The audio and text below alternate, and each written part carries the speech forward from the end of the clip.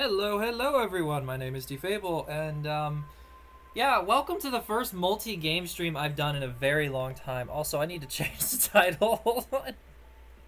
Multi-game stream, I think 5?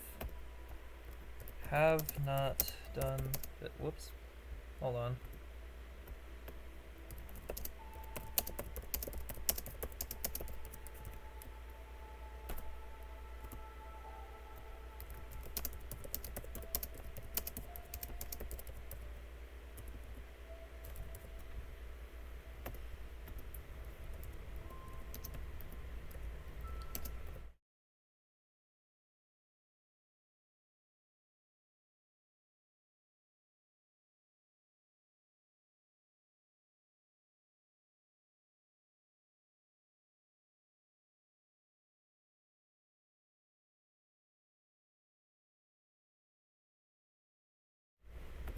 There. Okay, that should fix it.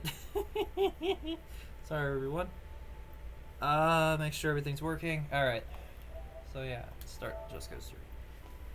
That's hello everyone. My name is Defable, and welcome back to multi-game streams. I haven't done this in a while, so I thought, hey, why the fuck not? Also, something's going on with the camera. Here, let's do game capture instead.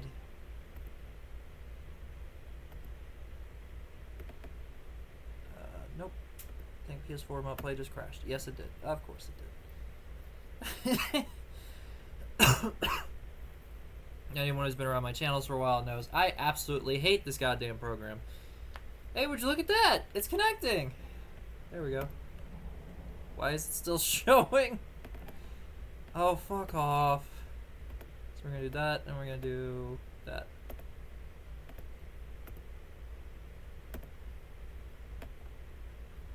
I love tech issues, guys. It's so pleasant. Jesus fucking Christ. Why is everything such a fucking pain with this thing? Oh, that would help, wouldn't it? There we go. I was using the wrong thing, no wonder. Alrighty, welcome to Just Cause 3. There's no particular goal in mind. I'm just streaming this for a little bit, having fun flying around, liberating towns, and just listening to Disturbed's Immortalized album, which was their hiatus ending album from 9 years ago, which I believe is the only one I don't fucking have because my buddy has it. Nope, there it is. Ta-da! Immortalized Deluxe Edition. This was not easy to get my hands on. But this album is most famous for Vengeful One and the Sound of Silence cover that everybody knows by them. Also, I'm wearing Disturbed merch because, of course, I gotta represent my favorite band. I am missing 2 albums, and I believe I know what they are, actually. So, the order... Whoops. That's Linkin Park. I have all my albums in the same place because I just don't have them organized. But yeah, it's Sickness, Believe, 10,000 Fists, Indestructible, Asylum.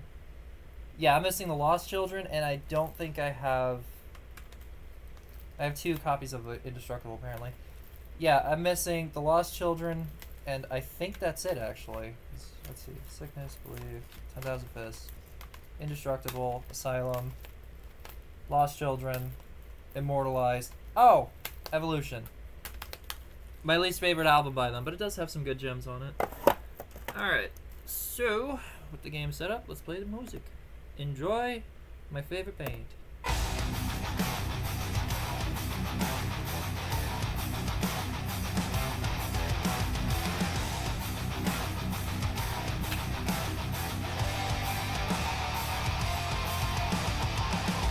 This is wartime, this is our time, we won't be denied.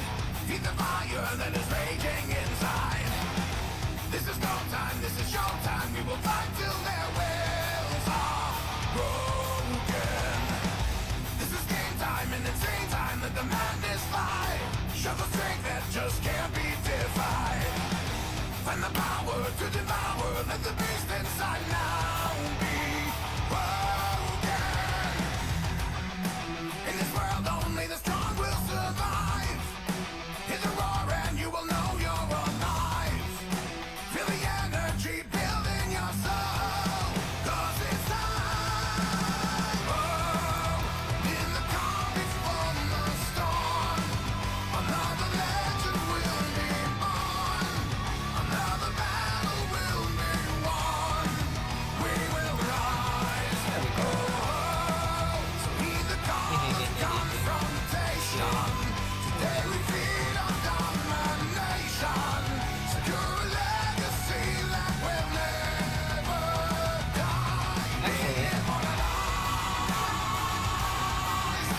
actually something I noticed a lot of people have trouble with. Let's go get a jet. A military jet. We need to go up. Woo. Shit. They will testify, and our memory will endure for all time. Never hiding, no dividing, let them witness us move as one now. Show no mercy, let the world see we're invincible. Show them nothing is beyond our control. Taking higher, our desire will determine what we become now. Are you ready for the test of your life? See the fear bleeding right God through damn it. their eyes. Feel the energy Shit. building your We need to grapple. soul. 'Cause it's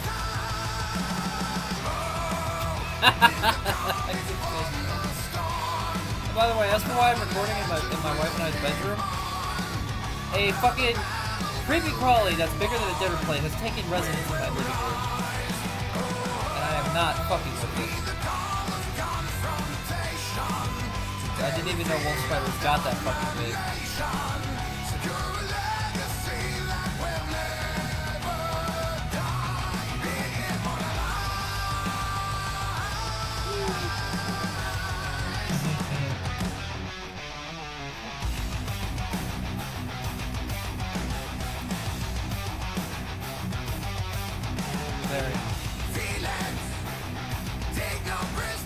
We haven't taken this yet? Oh, we're taking people. We're taking this out.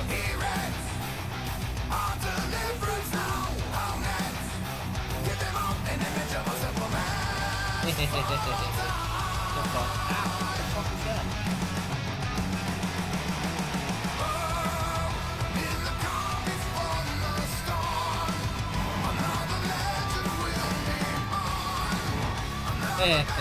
Where the...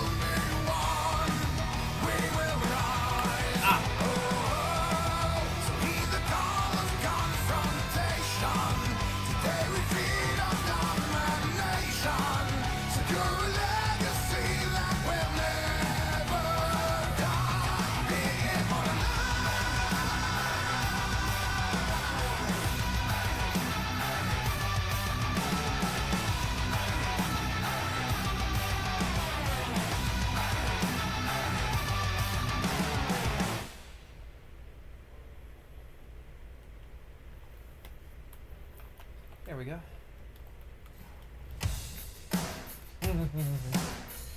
Maybe we can shoot from here. Oh, come the fuck on! Just barely. Fine.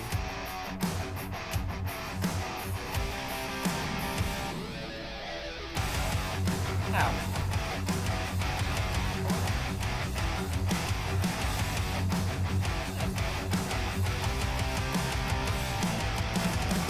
It's us in the chaos, taking in the lack of raw humanity. It's us in the entire world falling in love with their insanity. Hear the innocent voices scream as they try to last through all of it. No forgiveness for all I've seen, the degradation I cannot forget. So sleep soundly in your beds tonight. Judgment falls upon you at first light. I'm the hand of God. I'm the dark Messiah. See what we got. Oh, that's an airstrike. Darkest moments of a dying world. What have you become? This is mine now. Get out.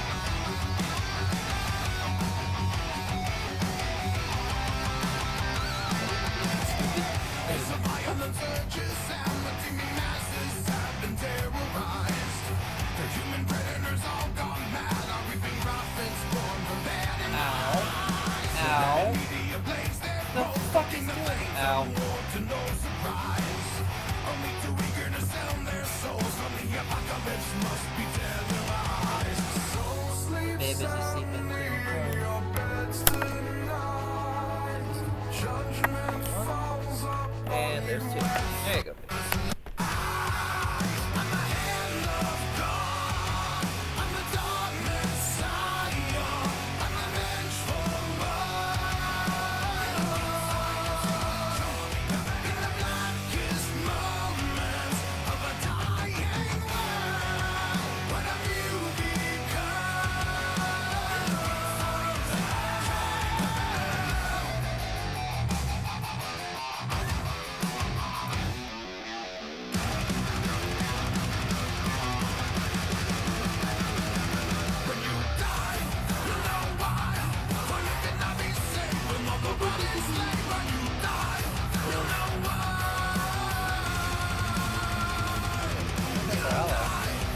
That is not. Why would you have an echo there?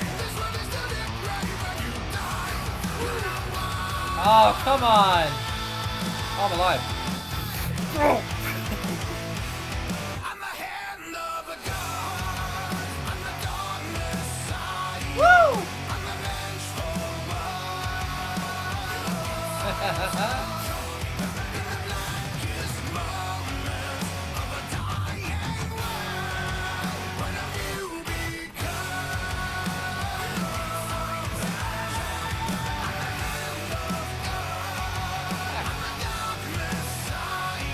Fuck.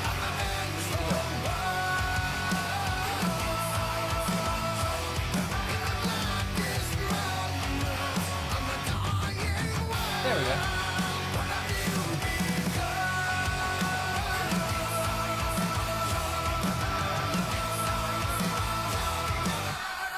Die. Die. Die. Boom. You're a shattering kaboom! Bring it, fucker.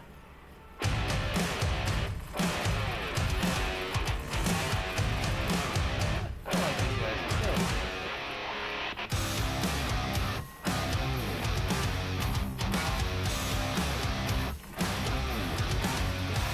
Why is this my shotgun? Oh, I don't have it anymore. Never mind. Breathe your disguise. You feed on the lies that How are you not dead? gotta break away from the numbing pain. Alright, so let's get back to the weapon. Ow! There goes that idea. Hypnotized, demoralized, believe every lie that they say. Stop channeling whatever will remains. Discern from what's fiction and what is truth. Gotta fire the flames, good man. Open your eyes. Open your eyes. Open your eyes. See through the disguise. Won't you open your eyes? Beautiful.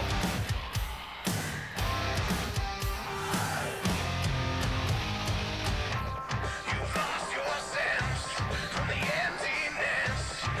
That did absolutely fucking nothing. Oh, bye bud. Come whole again and let the war begin. Destroy the veneer that surrounds you. What's it with you fuckers just popping out of nowhere? That's so annoying. Yeah. Restlessness. You stare as the proof lies before you. What can't you see? Are you afraid to be Because it is a fucking helicopter. surrounded? And a tank.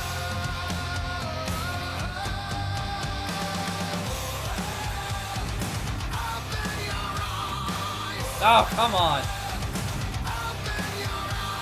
Oh. Get up. Get the fuck up. Get up.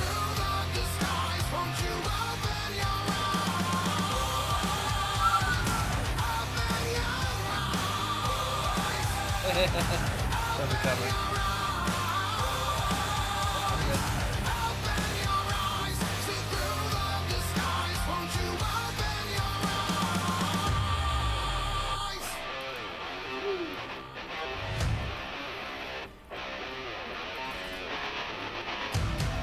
I switched to Max Wilson.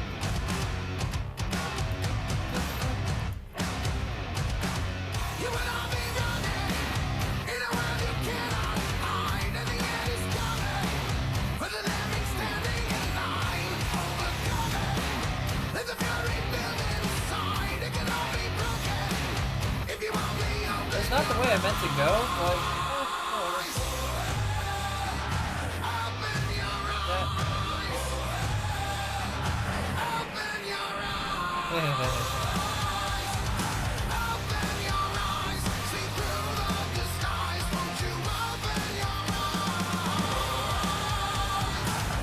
Like, there's the crane.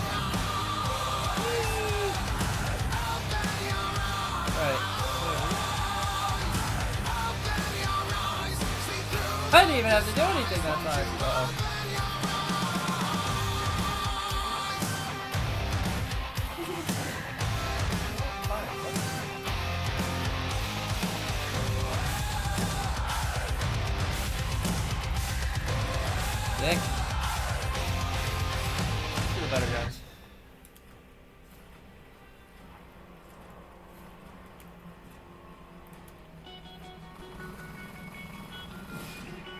Yeah! Watch out for the airstrike. We need to take that out.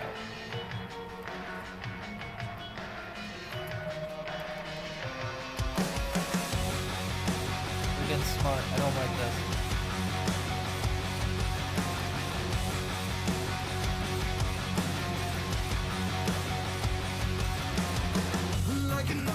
Shit! Get up! Yeah, there we go. Last try, fuckers! Okay. God damn!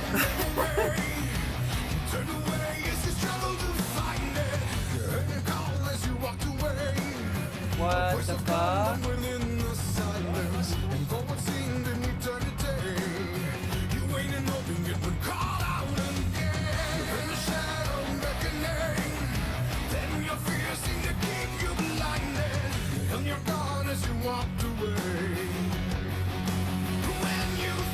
Fire that has... Oh, come on.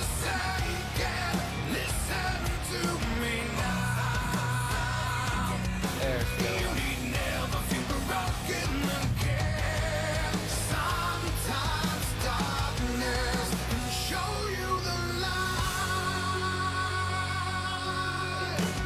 There we go. An unforgivable tragedy. The answer isn't where you think you'd find it. Prepare yourself for a reckoning. For when your world seems to crumble again.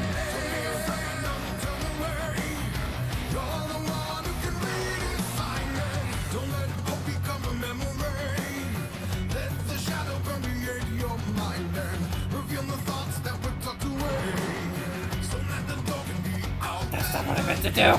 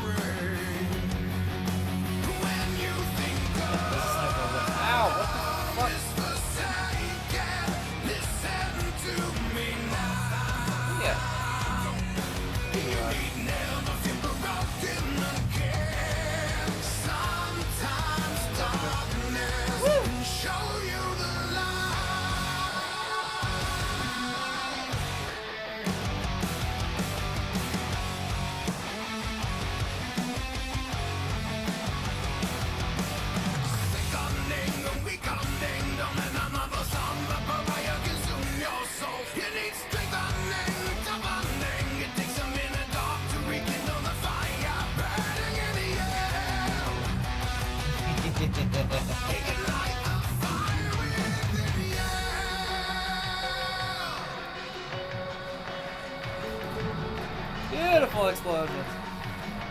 I really don't want to be a part of them, though.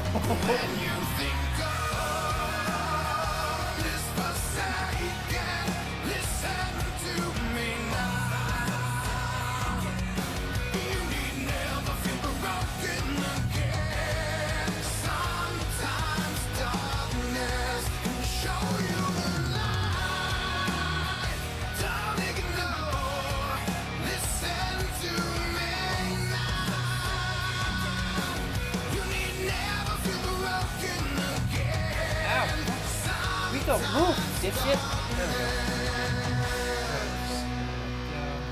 Can show you the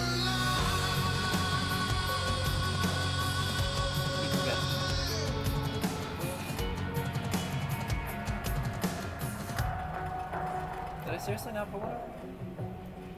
Oh well, let's do this.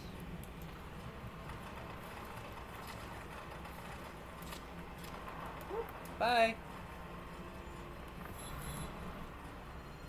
3 down. Who are you?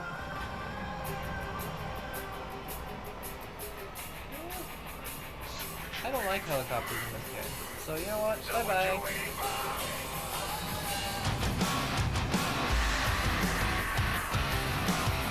Yeah. Ow. Good, they were giving me a headache. What in the fuck is shooting me doing that much goddamn damage?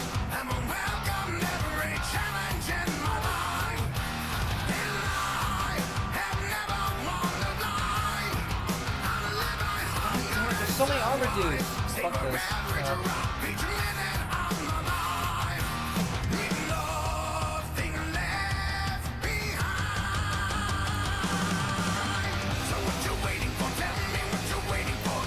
Oh, fuck off!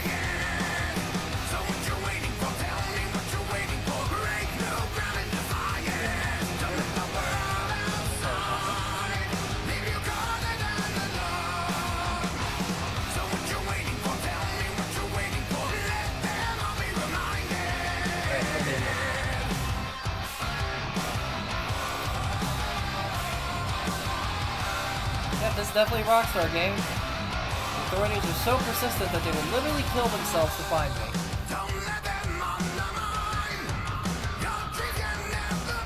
Got it.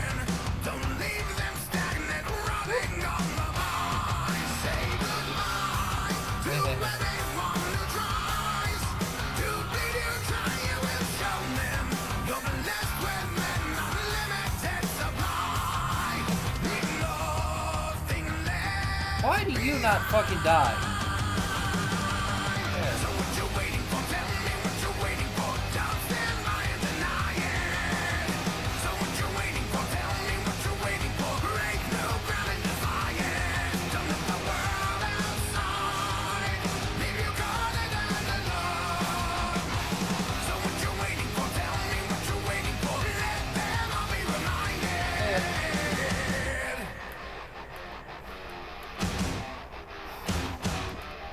Careful, these guys are actually smart. Oh, fucking snipers. Alright, where's the other sniper? That's what I need to be looking for.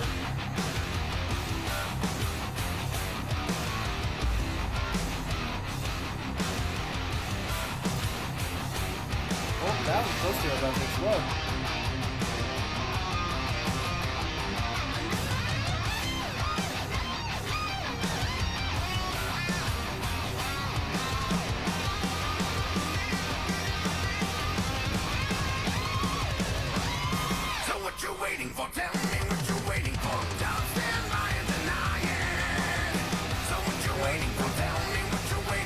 There we go.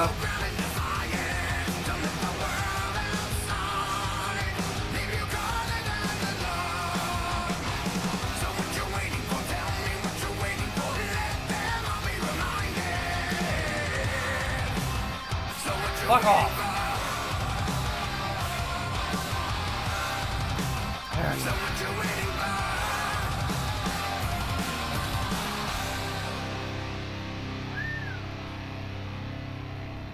So we're missing one excavator and a few of those power boxes, which I think are all in the same location, so it's going to be relatively easy to find. I think I see the excavator, actually. Will you dick stop shooting me?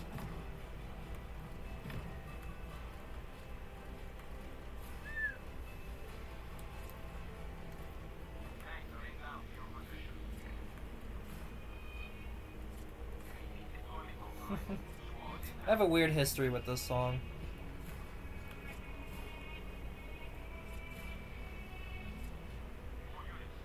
Once dedicated it to someone and, yeah, they turned out to be an asshole. I like this album, though. Whee! Right, where's the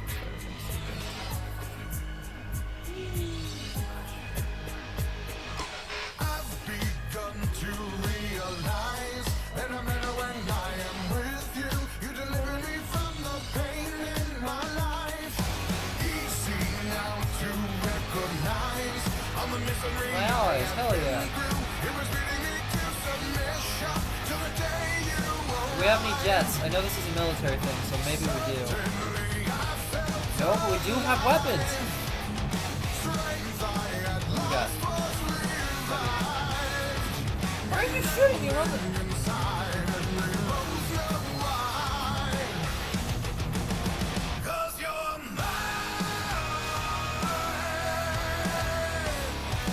Who's just shooting at us?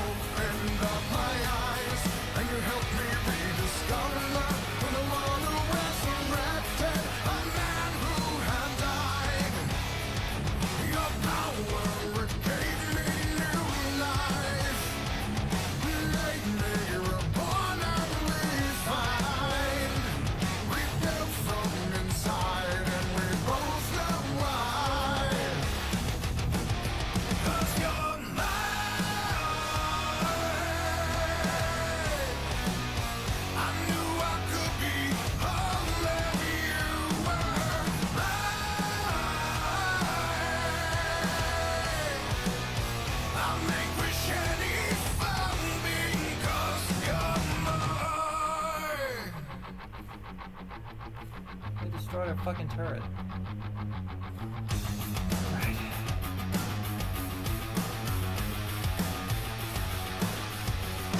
I never thought I would ever escape. At times I wanted to die. Fear that it all was just a little too late. Thought that I wouldn't survive. That's an Let asshole. you in and let go of the hate. My heart recovered now. I owe you a debt that I can never repay. I still believe 'cause you're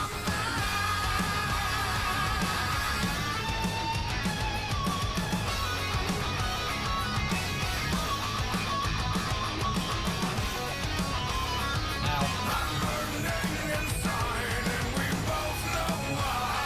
I would love to be able to do this in real life. Not the liberation thing, just just the flying suit with the tethers would be so fun to play with. I am curious, how far are we away from this technology in reality? Shout out to those allies. Those are allies. Hey guys. Ooh, you have a tank. I need that.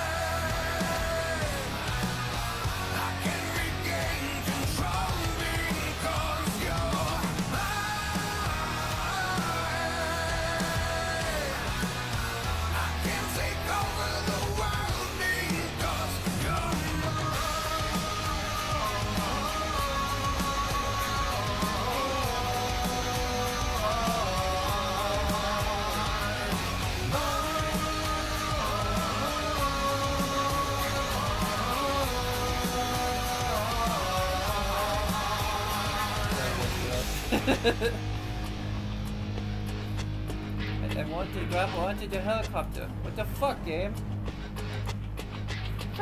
Oh, god damn it! Hey, come on, get back. Come on. There we go. Come on, let me grab onto the helicopter. Come on. Yeah, there we go. Alright, let's get a good view of what's going on. So we're missing one excavator.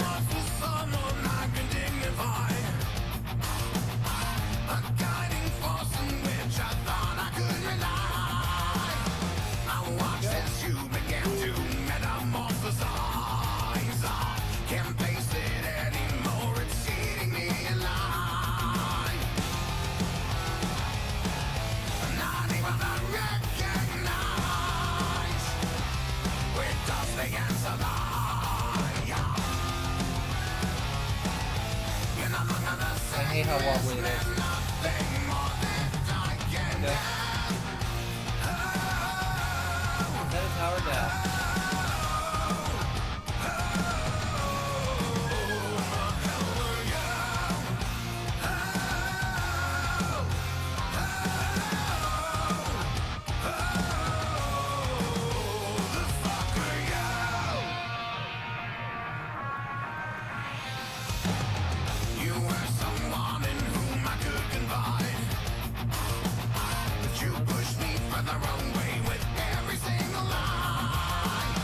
Much easier.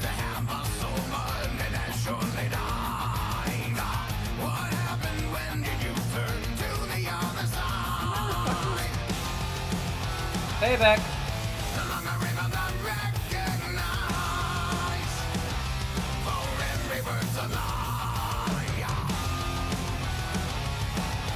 You are forever changed and there's nothing more that I can do.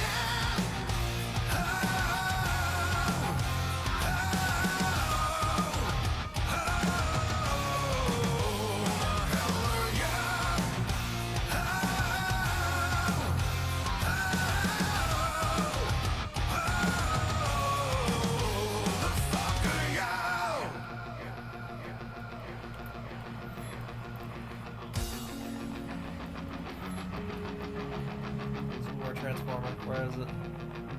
Oh, I see him. You.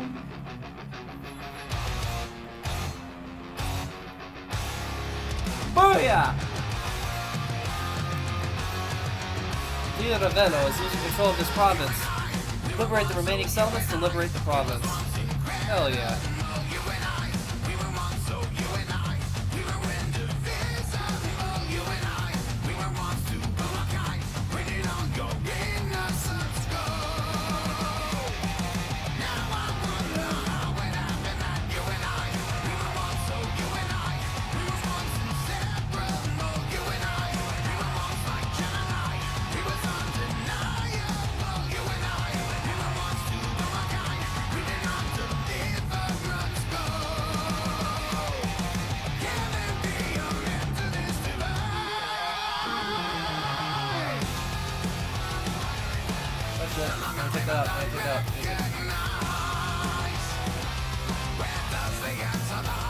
Got it. Right, there's the last one. Ow.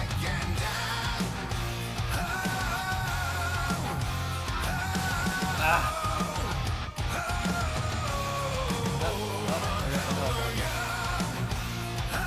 You bastards. That's fine, I don't need it. You can take out your excavator pretty damn easily, actually. Jeez. Woo!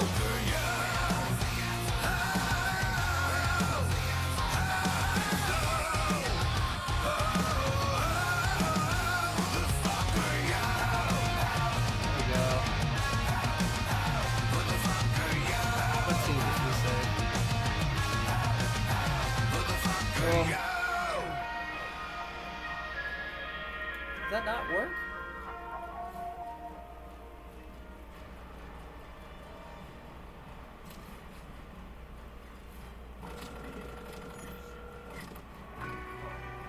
Would you fuck off, mate? You're not gonna kill me.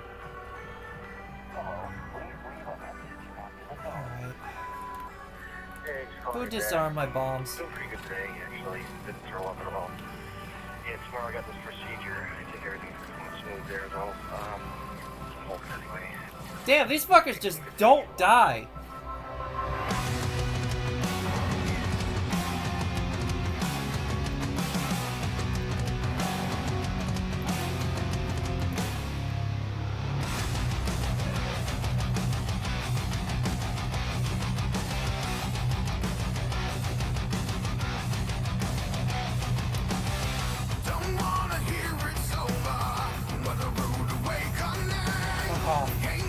Alright.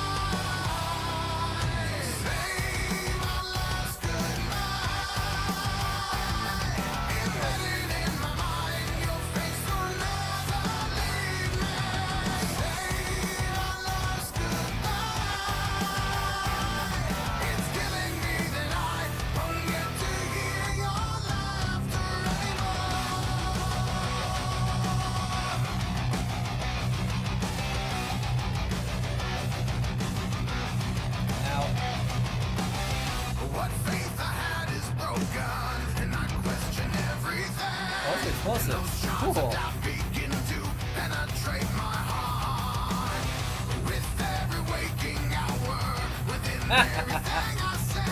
Not really sure how I got that. Oh god, airstrike.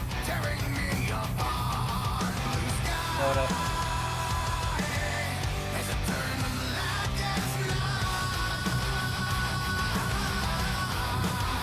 Woo! That was a big one. Yeet. How's it feel to know that no matter how many soldiers you get, you're not going to be able to stop it?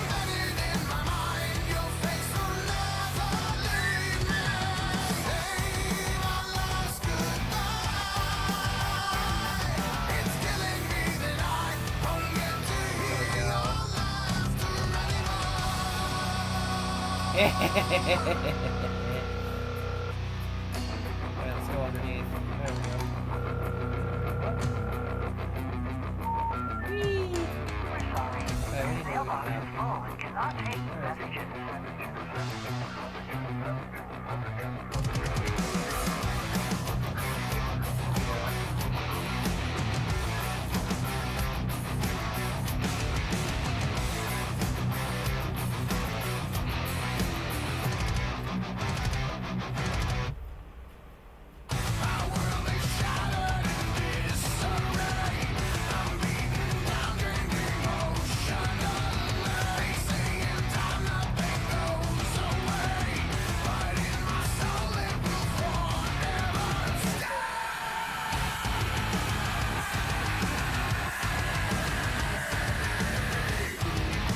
Done. Alright, where's the last thing? Save our last goodbye. Embedded in my mind, your face will never leave me. Save our last goodbye. It's killing me that I won't get to hear your laughter. Save our last goodbye. Yeah, it's fine. Okay. Embedded in my mind, your face And this is now ours. Oh yeah.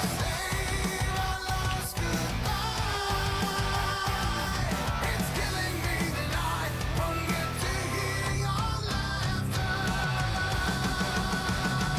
anymore.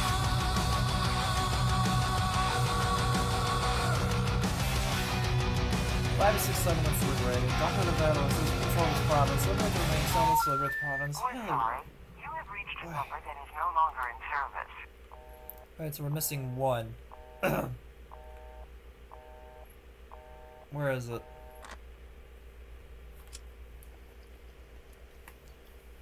Oh, my neighbor's getting a call. That's what that is. I was like, what the fuck is going on?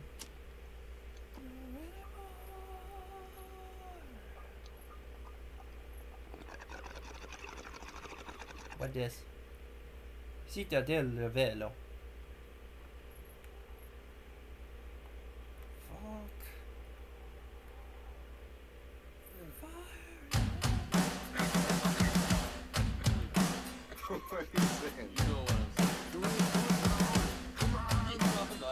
Undiscovered settlement. Okay.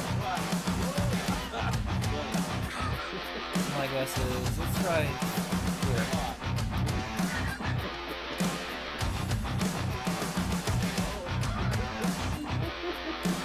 Look at all the beautiful destruction. Whoa! Ow.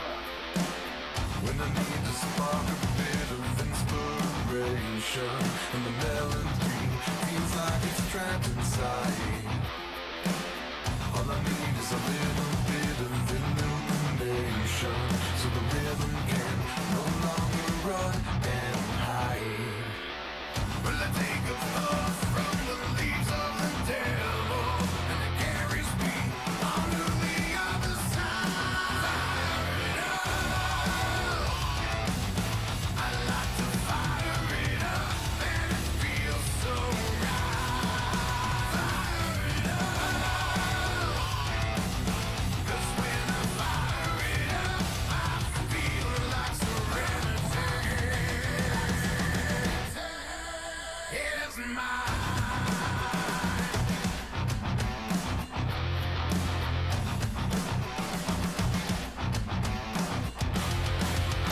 When I need a little bit of relaxation, No, I think my I found it. medicine isn't too hard to find. When I'm looking for a bit of rejuvenation, I only think of the finest kind. And then the mystery begins to unravel. It helps me break through to the other side. Fire it up. I like to fire it up, and it feels so right. Fire it up. 'Cause when I fire it up, I feel like serenity Is it? Nope, we got this one. Okay. is mine.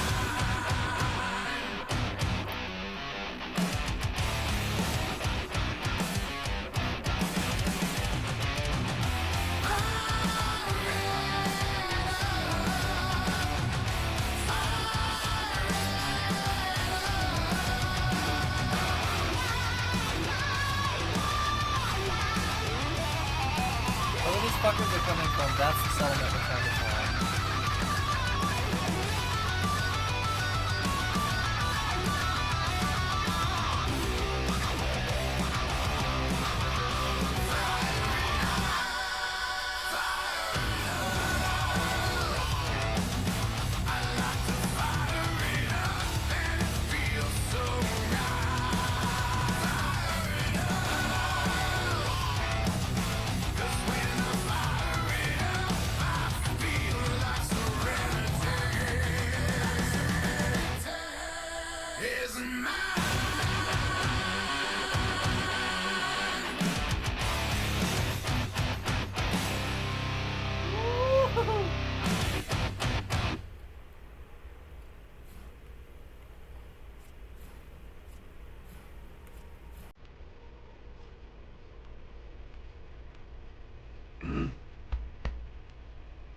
Oh god, I'm actually gonna attempt this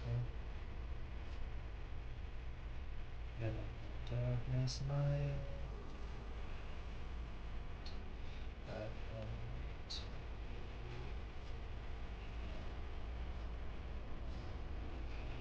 peace up with me while I was asleep.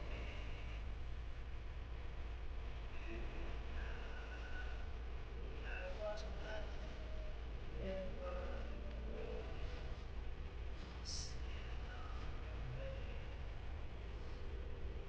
within the sound of silence.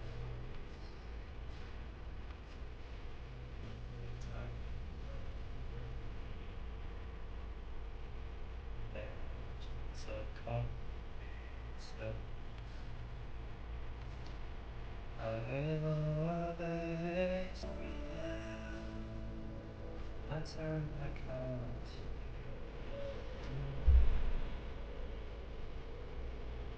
Please mistake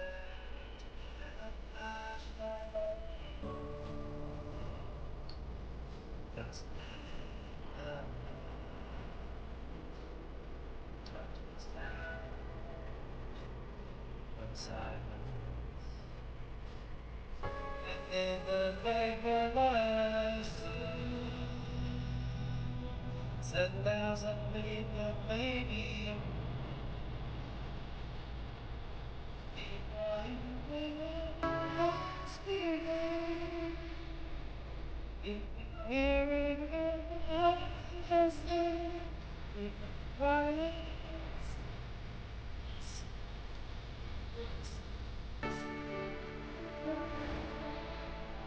and then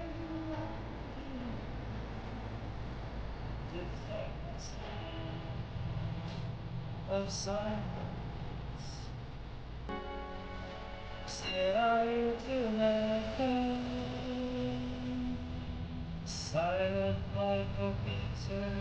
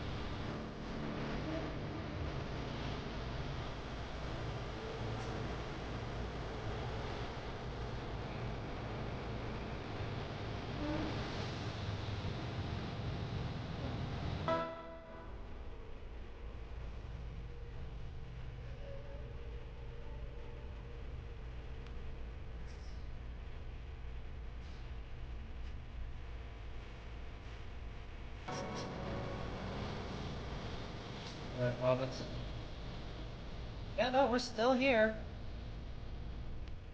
Okay, cool. We're not in the right province. Never mind. God damn it. What the fuck is it?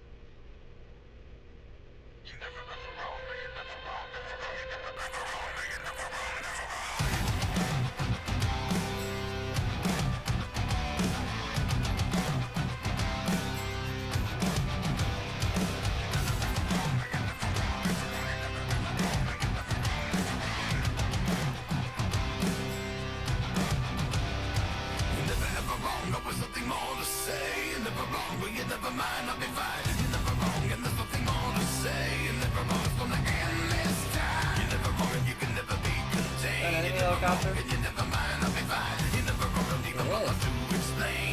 Now.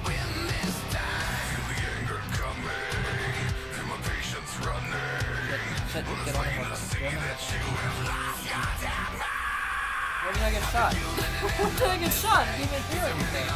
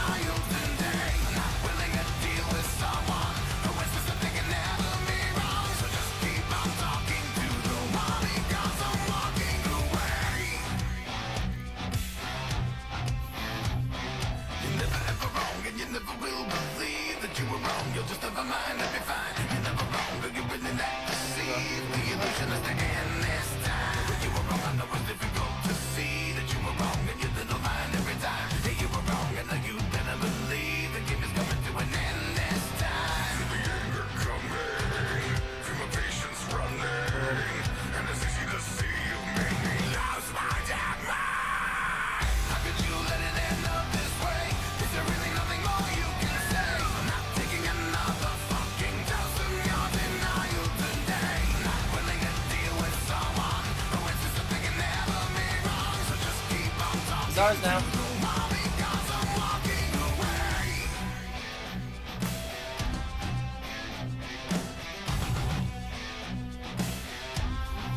More explosives. Give.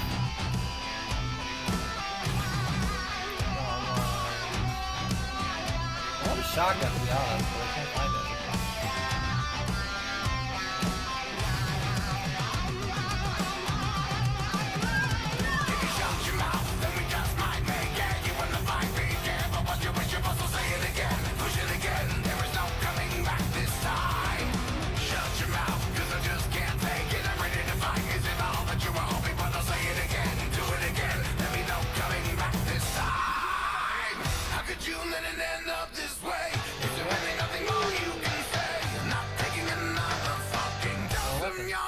Maybe this one has a shotgun. Nope.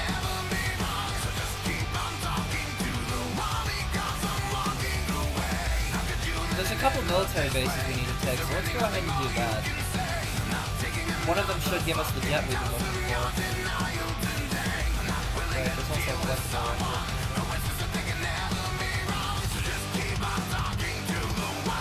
Okay guys, good to see you.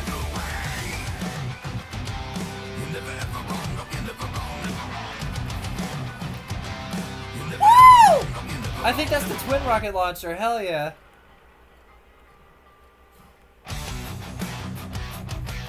Ladies and gentlemen, my second favorite song by Disturbed.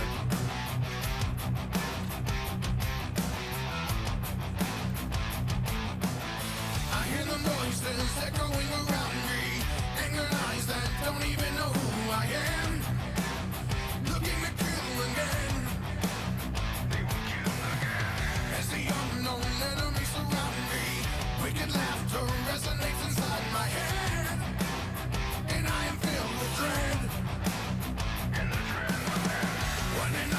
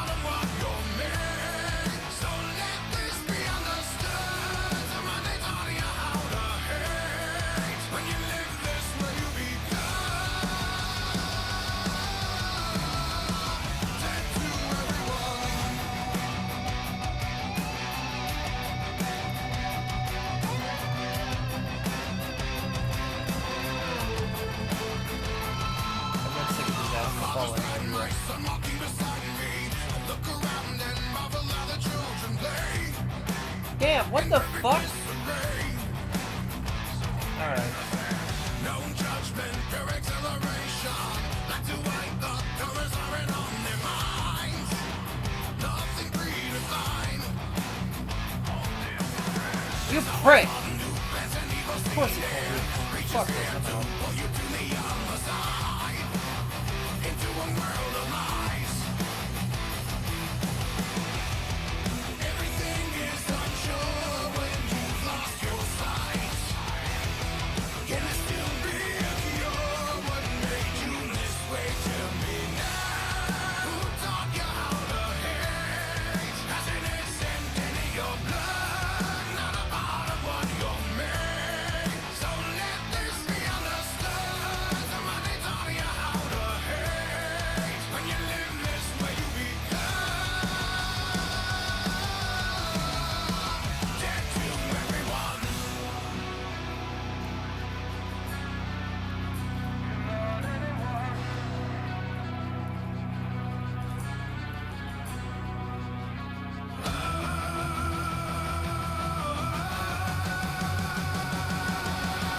Lost all innocence, invented and arrogant. You burn all your life. No deliverance, consumed by the pestilence of hate. You're denied. Deep in your heart, does it still remain? Do you think you can bring it back to life again? Is it still in your soul? Where's the deviant, the unholy revenant that has made you this way? Made you fall for this day. Tell me now, who taught you how to hate? Because it isn't in your blood, not a part of what you're made. So let this be understood. Somebody taught you how to hate. When you live this way, you become. Tell me now, who taught you how to hate? 'Cause it isn't in your blood, not a part of what you're made. So let this be understood. Somebody taught you how to hate. When you live this way, you become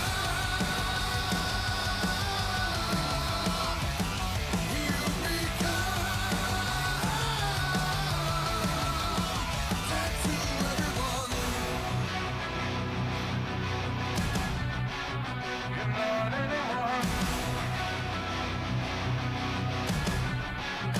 Let's do this.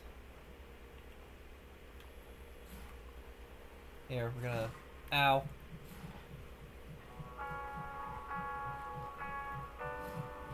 There. Here. Here. Here. I need to destroy the frame. That's what we're looking for. That military jet you just saw fly over.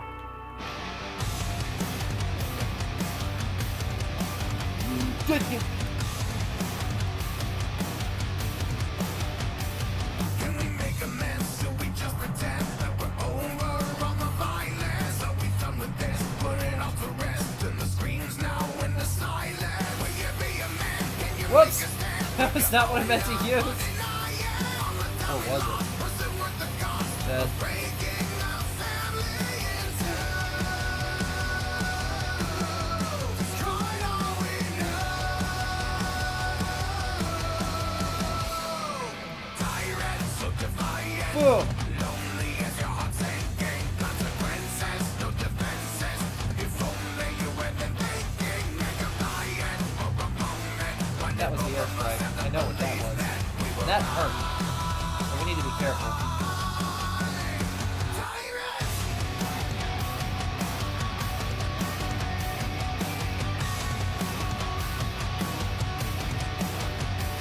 Cannot clean my mind, even all the Yep, this is the right base. This is the hangar. pieces. Can I hide the scars just like prison bars? Let the Bye, guys. always seem to confine me. Will we save it all, even from the fall?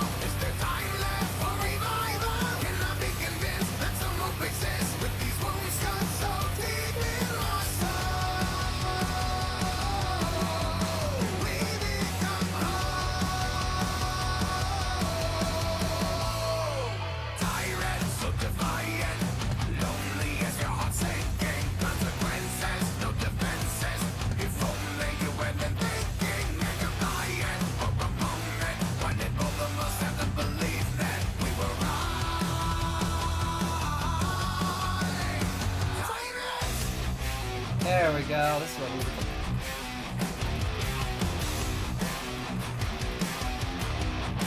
What the fuck is shooting me?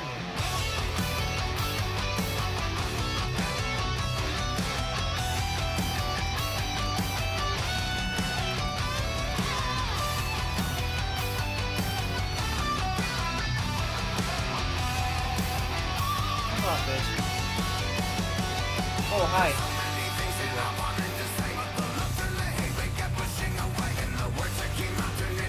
Damn, that hurt. I might be dead. Yeah, I might be dead. Yeah, I'm dead. Fuck! Because that bitch was just running while got it. God damn it.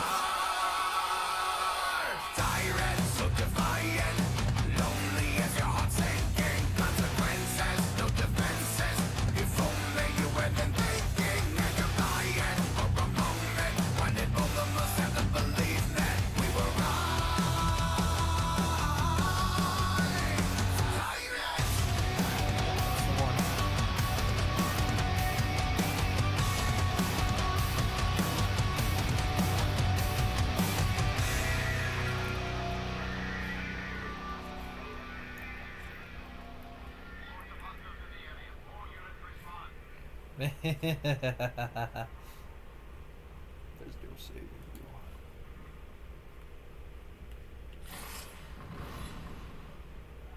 Oh, yep, it's the Hydro, alright. Hell yeah! It does rocket launcher.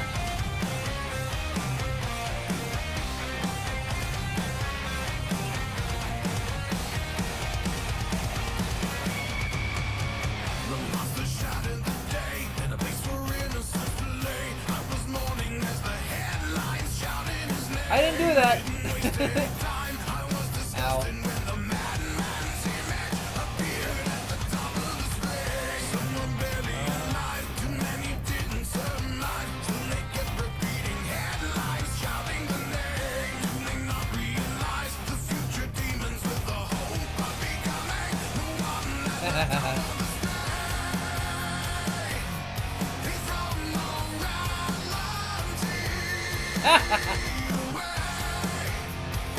Alright, we need to deactivate this quick.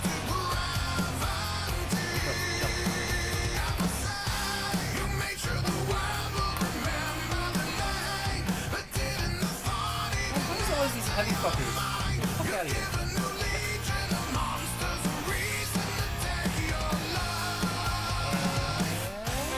Bye-bye. This is mine now. That's gonna take you to...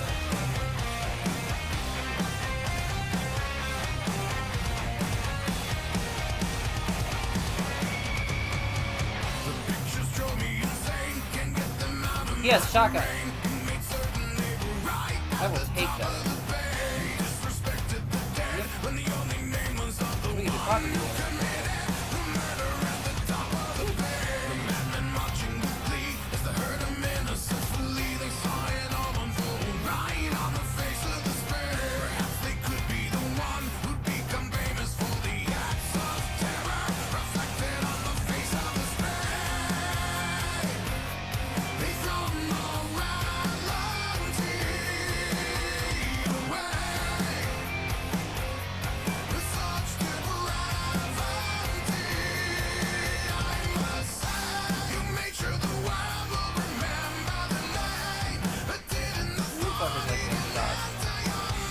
Oh, he burned to death. That is horrible. Ew. I feel bad. It shot me crazy. Fuck off.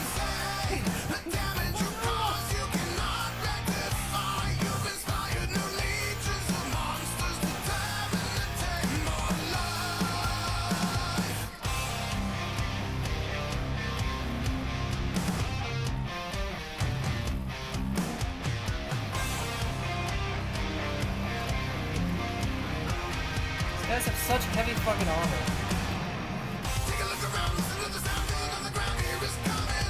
What the fuck? Where did the helicopter come from? Oh, fuck off, Dan. So not fair.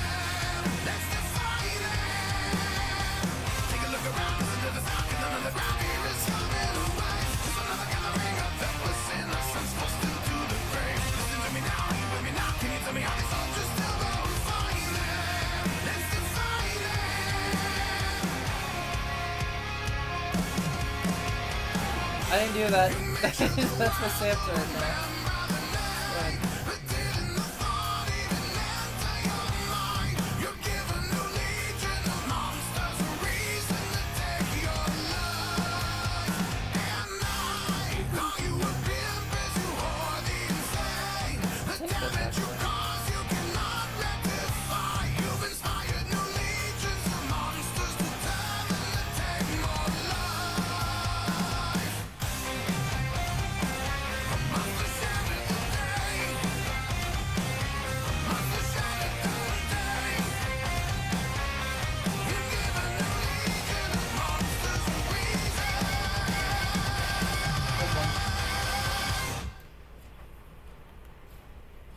You gotta get before it takes off.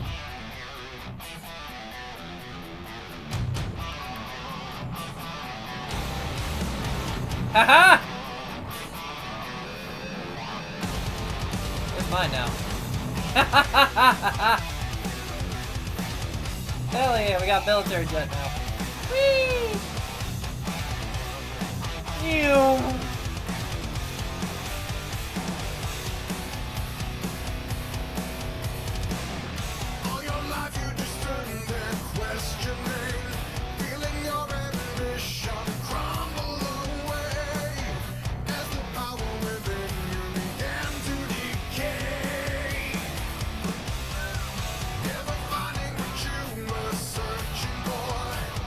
I see it. Oh fuck. Oh. Where the Here's lag.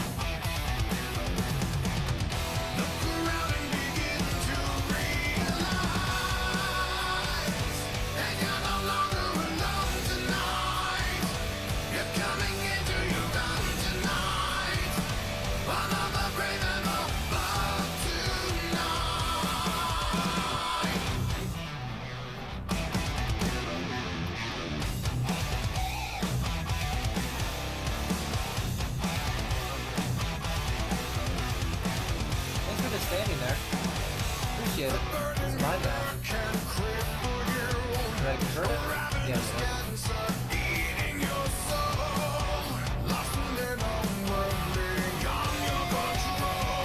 Fuck off.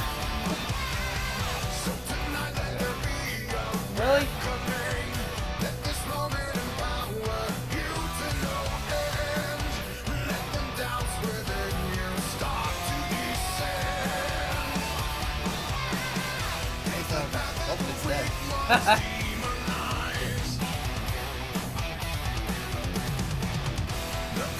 Woo!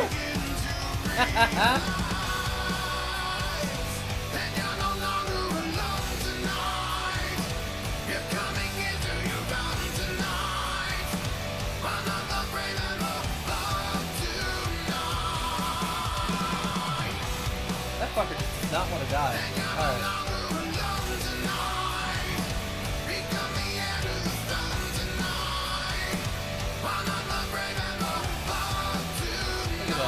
Beautiful. Alright.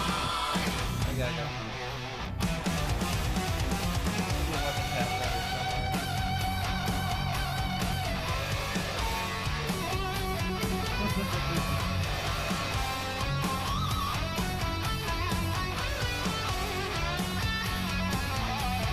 Get up. I dare you. Get the fuck up. Down you go.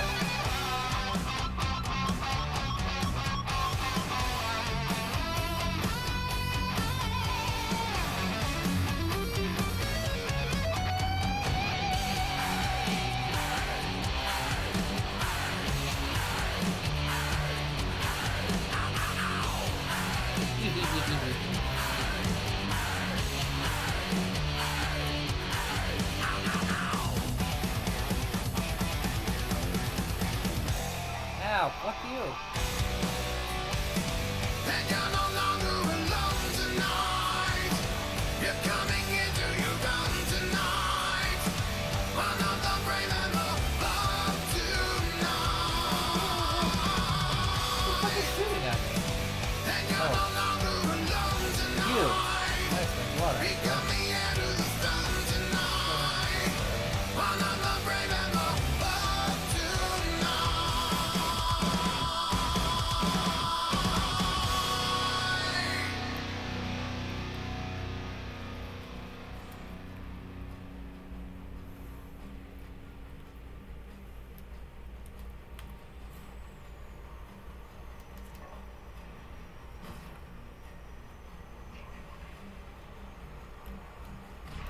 Oh my god! I fucking crashed. I must have crashed into one that was coming out. That fucking hurt.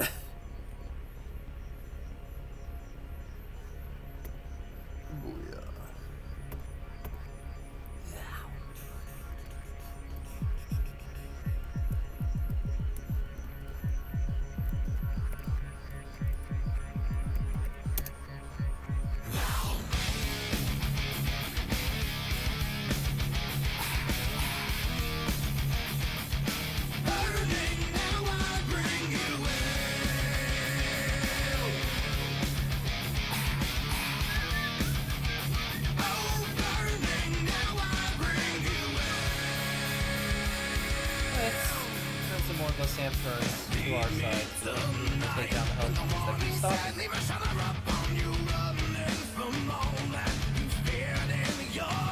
Pretty sure I've destroyed this one 6 times then.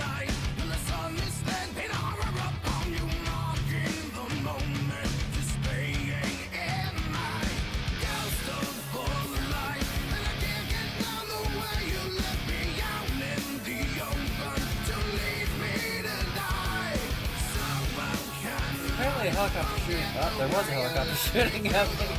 Ow.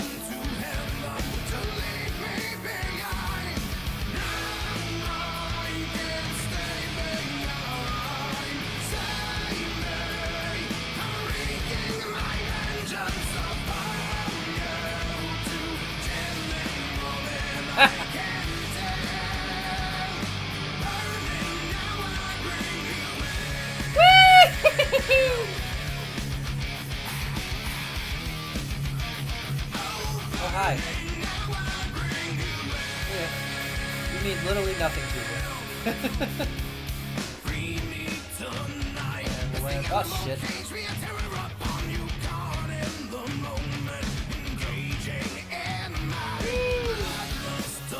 God, I suck at controlling this, but I'll get better at it. There we go. Now we just need to pack the sand for it, and this is now on.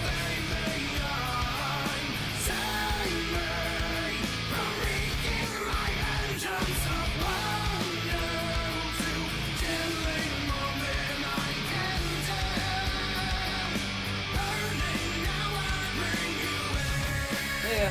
Whee!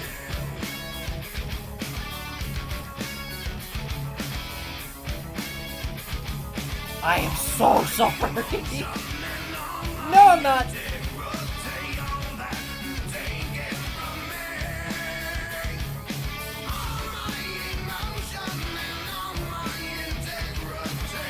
We got off the radar now.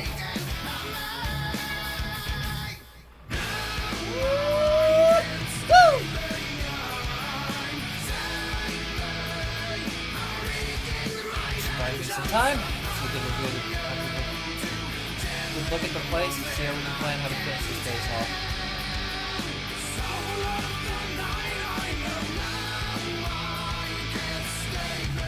This isn't the base I thought it was, but we're still getting a military jet out of it, so it is worth it. That's done.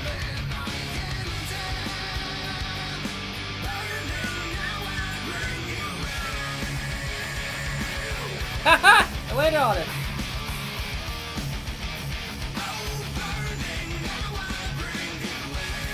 Ow.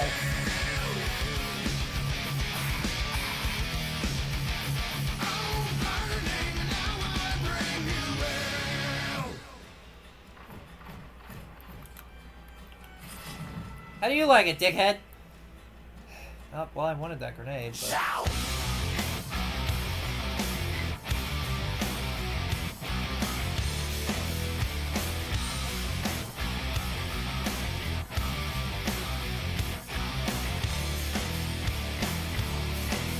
Aha! You want it heavy? Welcome to my world. Feel the weight of it grinding down and heavy. I want it heavy. Welcome to my world. Feel the weight of it grinding down again.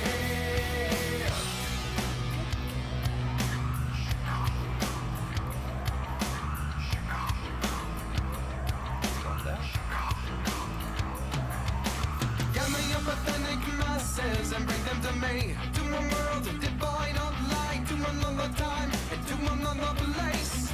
And let the broken ones taste my misery.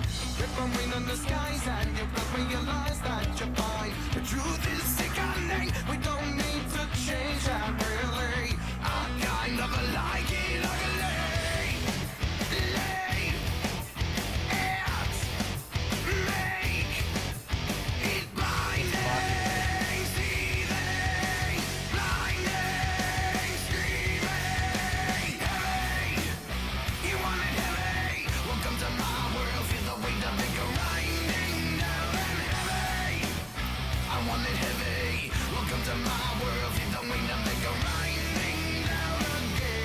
What is shooting at?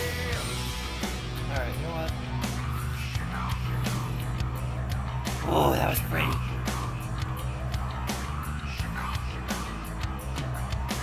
Gather your psychotic masses and bring them to me. To a world devoid of sanity, another time and another place. And let the violent was grave calamity. Rip from in the skies and you will realize that you're fine. The truth is sickening. We don't need to change that really. He's still alive? Oh, okay. It's like, wait a minute, that's not right. He's supposed to be dead.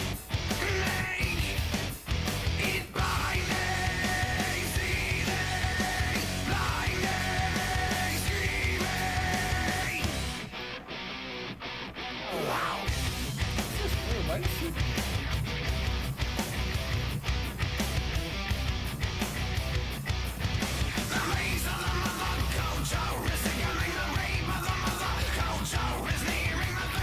Fuck out of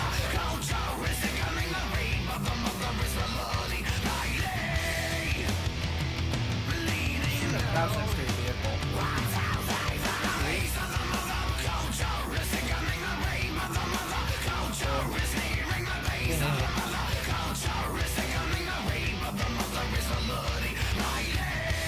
Here.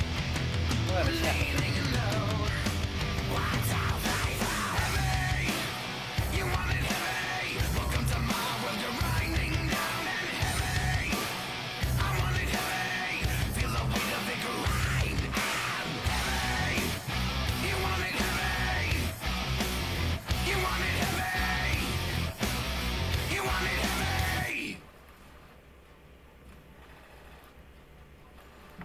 I hated him in particular. Let's see. There's another one. Okay. The more of these we get, the better we have a chance of surviving a fucking onslaught of military helicopters.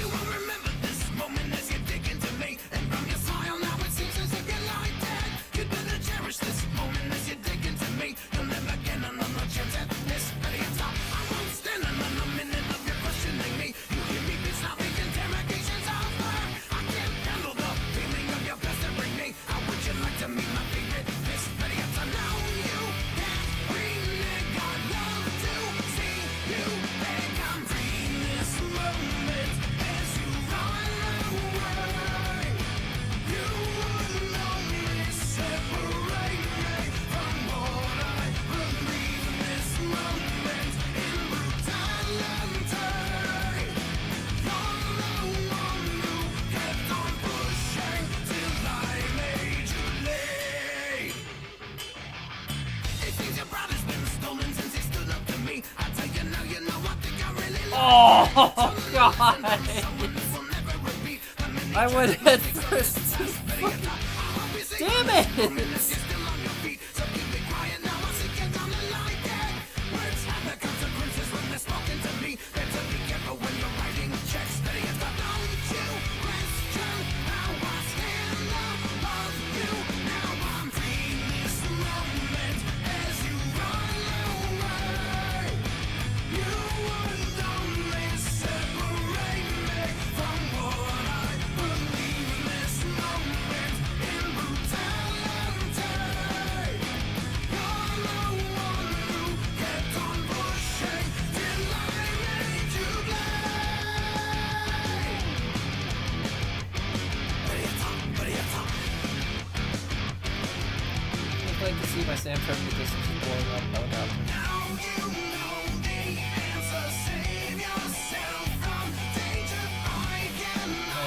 clusters yet. So we got one right here. We got another one right here. So let's go this one.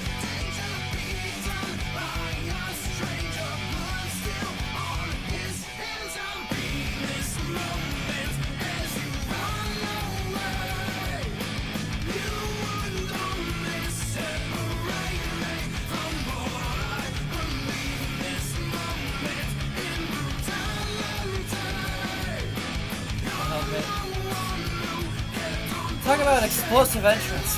Alright.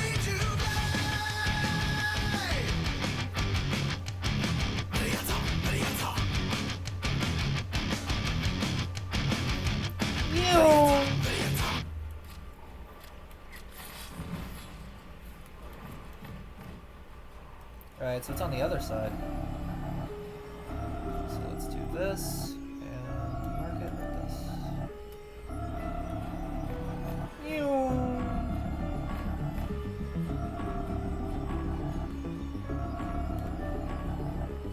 Wait, we need to turn this Sam turret first. Mandatory. Oh yeah.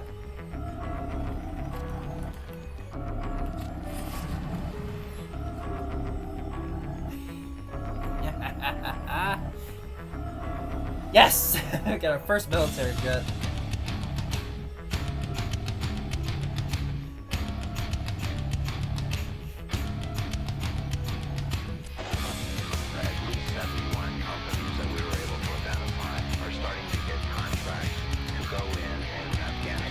One I am looking for is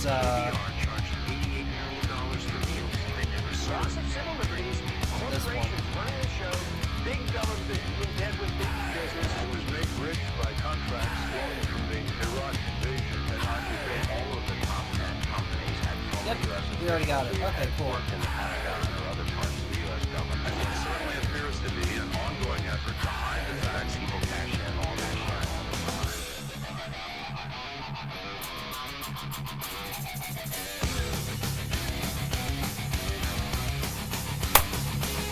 Been watching from a long time, seeing the world drawing closer to the edge of calamity. How many of the wars have started over mankind? So here we call religion. That is such a good fucking line. That is such a really fucking good line. How many of our wars have started over mankind's area we call religion? That is so fucking true. God damn.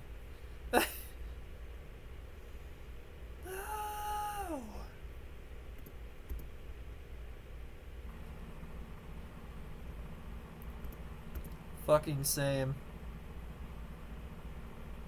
Apparently these tracks were originally not even going to be released. Like, holy shit, Disturbed. I gotta hear that line again. That was just beautiful. People cash in all that shit.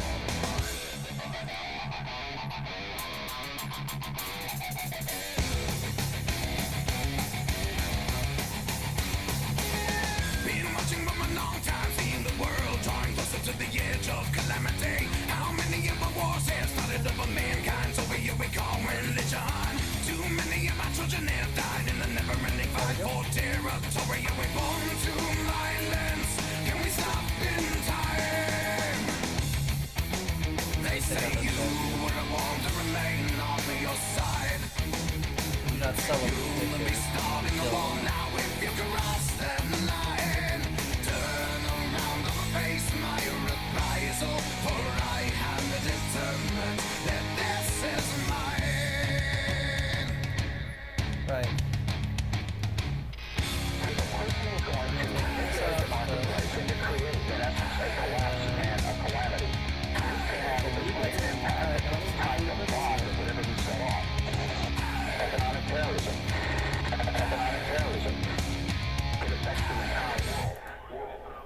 Hi!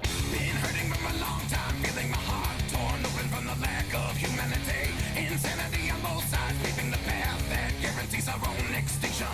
Hate added to the stockpile, filling the world with enemies. A constant battle in the face of violence.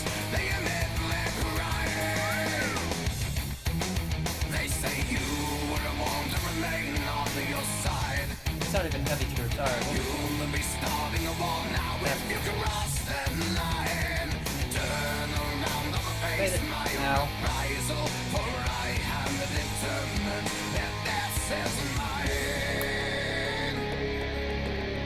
And that's one. And then we just need to pull that up. Done. Wreak havoc. Oh! Yes! Oh.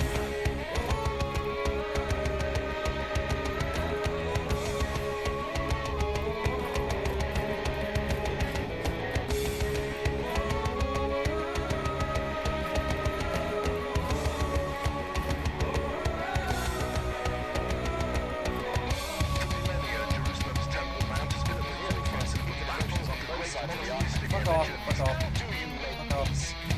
off. Fuck off.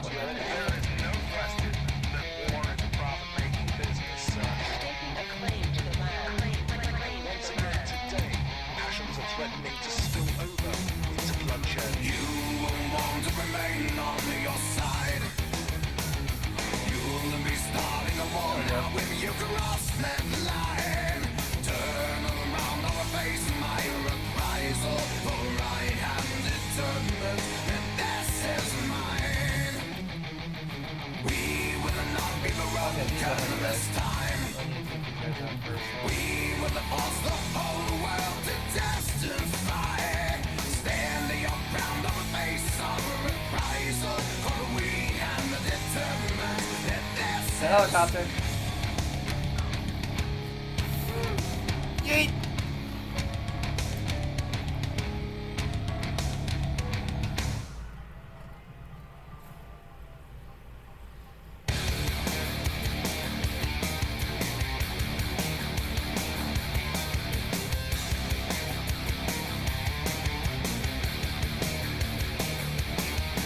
Okay, they really don't like me.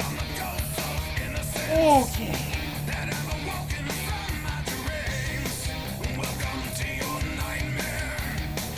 Maybe there's the same shirt nearby.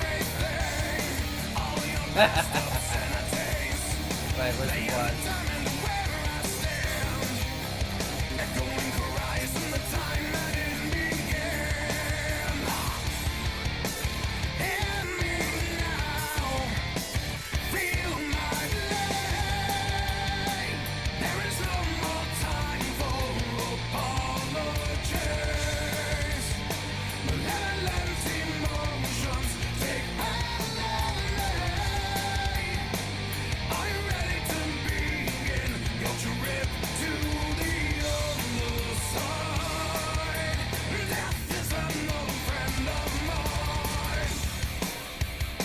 Flag supposed to be raised.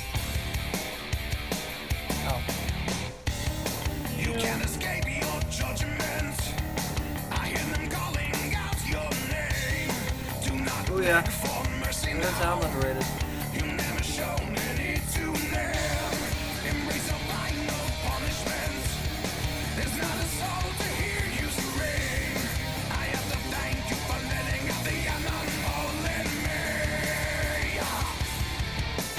Hear me now. Feel my pain.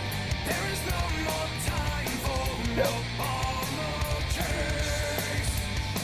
Malevolent emotions take Are you ready to begin your trip to the other side?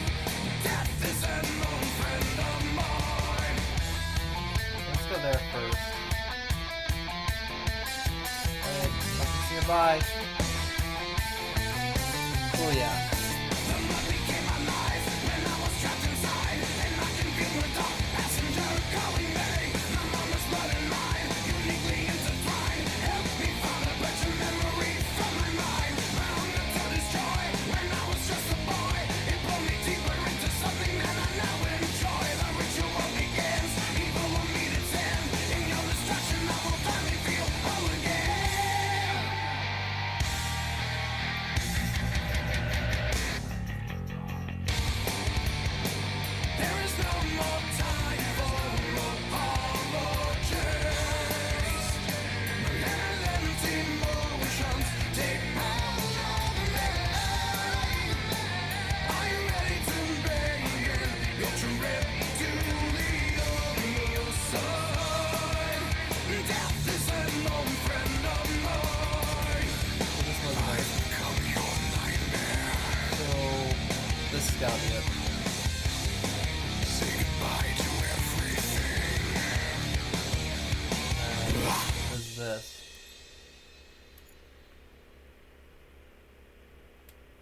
Let's go there first, actually.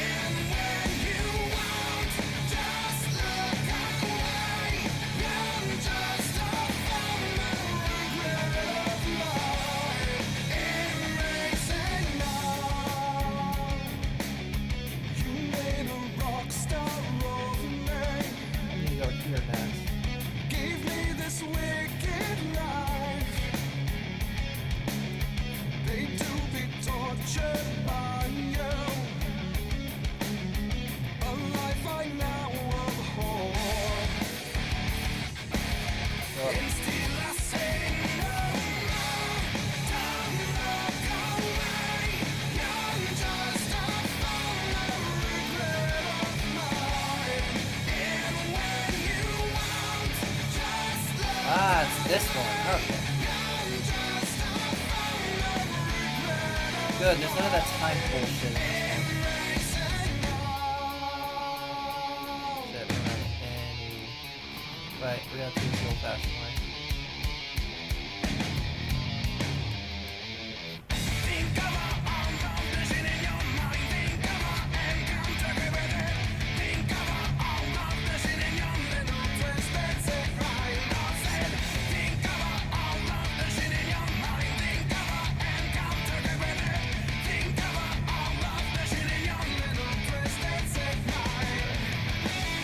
That's enough.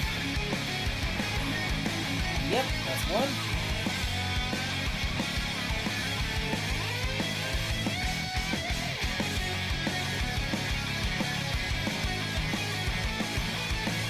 Ow!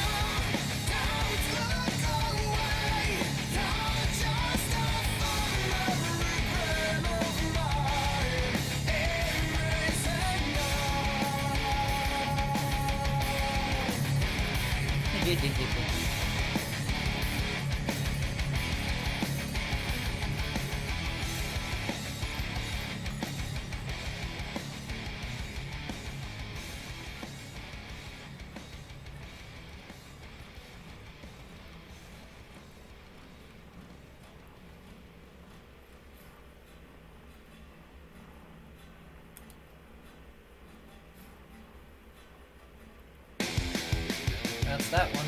Alright. Down we go.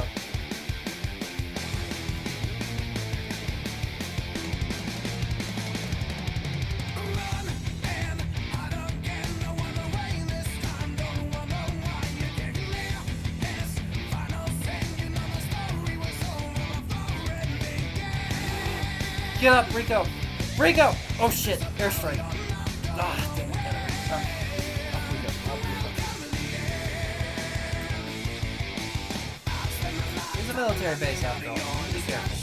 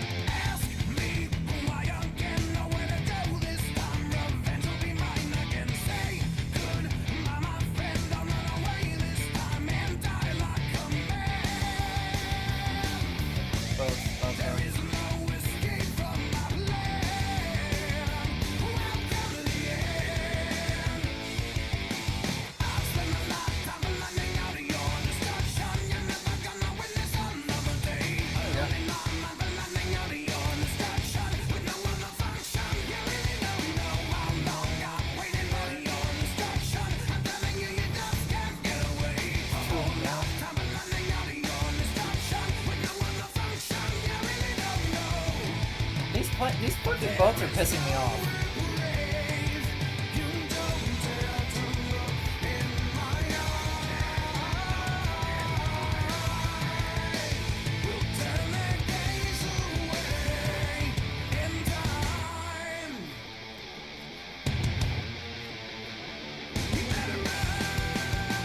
Ah, that's building.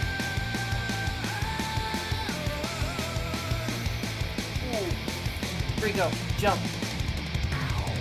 Jump, you idiot! There we go.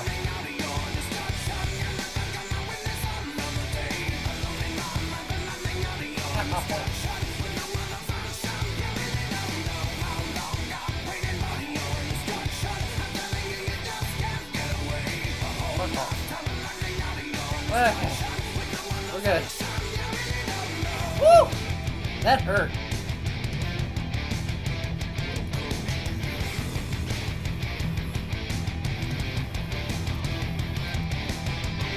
Hurts, doesn't it?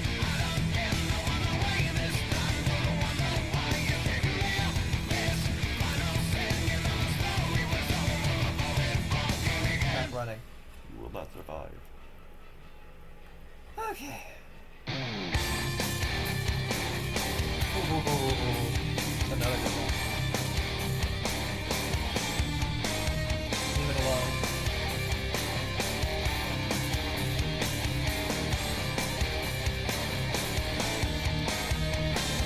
I can control my anger and my spin. About to explode about too many times. I see my dreams becoming more violent every time that I see you.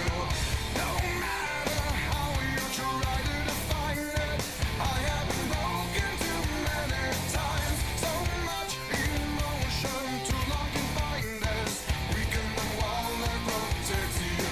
Ease your Perfect. Fucking quotes. There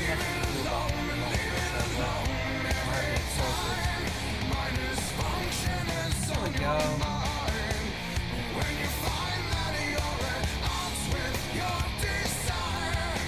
Oh shit! I didn't know I landed right next to the fuel tank!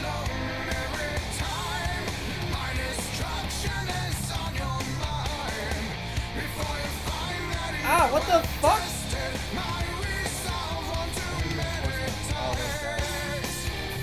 Fine. Take out a whole time. I'm fine with that.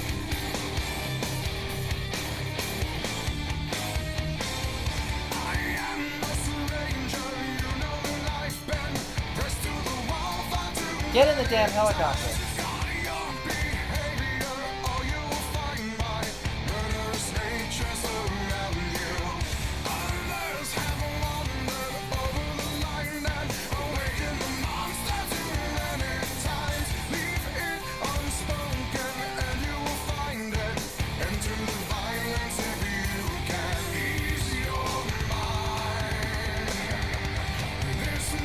Damn.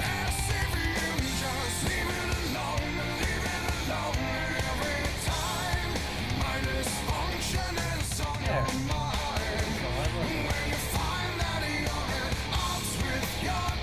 And this is mine now.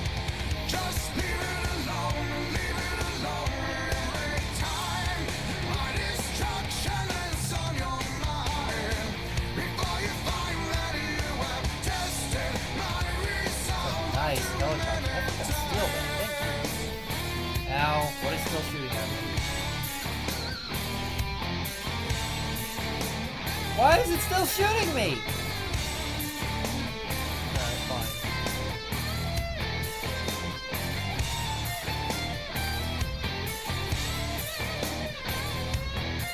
Helicopter got me.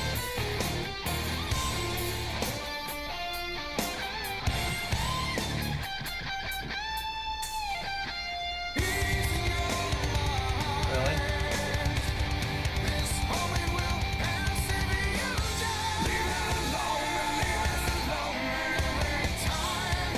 Fastest phone right now.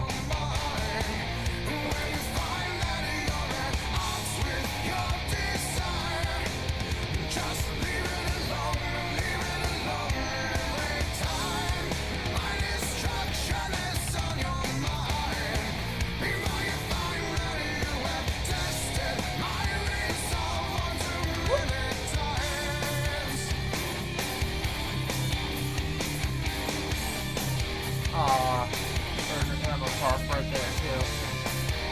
So, now that they've killed me, I'm gonna have explosives. The beautiful thing about this game is that whenever you die, you respawn with full ammo and everything. This is gonna be fun.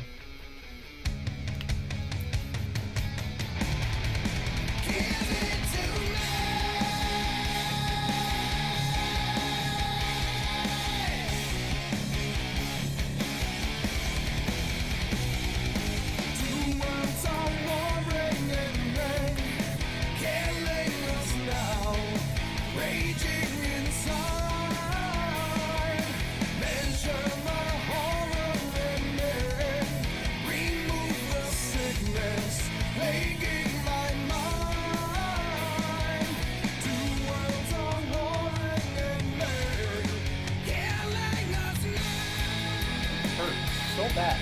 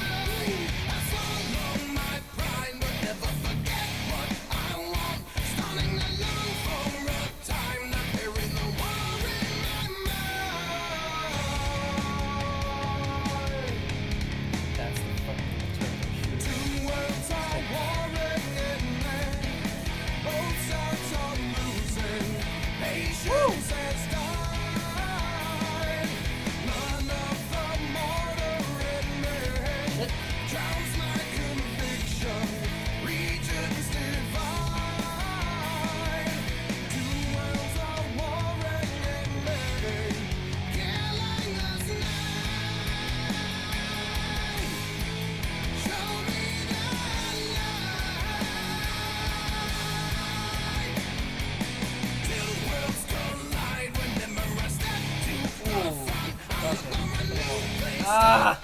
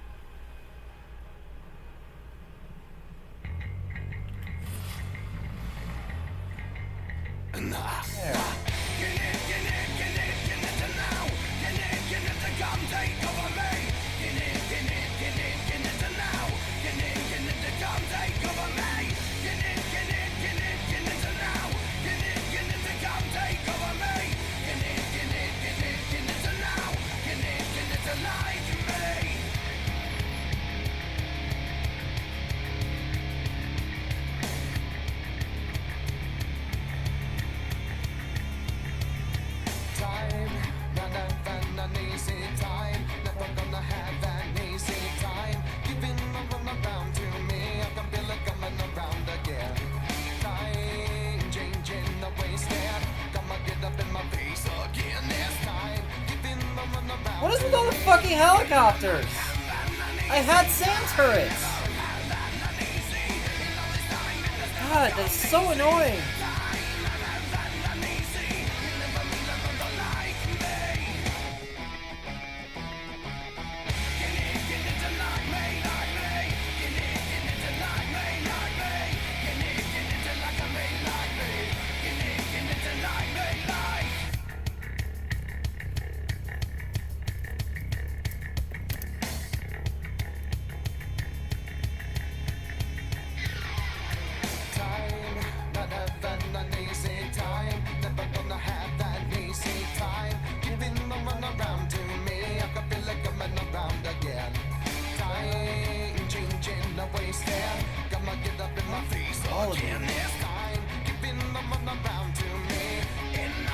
the fuck are the helicopters coming from?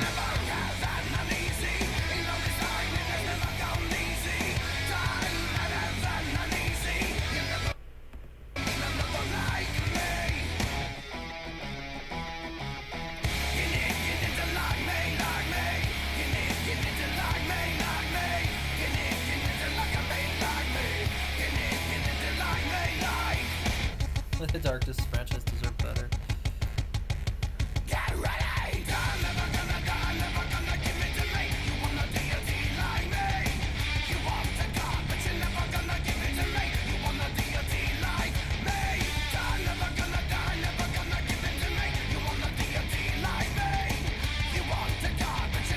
So even though I took the SAM turrets, they're still fucking shooting at me.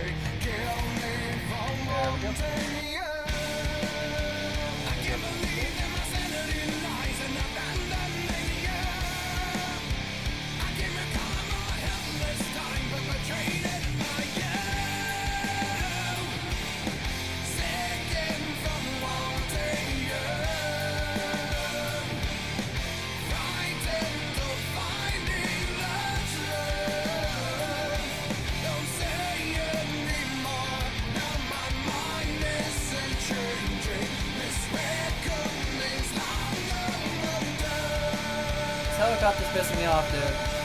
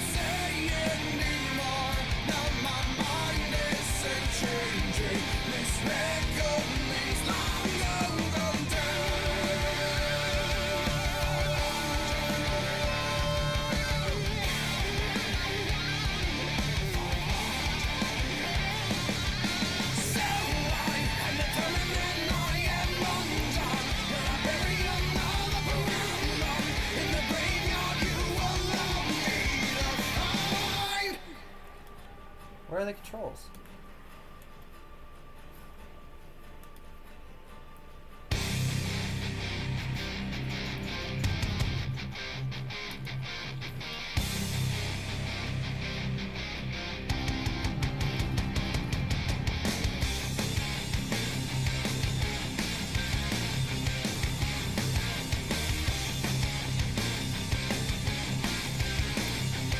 Oh, it's close.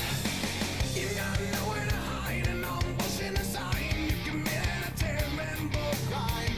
Stepping over the line and you've been me running all your life.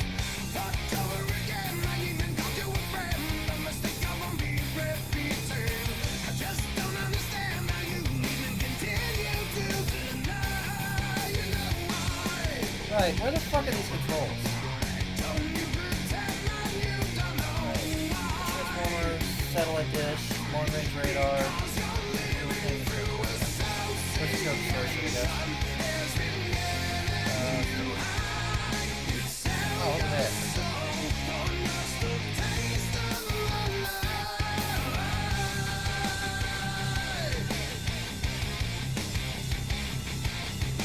Now what a surprise to discover the lies you'll be telling again in no time. You just don't realize I'll come back and be fucking up your life.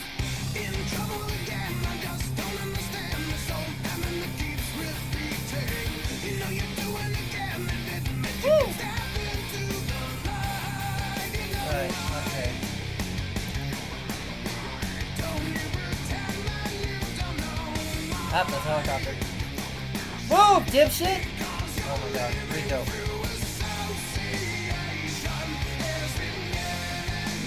There we go, okay.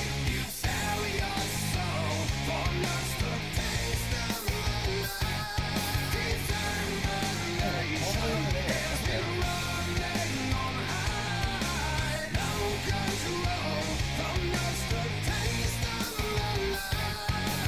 Aha! I knew that was part of it.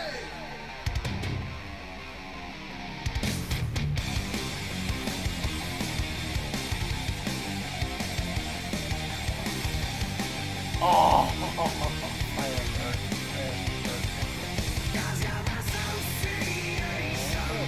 We have to come down. Take that long range radar.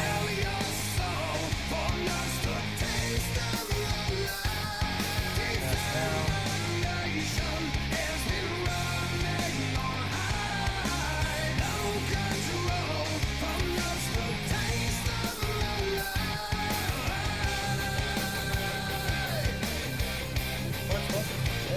Yeah. Right, what's left?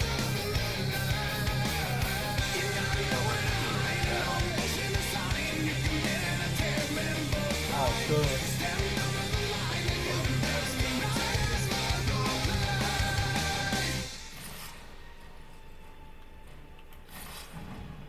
That's more like it.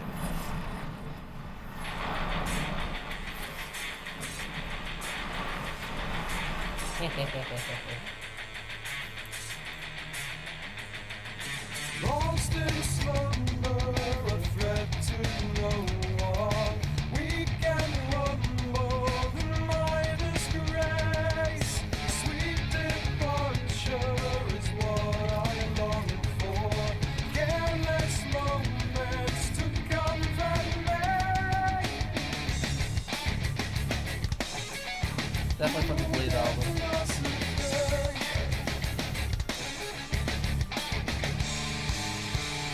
If I offer you my soul,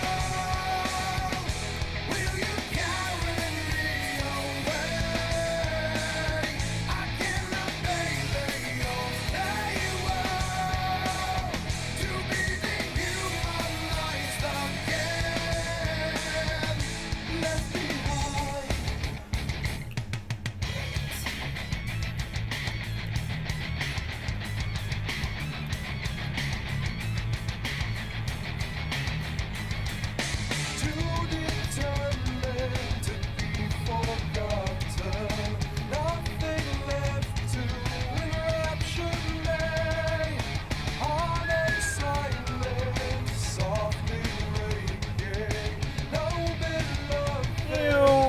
Jump out, jump out. Yeah! Alright, where? Here.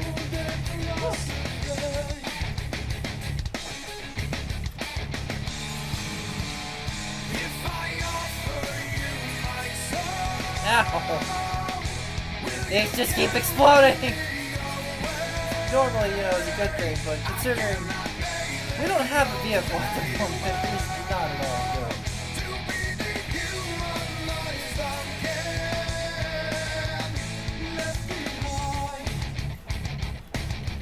Determination built into my mind.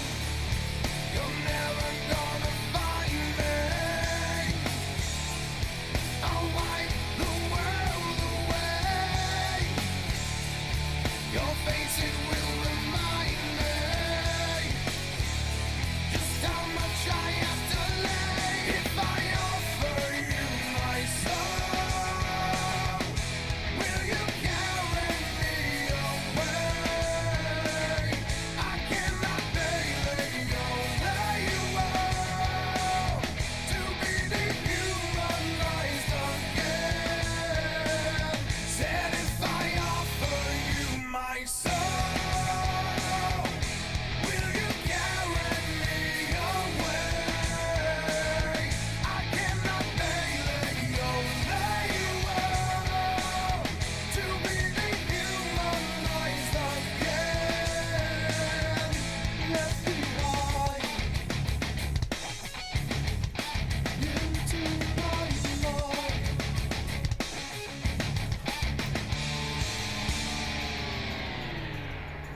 Yeah, that's from Believe. Without a doubt.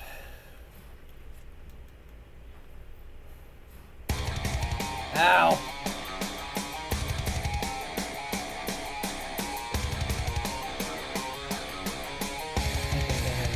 I often wonder why I sit and wait to die. When I've been done to justify Oh, this sounds sad. too many hours spent in darkness, questioning how and why. I can't remember many moments in the light. This retribution has defiled me to know an execution without merit looms ahead. Tell me why. Songs about the Memphis 3. Thankfully they were released, but yeah. They were gods that were wrongly accused of murder because they were gods in the Christian community. Horrifically sad. They were even in prison for it. We got a stairs from passers-by. That's weird. Fuck. Where's the fifth? And when the three young boys died, they pointed fingers and entangled us in a line with no hope in sight. I sit here terrified. Got someone try to bring the truth to light. Won't anybody open up their eyes? Before the three of us have lost our lives.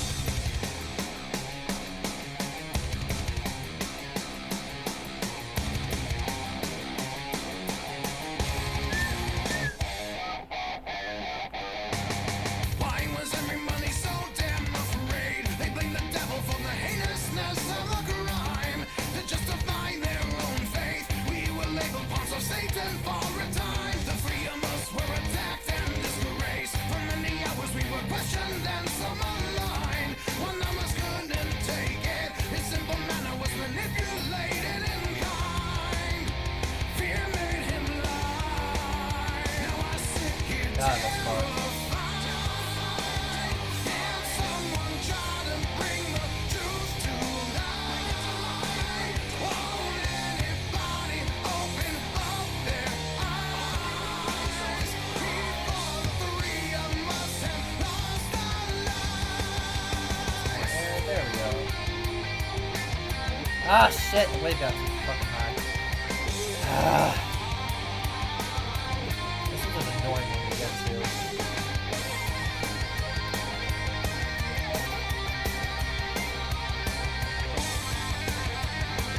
Oh, there's so much to destroy here.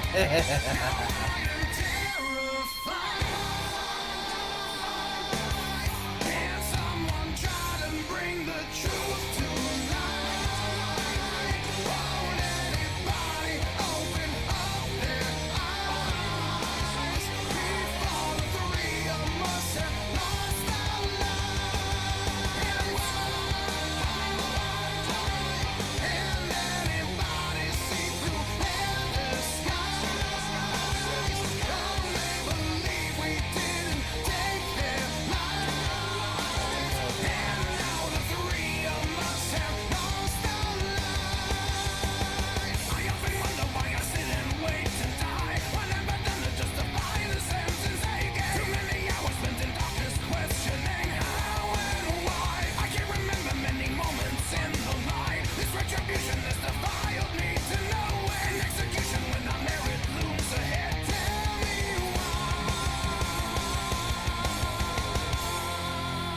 that's why these are a bitch. It's because the fucking...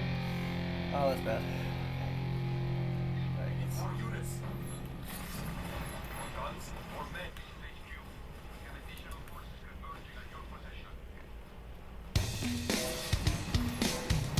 There we go.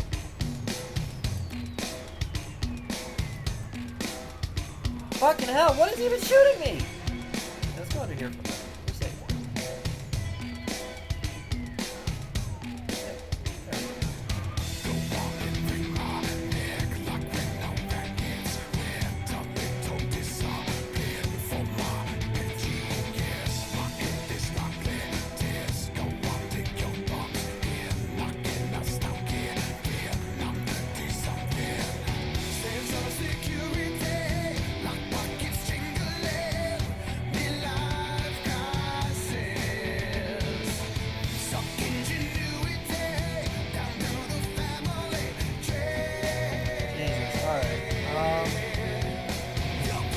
Very careful. They're very angry now.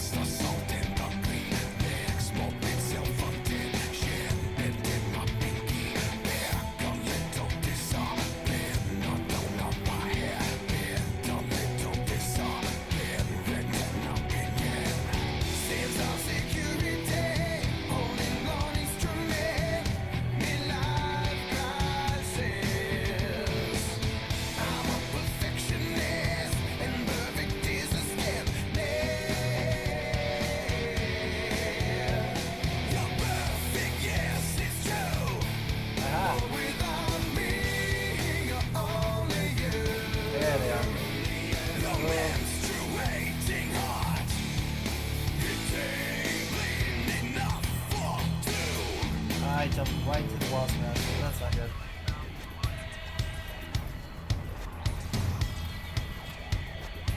Damn!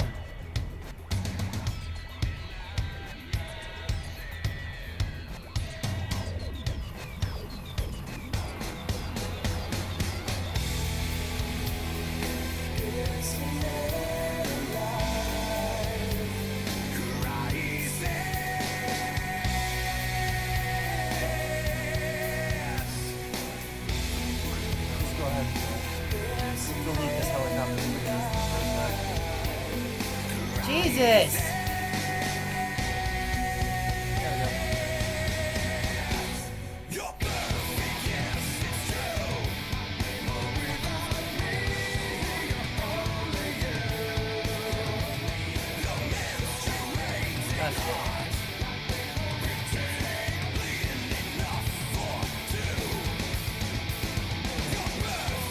God, the fucking quit! The stupid fucking boats.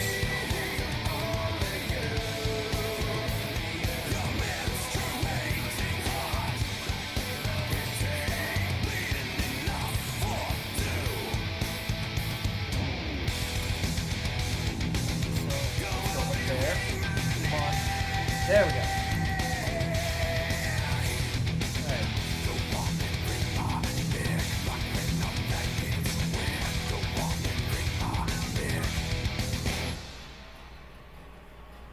There's one more fuel tank, of course there is.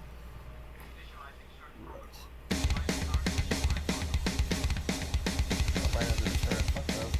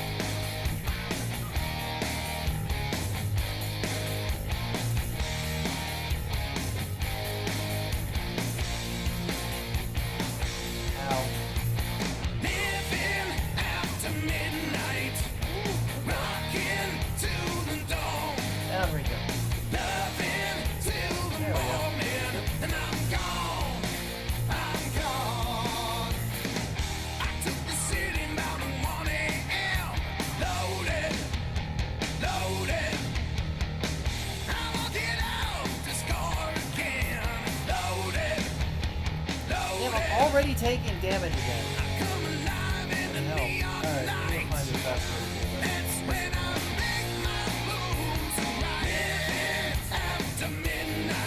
There you go, now we're up and out.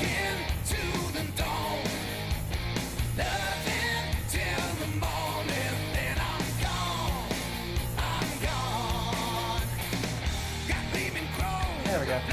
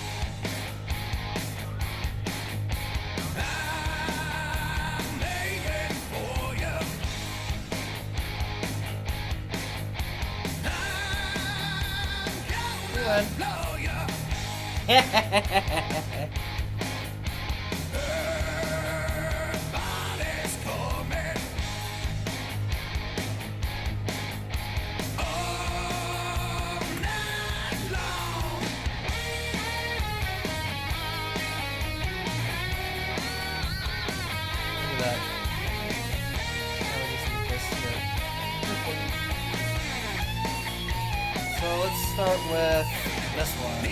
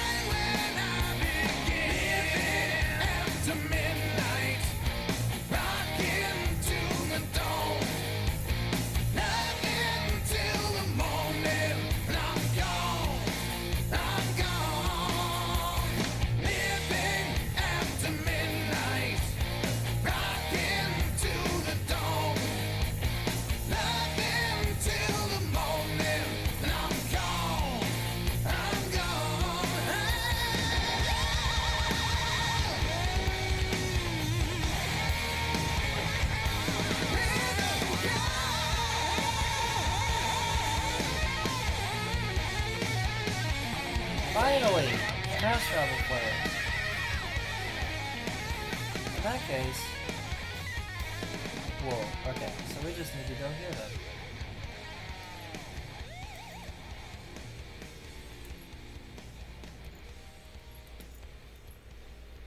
Why can't I fast travel there? Eh, fine, fuck it. I'll get there regularly.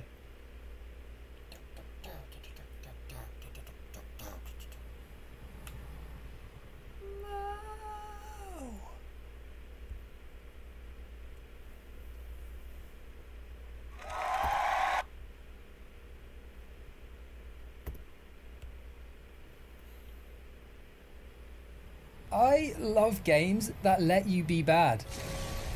Destroying villages in Overlord, dashing someone's nan in Prototype, or something truly diabolical like smashing the crates in Fable. My stock is destroyed! It's a beautiful niche that constantly struggles to find its footing, gaining a hardcore cult following before falling to the wayside. These games usually follow a clear-cut narrative of good versus evil, or if a game's really pushing the boat out there, a lesser bad versus a far greater evil. Holy shit. But every now and then, a game drops where the shades of grey are blurred, all 50 of them. Tales where there's no right and wrong, where most people are pieces of shit, and the best you can hope for is wading through the sludge without ending up any dirtier. This is the core philosophy of The Darkness, a game that despite producing two very different yet equally enrapturing games was abandoned just as it approached its prime. In The Darkness, we're bad from word go, or rather our protagonist is, Jackie Estacado. A hitman for the Italian mafia who, by all accounts, would just as quickly help his auntie carry her groceries upstairs as he would kill a single father of 3 for being £2 short on his extortion money. The question this franchise proposes is, what happens when a man of this caliber is given unlimited, unholy power to wield as he pleases? Make them fear you.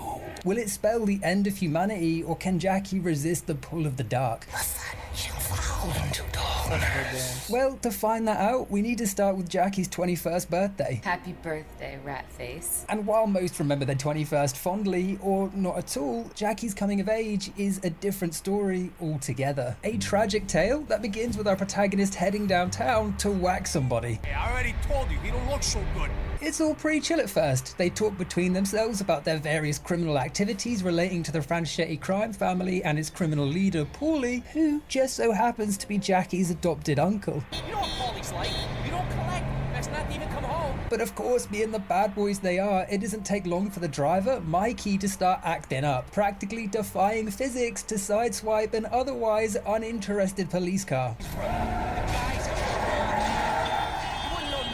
The calmest, most reasonable driver in all of New York City. But seeing as they're on their way to literally kill a man, probably not the smartest, because this catches the NYPD's attention. We got company. Drive, goddammit! Hold on to your lunch. I mean, these guys are driving around like coke-fueled sleeping dogs enthusiasts. What were they expecting? And throughout all this madness, we're a passive observer, because we reload the shotgun like your average narcoleptic. Reload. There is something interesting to note about the police though. They shouldn't be chasing us. They're all on the take from their corrupt chief of police, Eddie Schroet, who's snug as a bug in a rug with our Uncle Paulie. Hey, these are Eddie Schroet's boys. How are they shooting at us? This must be a police payroll. Whether there's confusion among the ranks or something more sinister is afoot, there's no time to ponder because disaster strikes. Our primary gunner, Nino, My name's Nino. he's caught lacking with his head out the vehicle. Oh, shit. And without so much as a pulse check, we boot him onto the busy road. Jeez, that's get the fuck And out of while me. I do Hello, respect he took a hello. fair old donk to the noggin, Thank you for this the moment's raid, my also man. How you important doing, for gamer? establishing Jackie's cutthroat nature. The two were clearly close. They'd worked together for who knows how long, but the moment he's of no use, or worse, a burden, he's ditched to the curb. Now we can finally open fire, shooting anyone foolish enough to get close. A rampage that continues into the construction site where our target, the foreman, is hiding out. Right into the construction site. You better keep an eye out for them Irish boys, Jackie. Shooting his thugs takes priority now, trying our best with the janky aim to blast them as we fly past. Speeds that keep increasing until Mikey loses control, bringing this chase and tunnel to an There we abrupt go. end.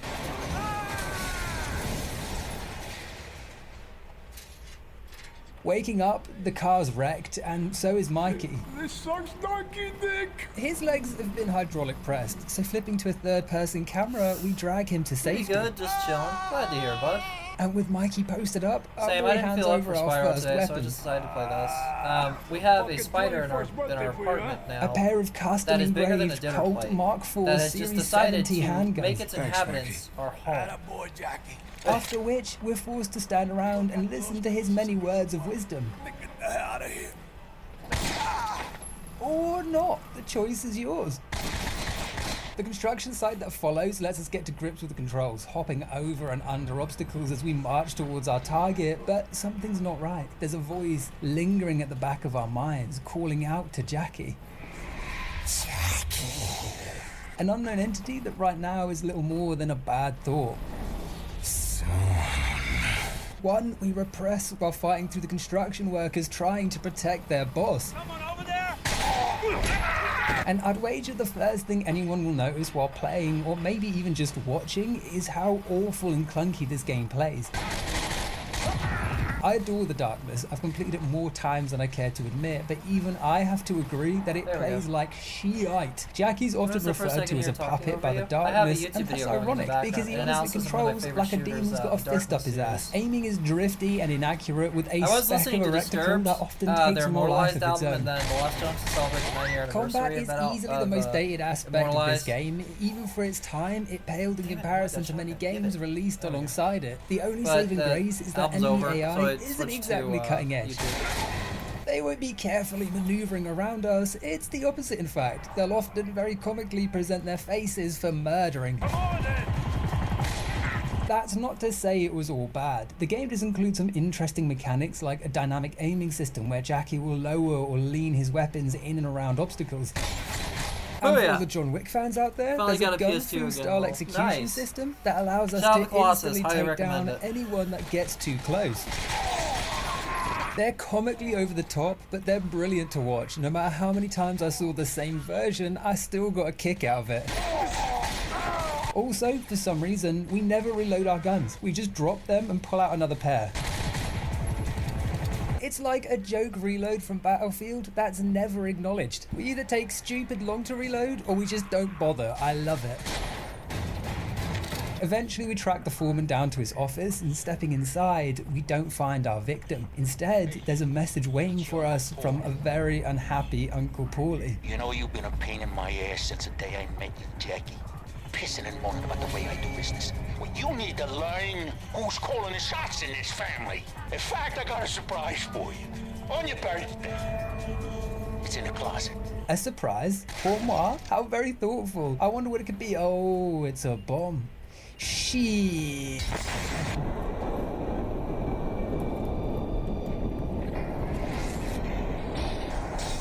Blasted out the hallway, we fall several stories, and yet somehow we survive. Tell the boys to drive around the block. We'll squeeze him in there. Jackie is already unkillable, and he hasn't even embraced his powers yet. It I is can't crazy. move. What's I that can't get up. fucking There we trench go. coat made out of? Vibranium. But the real question is, what the hell is that fucking Paulie's problem? You know you've been a pain in my ass since... Why would he betray us like this? The bomb, the police, it was a setup from the start. Hey, these are Eddie Strokes, boys. Well, it boils down, as it usually does, to paranoia. Jackie didn't like the way Paulie was running the family. He was making bad choices, exploiting the wrong people, an issue Jackie was stupid enough to verbalize to the wrong people. Now, Paulie, he's just a parasite. Wants to bleed me dry. So, driven by fear that Jackie was gunning for his position, he decided to whack us. I'm bringing it back. Obviously, it didn't work, but his wish came at least partially true. The explosion did send us straight to the graveyard. One overrun with Paulie's thugs looking to finish the job. Who failed just as miserably as 50 pounds of C4 and a 40-foot drop. Ground's cleared, we're still screwed There we because go. the way out is blocked tighter than a nun's chastity belt. So to vent our anger, we enter the graveyard's public than a nun's toilets, chastity which, are belt? they a thing? And slaughter this homeless man. Frank Ruttenberg's the name. We got a PS2 Slim with 30 PS2 games and 6 PS1 This games isn't for 30 required, bucks. and yet for GG. some reason, I do it every time. What do you mean there's something wrong with me? We're role-playing as a villain. So what if the only two books I read are Clockwork Orange and American Psycho? Literature is literature. Happy polylodges. Leaving the crime scene, it would seem my horrific act has awoken something deep within. I will display my power. And as enemies advance on our location, we lose control, unleashing for the first time the darkness. Through you, I am born. The titular power inherited by Jackie on his 21st birthday, and an ancient evil beyond human comprehension that's ready to display its immense power.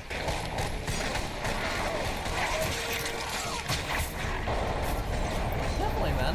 I'd be down for that. Focus sounds fun. I have to re-download it myself, though. I literally just uninstalled it the other day. You are nothing but my puppet. It is the perfect display of this creature's incomprehensible ruthlessness. You couldn't ask for a more iconic introduction to the curse this game centers around. Hell, even the calligraphy used for its subtitles are perfection. Not a detail was spared in bringing this beast to life. Regaining control, this entity is represented with two snake-like creatures from either shoulder known as the demon arms. Along with fueling our abilities, they can also consume human hearts. Not any old heart though. Being an evil entity, the hearts must be corrupt. Only a wicked man can fuel these beasts, helping in turn create more wicked acts. Eat enough and our affinity with the darkness grows, increasing the pool of energy that drives our powers. The sounds are wet and crunchy. This consumption is brutal but vital, and sadly, I'm not the only one that took notice of this game's vicious nature. As usual, governments the world over were quick to step in and blame the lack of mental health care on the video game boogeyman. Singapore initially banned the game for excessive violence and religiously offensive expletives. Not only that, but the pesky Germans pulled it apart before release, removing most of the blood, the ragdoll effects, and worst of all, changing the heart-eating animation. That always makes me with laugh the when people serpents try no to longer play leaving video games visible for marks on the violence. bodies it consumes. Especially religious groups. This It's majestic like, dude, your beast is religion voiced by the literally one and told only women Mike to be Patton, locked lead singer away of Faith in a No shed More, on Mr. that time of Bungle, the and month. many other Go artistic fuck pursuits. yourself. It would seem years of belting his lungs out have done a number on his vocal cords, and the effect is stunning. Because I couldn't That was imagine Disturbed. have done a number on his vocal cords, and the effect is stunning. Because I couldn't imagine anyone else done. Yeah, that's either a cover or that's the actual guy from the band. There we go. And boom. You idiot.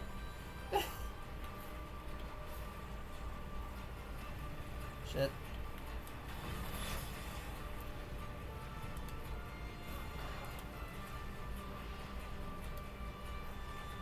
They can't keep up with me. I'm killing their shit way too fast. There we go.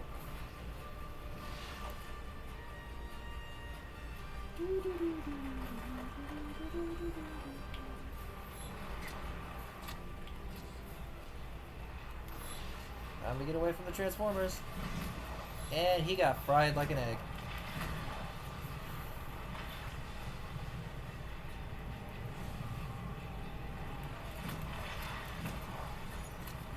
I'm out of grenades? Okay. Let's change that. You look like a suitable candidate. You got grenades? Oh, of course you don't. Bye-bye! Whee!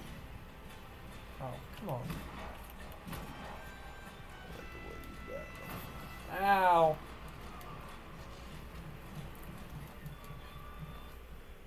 I'm downloading Fall Guys now. It'd be ready in 10 minutes. Alright, hold on.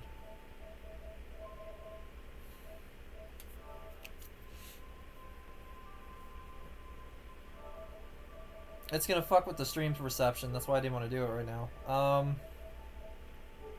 Where is it? Purchased.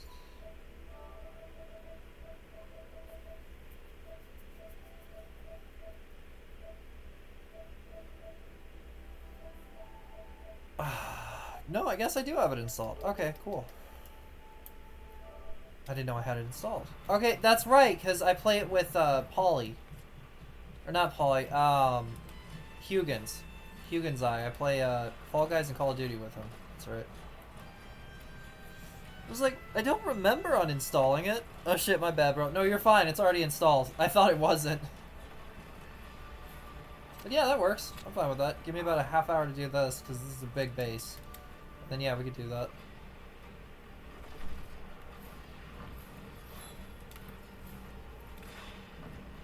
I need to find a weapon cache, because I need my explosives.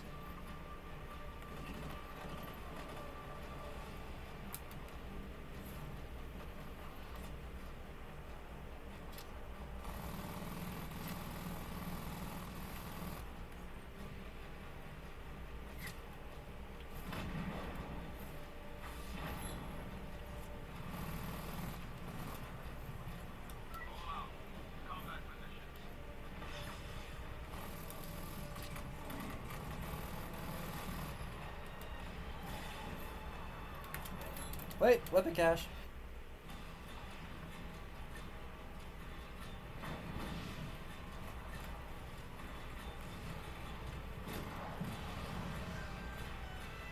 Right, classic RPG then. Whoops. Yeah.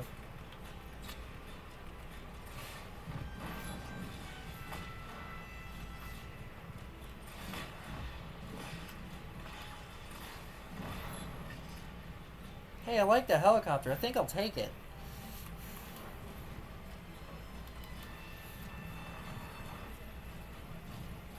What's Cupins?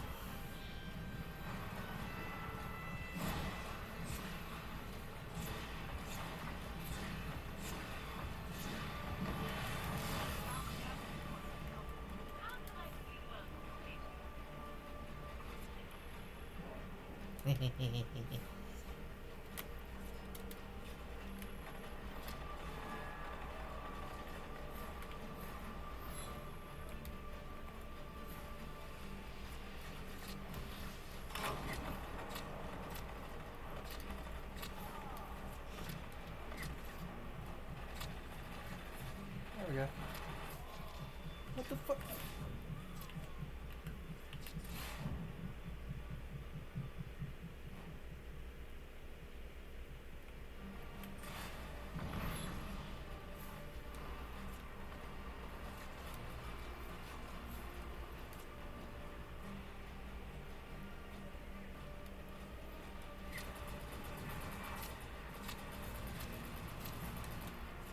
Alright. I need to take care of this asshole, because he keeps fucking shooting me every time I go near the damn generator. Ow. Ow. I'm dead. No, I'm not. Get in there. Get in there. Rico, get the fuck in there. God damn. I thought you said you play Call of Duty with them. No, Huggins. Huggins. It's Nordic.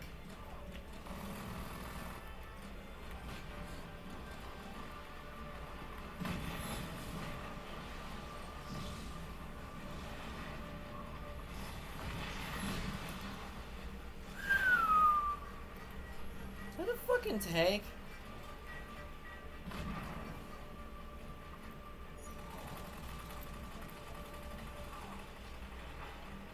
Right, okay, we need to get out of here.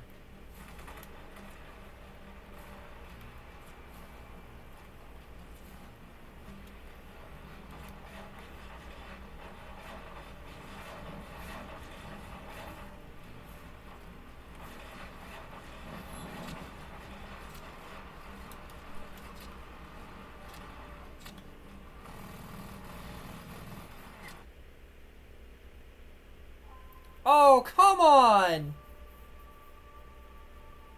Ugh.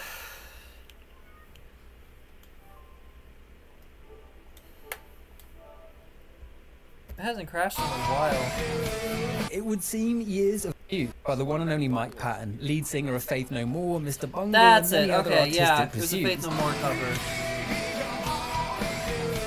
It would seem years of belting his lungs out have done a number on his vocal cords, and the effect is stunning, because I couldn't imagine anyone else carrying this role as perfectly as he has. Darkness will fall. Mike Patton God, is the I hope I darkness, saved and I the hope darkness progress is saved. I'm Mike gonna cry Patton. if not. Get away from the lights! Bonus trivia, he also voiced monsters in I Am Legend and some of the zombies in Left 4 Dead. So clearly, horrific guttural sounds are this man's bread and butter. Double bonus trivia, he voiced Bionic Commando in that 2009 reboot that no one played. Now, where did the rest of me land? You can't win them all. Returning to our powers, the first ability afforded us is the Creeping Dark, which sends forth a serpent to do our bidding. It serves a niche purpose. In the heat of battle, we can't risk leaving our body as vulnerable as this requires, but it is a powerful I'm tool actually for watching cleaning out videos on entrenched David enemies Draymond. He's a or real nice opening guy. up Yeah, areas he's really we would chill. otherwise never reach. Our other ability is one He's very sweet when synonymous I with the met him. franchise, summoning a demonic servant, the Darkling. I accidentally tagged him in a Facebook post today, so I had to immediately edit his name These out, but oversized yeah. gremlins come Not in him all directly, shapes but and the sizes to serve serve page. our various needs, be that attacking enemies I'm like, oh shit, sorry guys.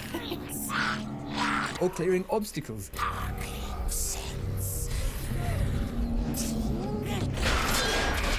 Here, don't for think he would've been example, upset, we though, 'cause it spawned was one just that's a, able to fan move the page. vehicle blocking our exit. What a helpful guy. More than anything, these guys offer comedic relief, taking the edge off the otherwise No! bleak ongoings, be that cracking actual jokes. Enjoy your retirement. Okay, that's done. That's done. Or just being That's generally done. strange. That's done. Okay, so it just put us farther away from it. Alright, fair enough.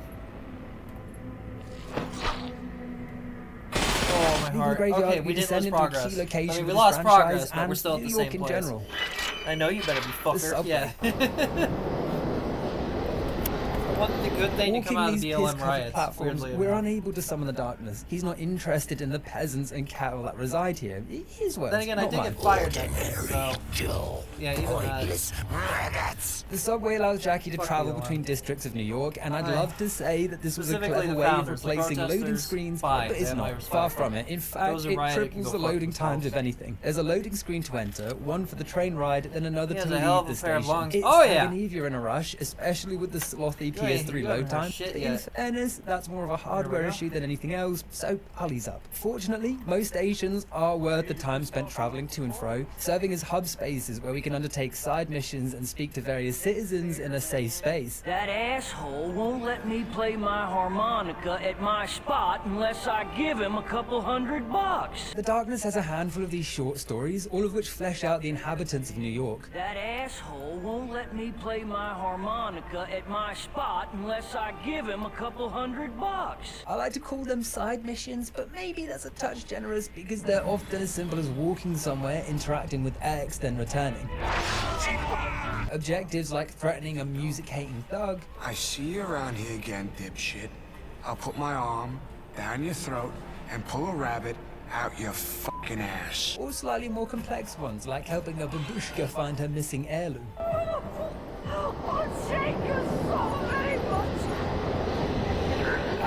What? I can't hear you! The best of the bunch are a series of hitman missions we carry out for an old-timer who's sick of the scum cluttering up our streets. What do you say I put him over a barrel and show him the true spirit of family loyalty? I need you to put them in the ground, one by one. Be them Paulie's thugs, Man, I'm babysitting a wrinkled old bitch. Motherfuckers. or people playing music too loud.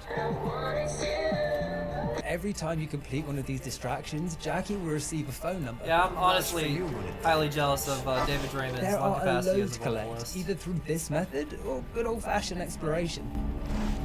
Bring any of I'm them to getting a there, payphone, and Jackie will but punch him I in need for a way range more of practice. bizarre interactions. Not only is New York the city that never sleeps, it's also the city that never answers its fucking phone. There's no one in this house of the Lord who can answer your call right now. On the upside, each call will unlock bonus content that can be viewed in the game's menu. Everything from artwork to entire comics, free for your greedy little eyes to ogle. You're watching a short little featurette that I made on the graffiti sessions that we had for the game. If you're a behind-the-scenes fanatic, they're a real treat to sift through, and if not, getting entire comics for free is still a massive win. They're a lovely addition. Some of them are still active, so that's why we had to make sure that they're all anonymous. We can also engage with local artists, donating money to their cause to no end.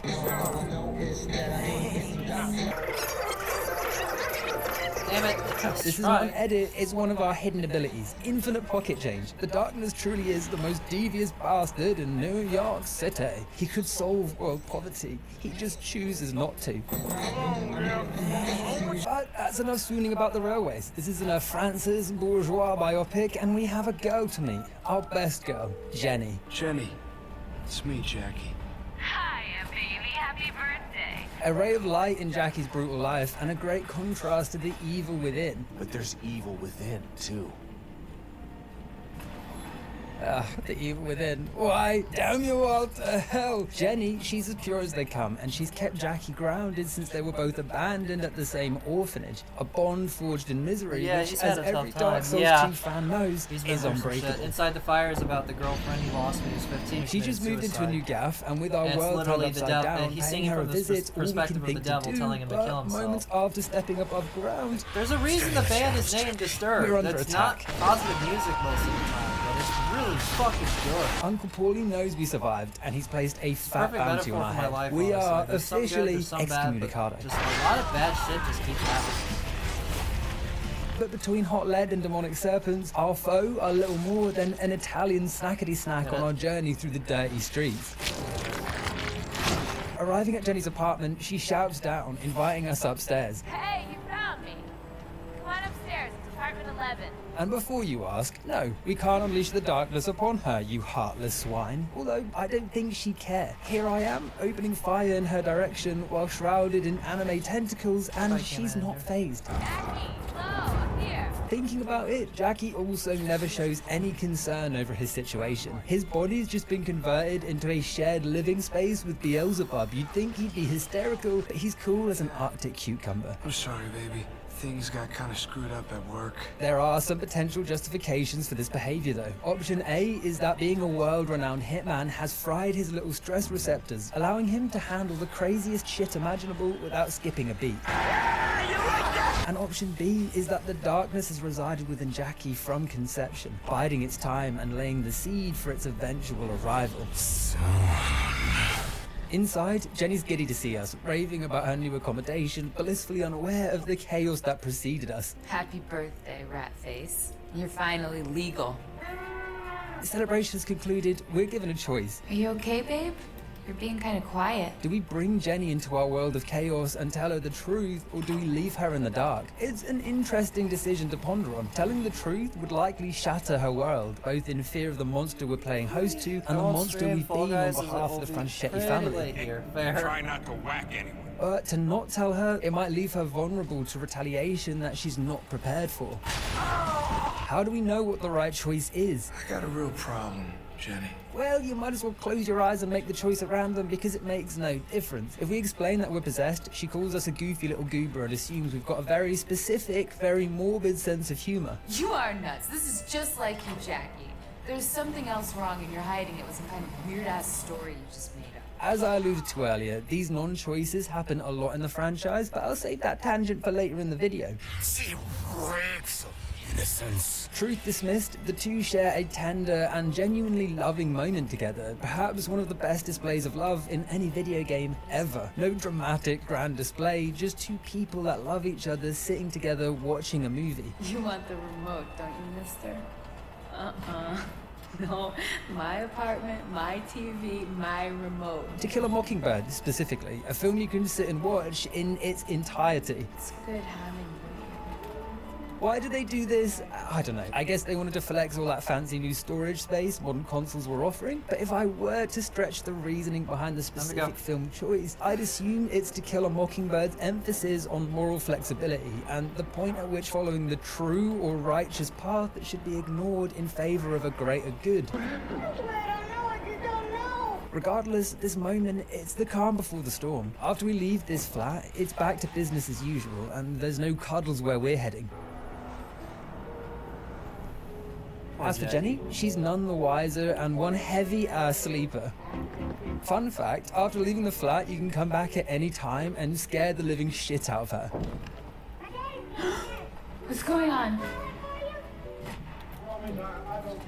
Ah, good, harmless fun. See you later, Jenny. We're just nipping out for a touch of mass murder. The plan now is to reach Butcher Joyce. He's cleaning up a crime scene down the road at a restaurant called the Olive Grove. But getting there won't be easy. Paulie's ramping his search up, something we discover the moment we leave Jenny's witnessing an innocent man being attacked on the streets. Yeah, I get a sniper.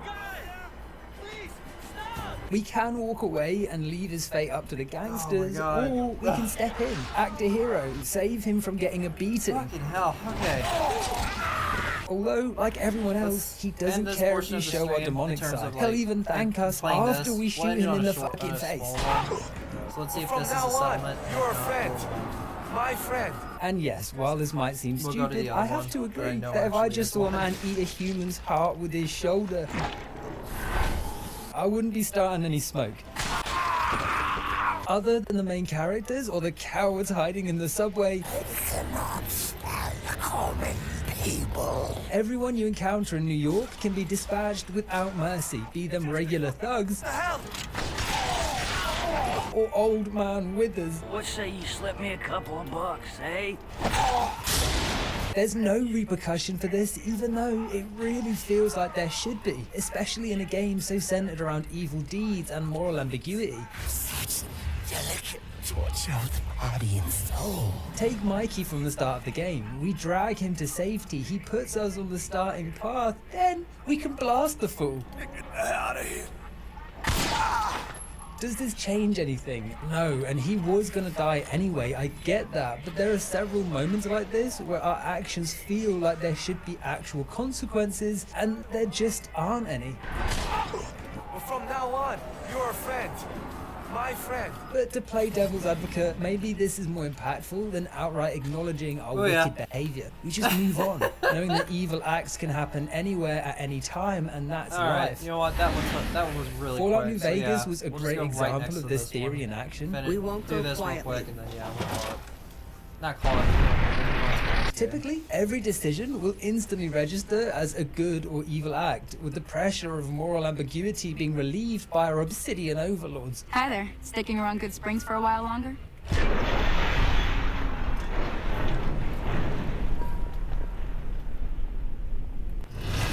But there's a great mission called Hard Luck Blues where the courier has to make a very difficult choice, using a fleeting energy supply to either free a group of vault dwellers that have become trapped, or to fix a radiation problem above ground that's been killing crops, starving countless others. I'm glad the troopers are smart enough not to trample everything.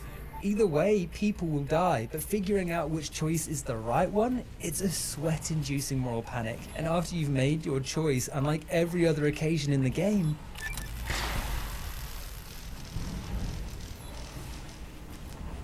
there's no karma allocated. The mission just ends with at least one group totally fucked. It's a fantastic moral challenge made significantly more impactful because they don't try to outline which choice is the ideologically correct one. You ready, And gang? yes, I just before you start fucking yapping, annihilated I know two- there's I no just moral elaborated ambiguity two about killing a settlements in room less full of than innocent 5 minutes. people. How very wise you are. Fuck They're yeah. not even nearly comparable.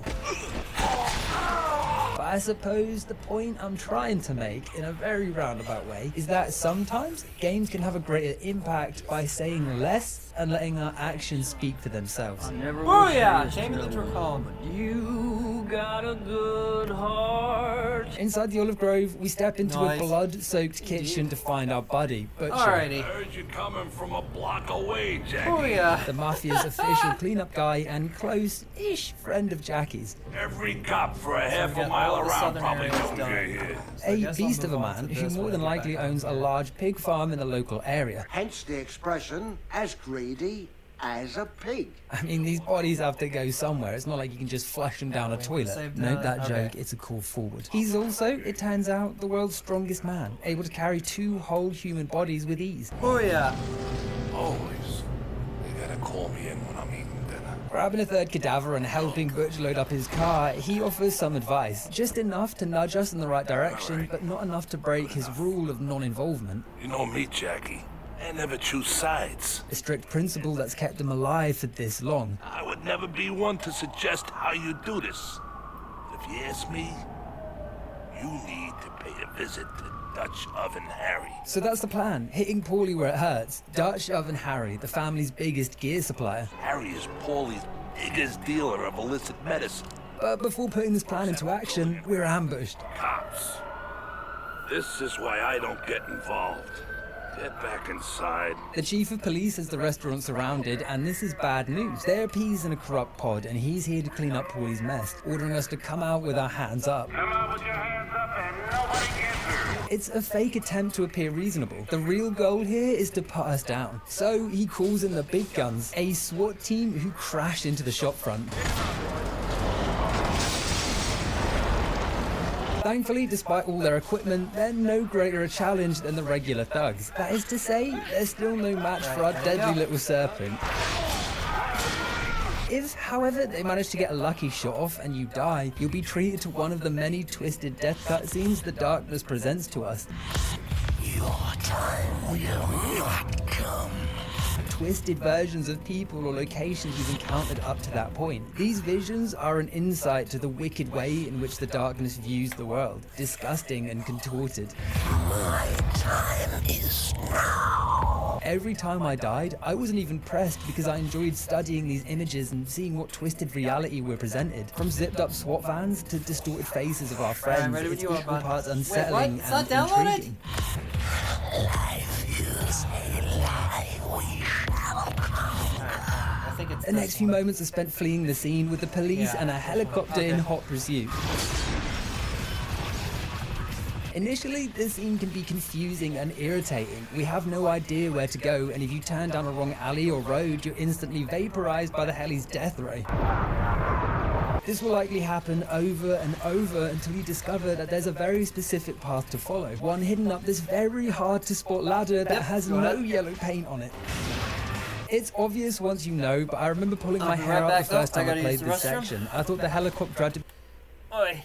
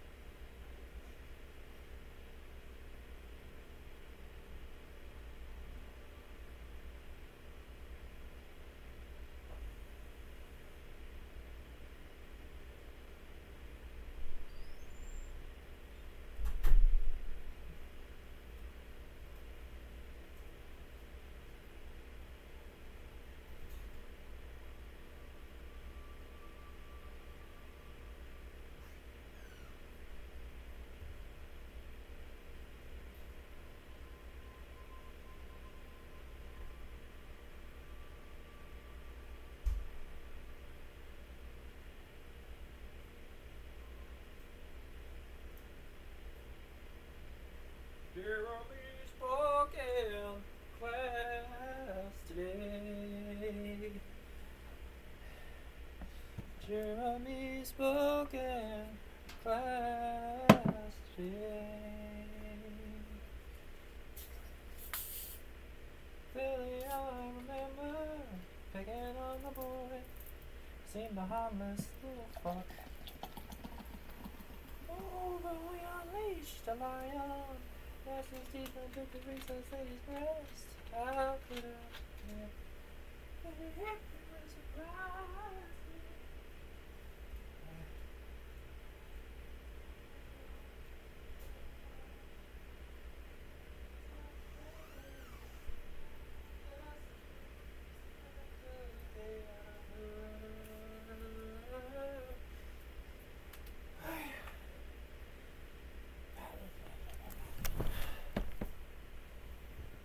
Surprise. I'm big.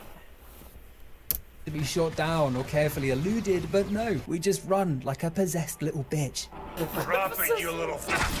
Harry's base of operation is just beyond this alley, and after fighting our way inside and upstairs, we find a well-fortified room with a concerning plan outlined on a whiteboard. Blowing up St. Mary's orphanage to extract revenge from Jackie. A brutal plan that's outlined with almost childlike simplicity, with a crudely drawn diagram of the attack. It's brilliant, but concerning. And reaching the roof, Harry's ready to enact the plan.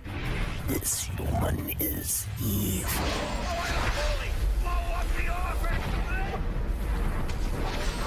The orphanage, it's been hit. An explosion we see ringing out from across the city, but Harry's gone too, having fallen from the roof and landed on the track below. A moment so epic, every single frame disappears to pay their respect.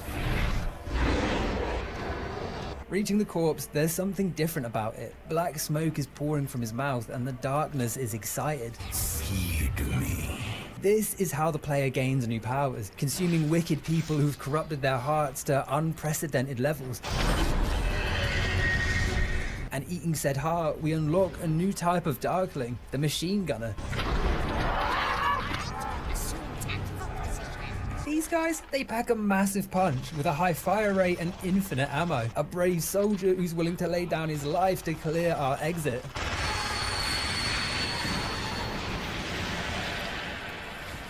Walking along the track, we're alone and left with nothing but the torment of the darkness.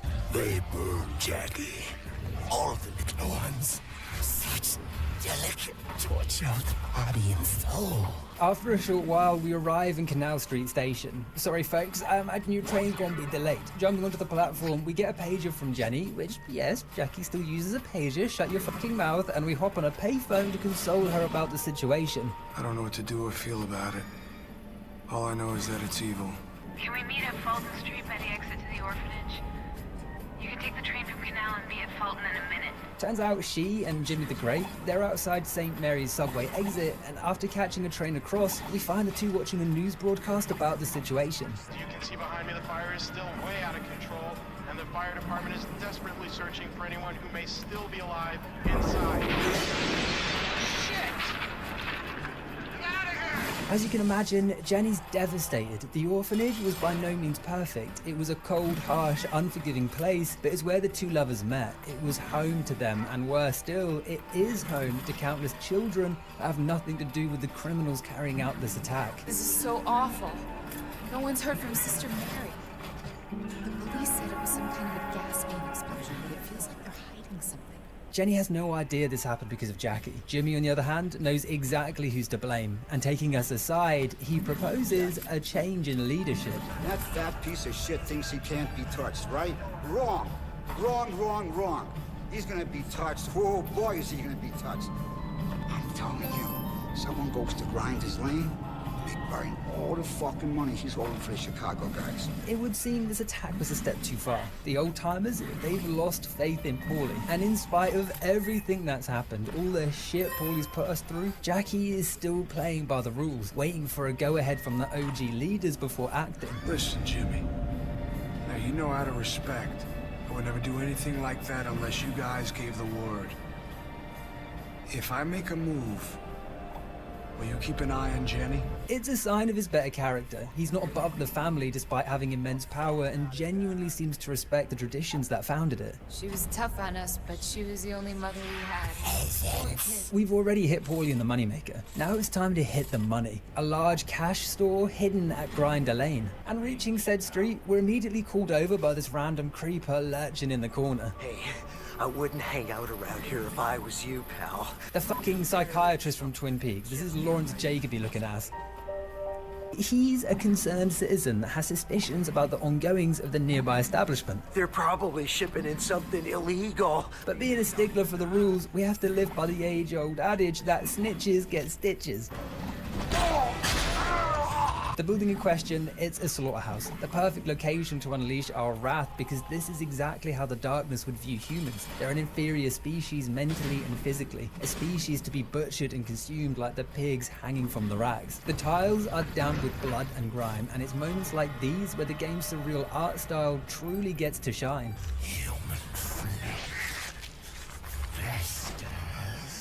Personally, I feel like the artistic direction of The Darkness is superb in its portrayal of a gritty, grimy New York City. It has such an unmistakable ugliness that works with the game's theme so well. This will be a night to remember.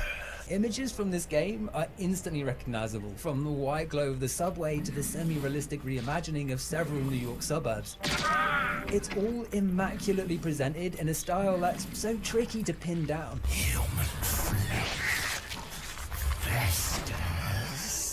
The engine was adapted from the one and only Escape from Butcher Bay. See this? It belongs to me. Praise be the Diesel, I have an excuse to talk about the Riddick games. Riddick, you're gonna die.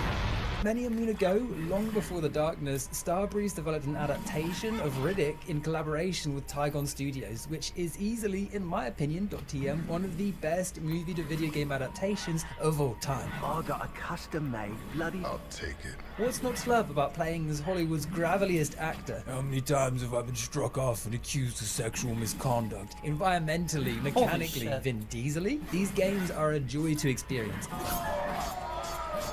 Particularly the first, Escape from Butcher Bay, which is set before the events of Pitch Black and fleshes out the unique relationship between Riddick and William J. Johns before his untimely end. That minefield's offering better odds than you're gonna get taking me to Butcher Bay. Also, are you aware that Riddick's official name is Richard? Fucking Richard, no wonder he was so angry all the time. I thought his name was just a one-liner, like Adele or Thanos. But as I was saying, it's a great game, one that focuses on Riddick's attempts to escape maximum security prison, featuring a wide range of mechanical variation, from sci-fi shootouts to brutal one-of-a-kind melee combat where virtual Vin Diesel will wallop various malnourished convicts into the afterlife.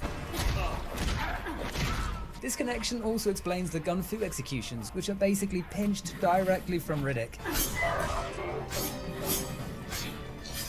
That's all I'll say about the game for now, because I 100% plan on making a video about them at some point, but the reason it's so important to this video is because the engine Starbreeze created for Escape from Butcher Bay, it was taken and adapted for the darkness, and the darkness was pushing this engine to its limits.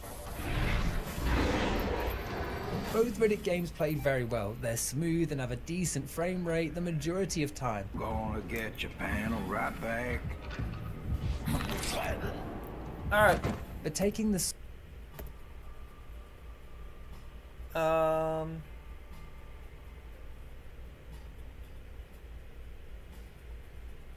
Here, join any of the VCs, I'll drag you over.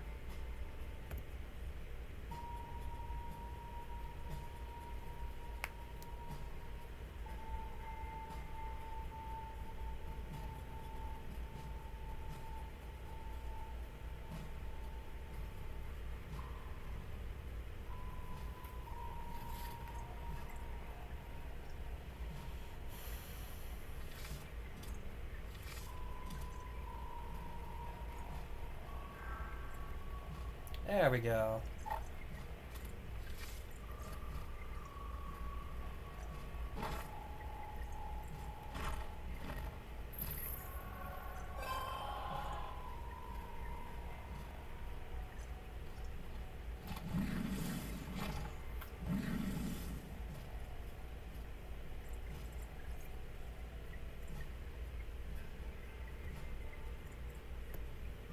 There you are, mi amigo.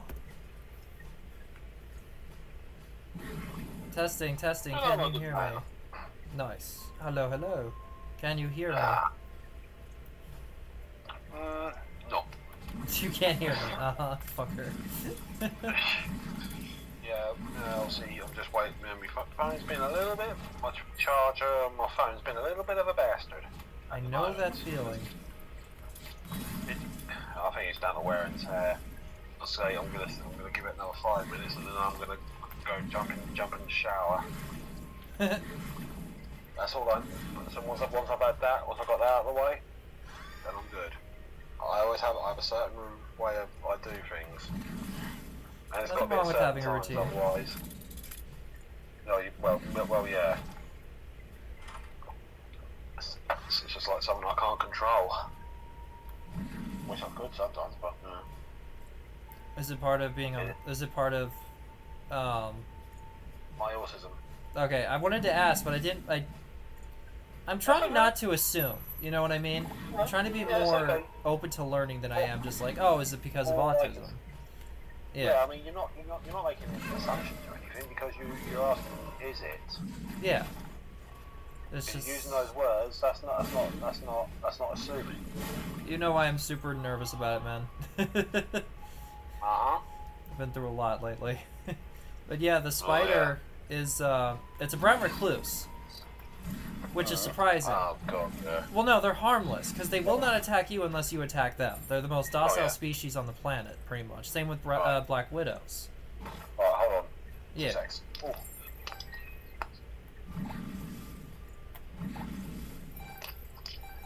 Sorry, it was getting cold in here, so I had to put a shirt on. You're good. The little son of a bitch is under our couch, though. Brown recluse. Are they dangerous? Brown recluse? Only if you piss him off. It's a good job you don't have a oh, what the hell are they called in Australia? I can see it. Wow.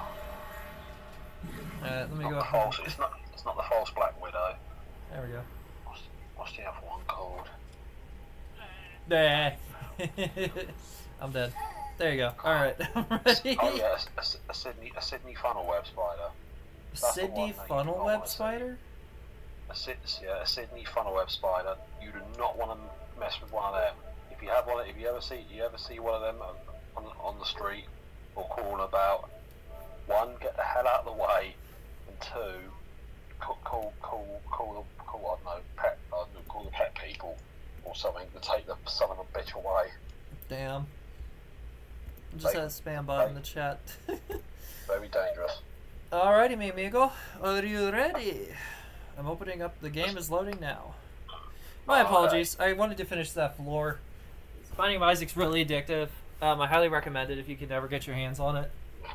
Yep. Right before we go any further. That's what she said. Oh. You fucker. Right, I'm just gonna go for my shower. I should be back soon. Then we can begin. Alright. Alright, might be long. BRB. BRB.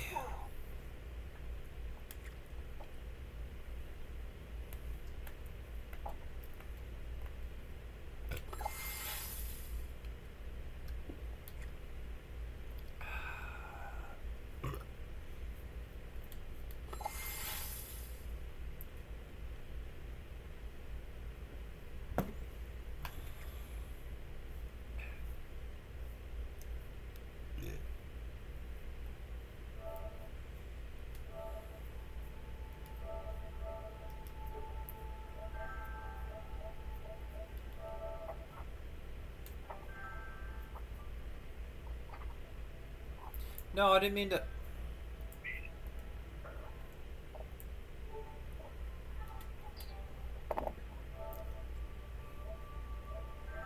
Done. Okay, everything's done installing.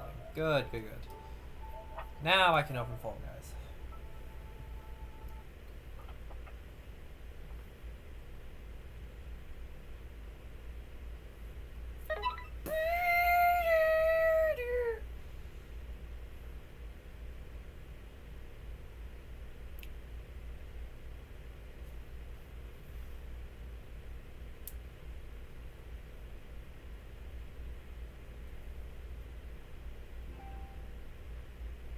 Has my kid ever played an instrument at school? Well, considering they're both cats, no.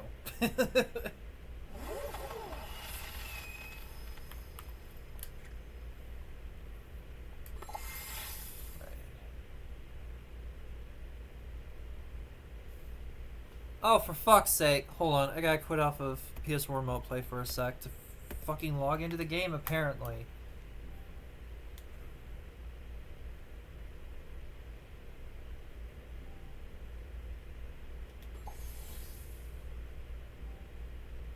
The fuck is going on with my internet? Alright. What the hell? Oh, this is the wrong app. This is the wrong one. Oops. That would explain a lot, actually. Oh, guys. There we go.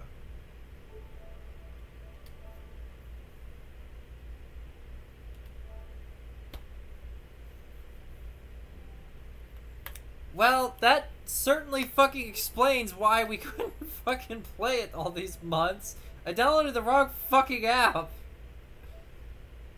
Oh, my brain, dude. Alright, let's go back to, I guess.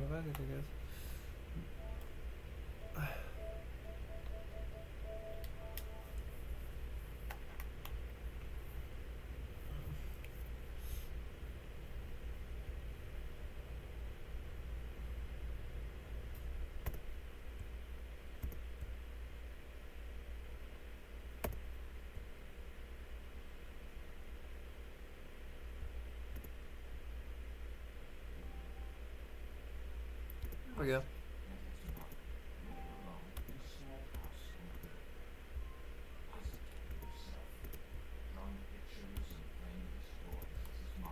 Small prison environments and stretching it to the hustle and bustle of New York City? Yeah, the engine was screaming and crying the entire time. Another knock-on effect of adapting the Riddick engine is that the physics are crazy. Okay.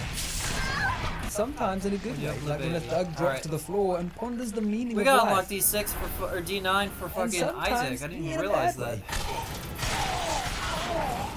One last critique while we're here is that the character animations are whack, specifically the lip sync. She moved to a new place around here. It's supposed to be by some ball court. You know where it is? Everyone looks at you like a slack-jawed blobfish, and half the time they don't even move their mouth when they're talking. They're like creepy, wrinkly puppets. Listen, I wish we could be meeting under better circumstances, but you know the way things are. Working through the gruesome halls at this location should be an ideal time to test out a weapon we recently picked up from the SWAT lads, a combat shotgun based on the Franchi Spaz 12, a fittingly Italian-made weapon. In close quarters, the golden rule is that shotguns reign supreme. Aim in something's general direction and watch them go pop like overcooked ravioli. The Darkness, however, takes a totally different approach, turning the shotgun into little more than a fucking blow dart. There is a no pellet spread and even less range. Unless the enemy is French kissing the Italian barrel, it takes several shots to put someone down, and the aim must be pinpoint accurate or it won't matter anyway. Like, look at this absolute insult to the shotgun community. As such, handguns are the weapon you'll likely use the majority of time, whether that's at range or up close and personal. Clearing the meaty halls of gangsters, including this shithead with absolutely no situational awareness. He's over here, damn it! We douse the cash and give it a Viking burial. This act of destroying a life-changing sum, it's usually done to reinforce the motivation behind the protagonist. It shows that they're not in it for the money, they're not greedy or short-sighted. They're here to send a message. Revenge is all that matters. Besides, we already have infinite change banging about in our trenchy. We don't need that shit. Heading back to tell Jimmy the good news, the positive vibes is shattered when we stumble across Grape Juice having had his Zimmer frame kicked from under him. They snuck up on me and nailed me from behind. He's been attacked by Paulie's men, and Jenny, she's gone, taken to the orphanage as bait. They took Jenny to the orphanage. You gotta get there. Go on, move, quick, move! It's an interesting move on Paulie's part. Taking Jenny and holding her hostage is the best way to keep Jackie in line. He loves that woman and would do anything to keep her safe, but on the other hand, if so much as a hair on her chinny chin chin is harmed, even the fiercest fires of hell could not prevent our wrath. Paulie can have my possessions, my life, anything I own. Anything except you. Anything! The chief of police has pulled a few strings and cleared the area, allowing us to walk right through the front gate, and this location instantly stirs up long-buried memories. Remembering something, Jackie?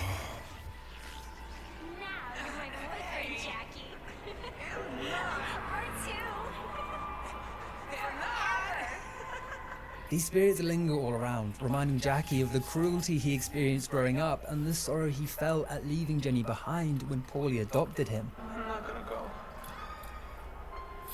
You can't make me. I'm gonna stay here with Jenny. It was a miserable upbringing, and while he might be glad the owners are toast, there's no accounting for the children's lives lost. Jenny's being held somewhere upstairs, but just before reaching her, the Darkness decides it's time to lay down the law, to demonstrate who's calling the shots. Too late, Jackie. Love dies. That's you, my puppet. And taking control, he pulls us in front of Paulie and Eddie, who are about to make a demonstration of their own. Your flesh is mine. Will is mine. Well, just in time. The two of them are both very smug about our lack of autonomy and very angry about the thorn we've been in their side. It just gets bigger and bigger, don't it, Jackie boy? We hurt you, you hurt us, like some fucking game we're playing here. And the real cruelty here is how easy we could break through and tear them to pieces. We could free Jenny and end this nightmare right now, but the Darkness has other ideas. Jenny's our last connection to humanity, the last bit of hope residing within us. So despite our struggles and our pleas, we're forced to watch as that light is snuffed out. So now, I take from you. This is not your fault.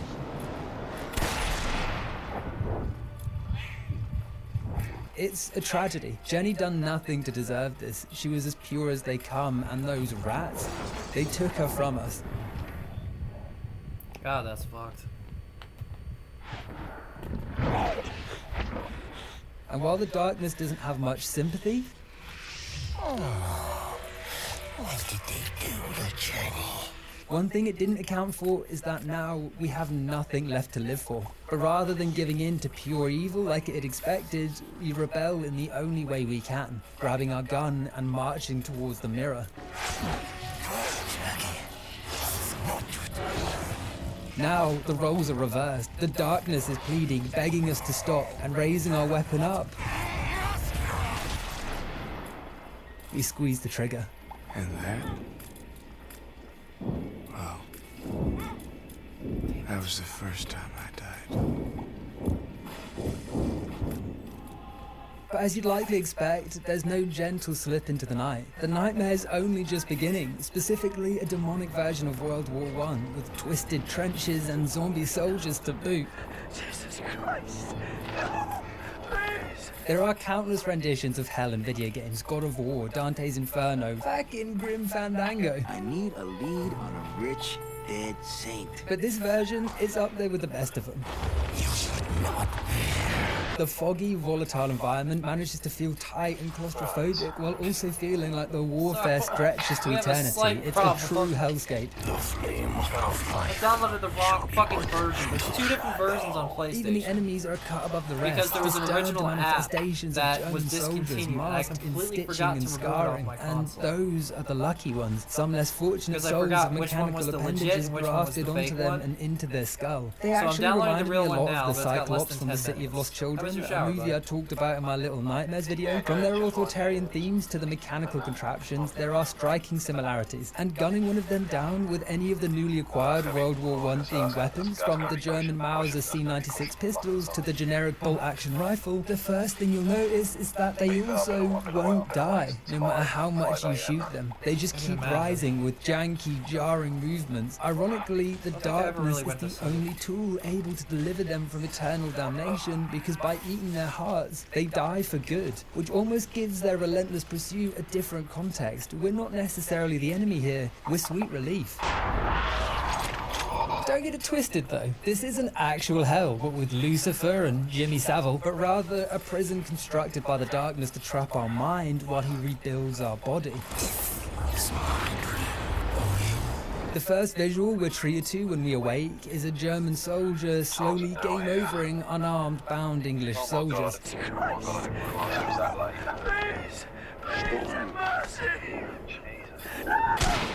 An evil act that births a new power within their wicked heart.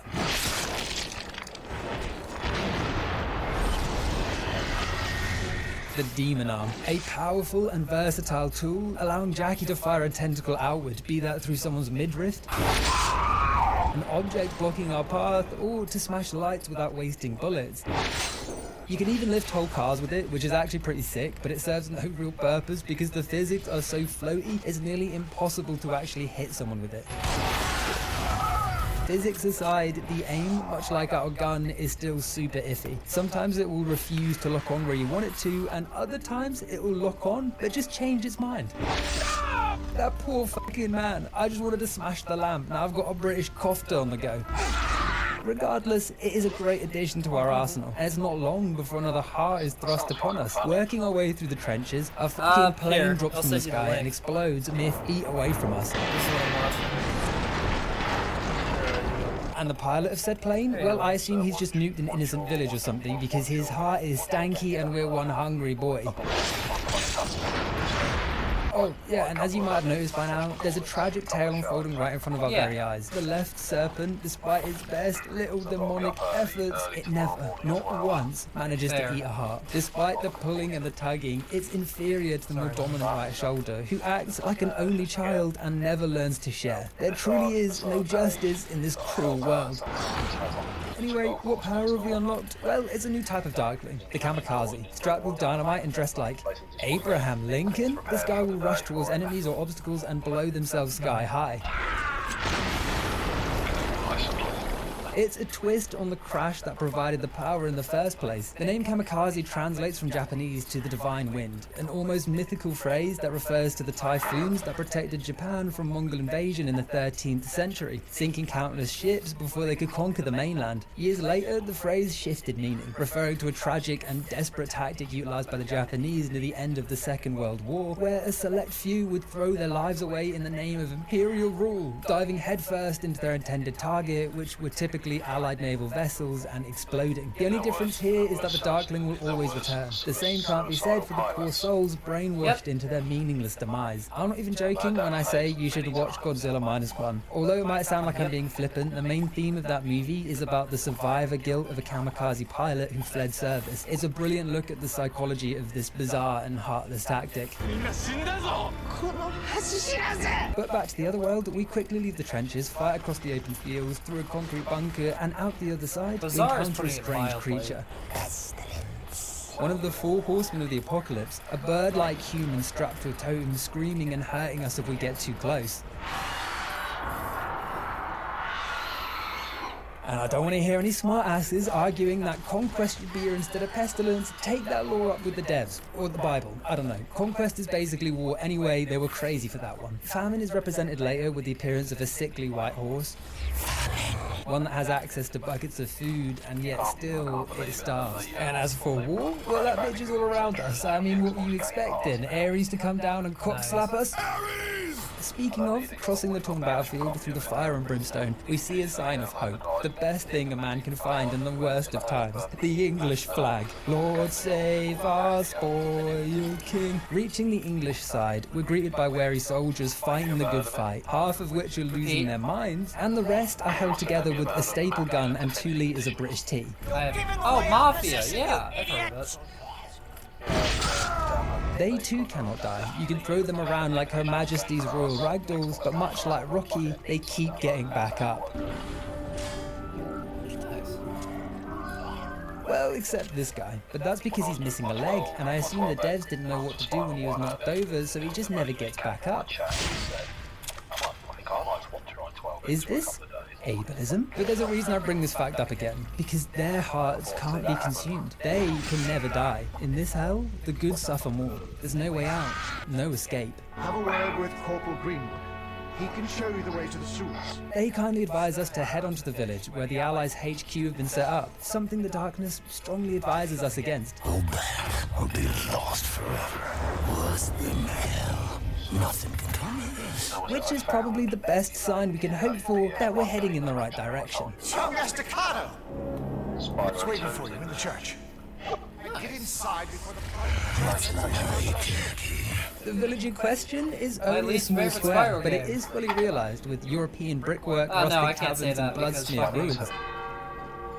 Not many games have tried to jump theme like this mid-game. Jericho is a good example, or Death Stranding, with Sam's cliff encounters. These temporal disruptions drop the player into several historic wars, all of which are expertly crafted to portray their unique set pieces. Yes, there is action in this game, I know. Everyone that never... Was it finished downloading? Yeah. Oh, good. This will be fun.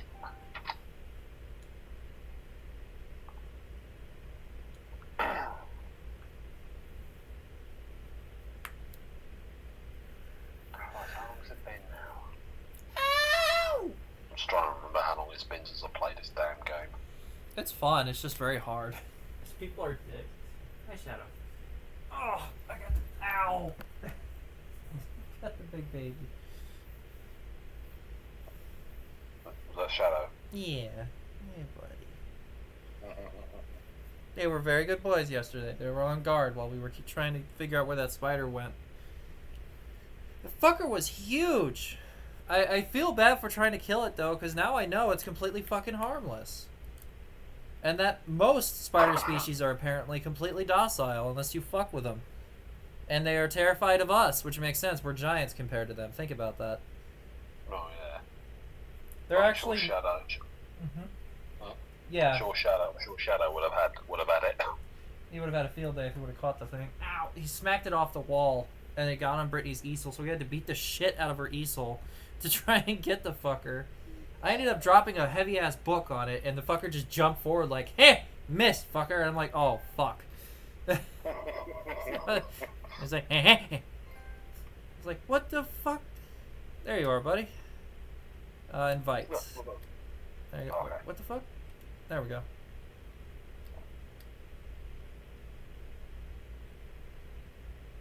Okay. Ow! He bit my nose. Right, what game are we on? Knockout, Explore.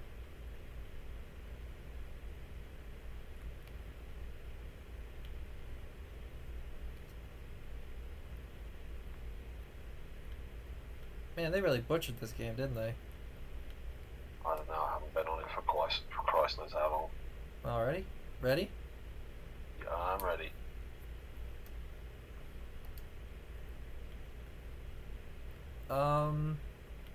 Yeah, let's do Knockout. That seems to be the general game mode.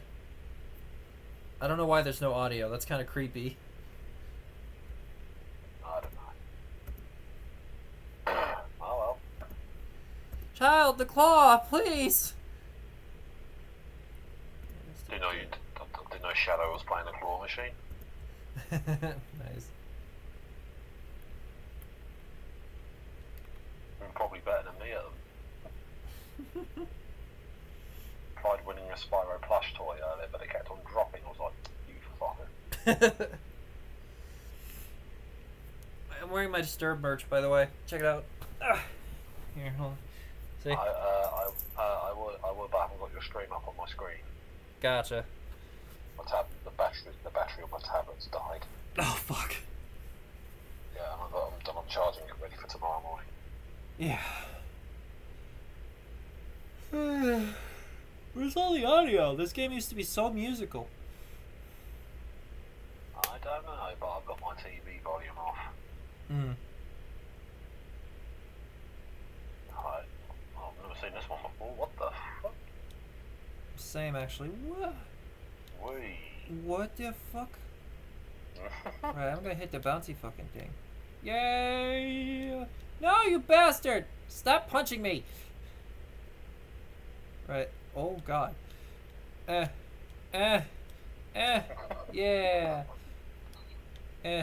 Go.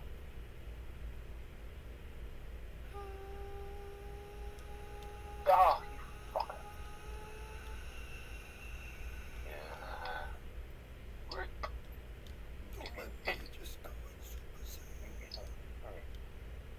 Woohoo!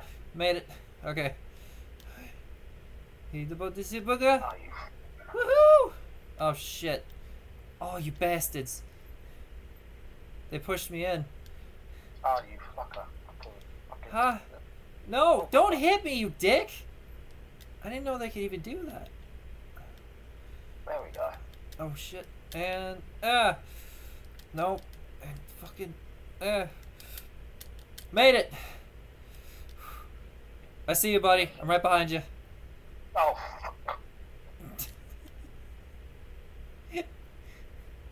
Ha! Hey, the butt is let's make a fucking the butt to fuck. Made it! Yeah! Okay.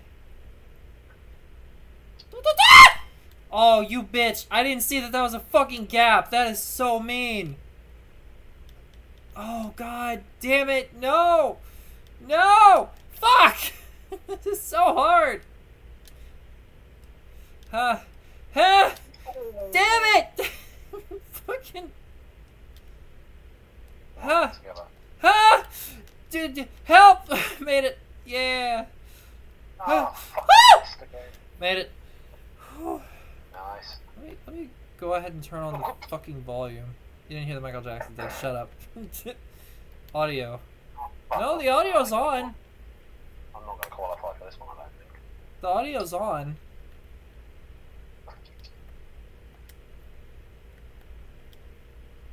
Oh, missed again. You almost made it. You gotta dive. When you're at the apex of your jump, you gotta dive, yeah. It's either circle or square, I don't remember which. Oh, I keep falling. Damn it, come on. Yeah, it's really fucking hard to see. I'm out. Oh man. No, I don't mind. I like that one. Do you want me to qualify, or do you want me to continue? It's up to you. Go for it. See how far you get.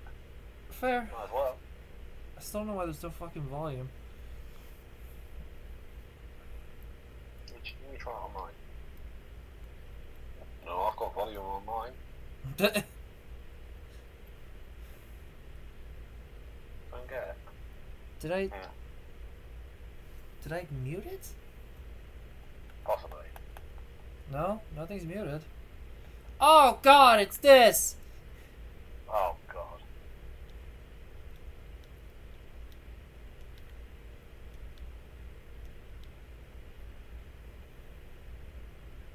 Oh. I didn't know what the fuck that was. Yeah, stop spectating, collect rewards. Fuck! Neither of us made it very far. No shit. Play again! Die! Oh,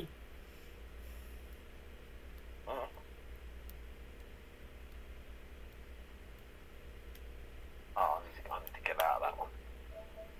It's literally just Fall Guys.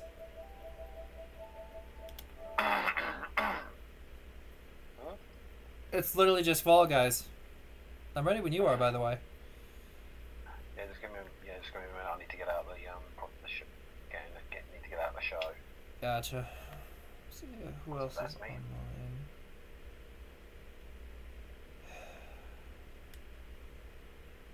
Exit.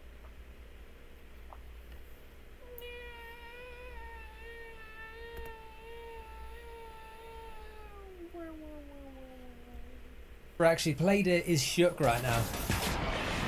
Reaching the church turned field hospital, we encounter a new character, an American soldier working alongside the English. Jackie, holy shit, are you a sight for sore eyes? Anthony Estacado, and yes, you heard that name right, Estacado. He is our maybe great grandfather. Now that you've arrived, I think we're gonna find out what's happening here. His background doesn't get much context in this game, but through the official spin-off comic, we learn a bit more about his history, and as you might expect, it ain't a pleasant one. At some point during the First World War, his squad was decimated by mortar fire, with Anthony being the sole survivor. And after taking shelter at a nearby barn, a voice reaches out, offering salvation. All he has to do is hand over his soul to curse his family line, an offer he graciously accepts. This might explain why the Darkness chooses the First World War as our personal hell, because this was... Here we go. Interesting.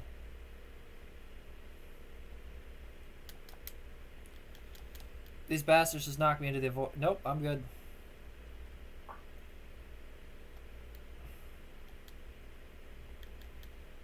Oh, fuck.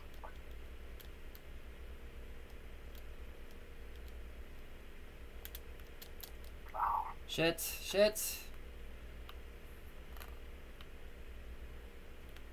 Woo! I got a super boost. Hell yeah. Oh, still didn't fucking get it. What the fuck? Yeah, the depth perception in this game is fucking bullshit.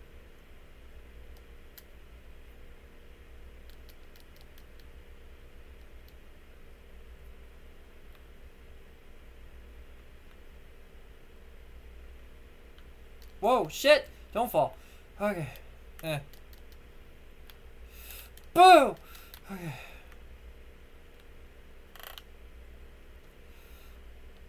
Fucking yeah! Hell yeah, I made it. What about you, bud? Where you at? I'm getting there. Made it. Holy shit. There's black penguins guarding it, by the way. Other players just being dicks, blocking people out.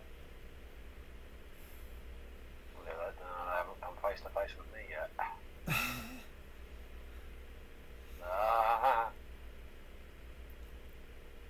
No, nice. Get up there, fucker. Charge up there. Charge it. Whoop. Careful. Yeah, that's a bouncy thing in the center. There you go. Oh, damn it. Yeah, it's tricky. Yeah, I like this level. This was really fun. Oh, come on. What's going on?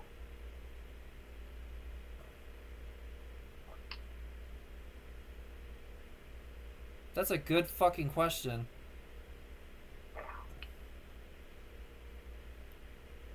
Nice. Oh.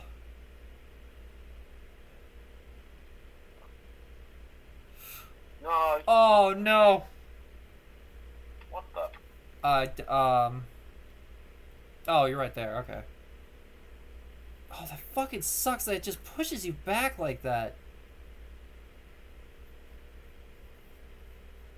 Just jump on it. Just jump on it. There you go. Oh, fuck.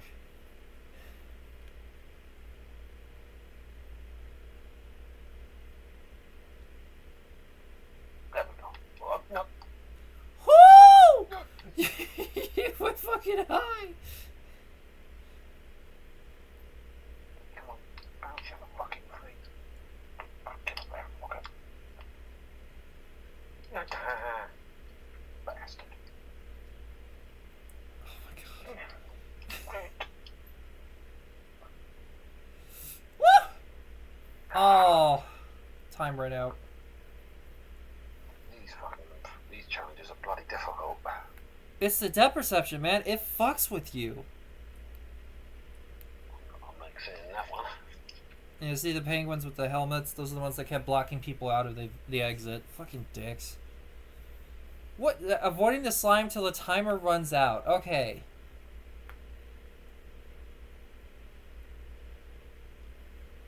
I really don't like this one.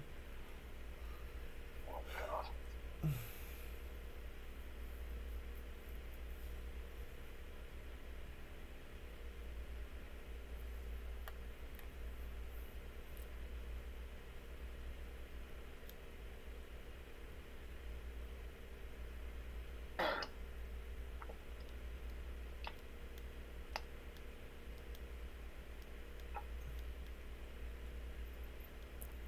Oh yeah, I made it.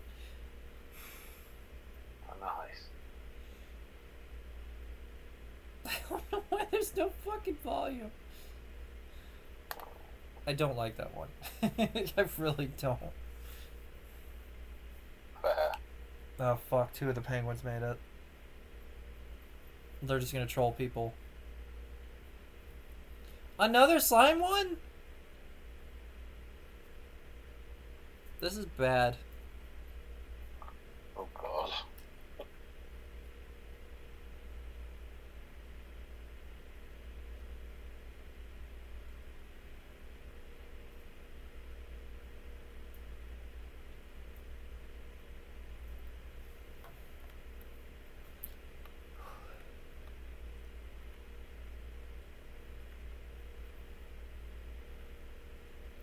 Let's just say, no, I was going to say, sorry I haven't been around in your streams much, it's just, things have been pretty, oh my god. Beyond a joke, I can tell you that. So you're not supposed to touch those. Good. Got it. No, that's completely fine, man. I understand. Real life's been pretty rough for me as well. Let's just say problems with my sister and her mental health. Gotcha. That's all I'm going to say. Fair. Ready up? Oh. Yeah.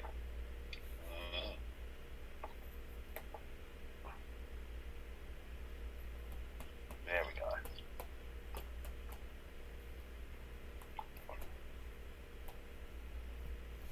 Now, obviously, at the end of the day, it's obviously up to you. But if you ever get the time or the money to or whatever, obviously get hold of a Mafia Definitive Edition. Maybe. Oh, I've played this one. Mm-hmm. Oh, I like this one. Yeah, this one's fun. I can get through this one. Jet, please stop punching me in the dick.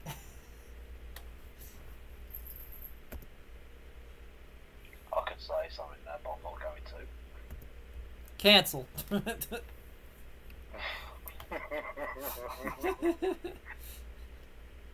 I wouldn't dare do that. Jump. Jump. Get up there, fucker. Get the fuck up there. You up. Made it. That was close. Go over the back birds. You bastard.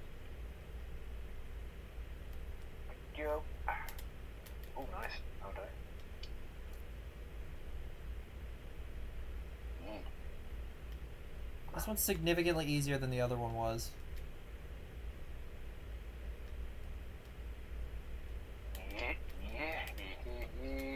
Yeah, I saw that. I'm right behind you. Fuck yeah, we both qualified. Hell yeah. That one was fun. I like that one. Don't forget to rate them, because it lets the developers know what the players like. Top 50, hell yeah.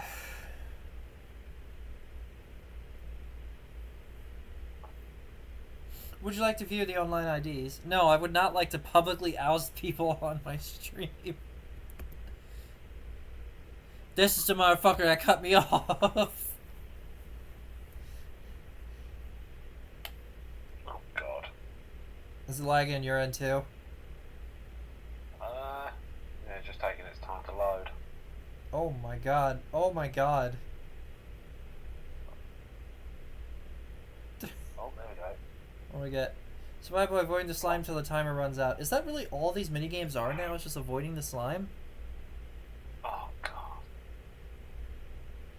This one looks difficult. This is the second fucking minigame.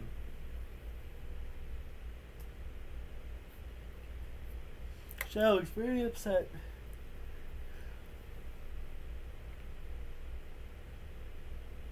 I'm not really sure what the fuck. Oh crap. Oh, I see. It's an obstacle course. Good, you're good. Oh shit, someone pushed me. You son of a bitch! Oh god damn it. Yeah, that one was fun. Yeah, I'm spectating you, bud. You got this. Someone grabbed me out of the midair and threw me off the fucking platform. This is ridiculous. I'm out. I am too. Alright. Collect your rewards and then we'll try it again. One more. Yeah, one more. E.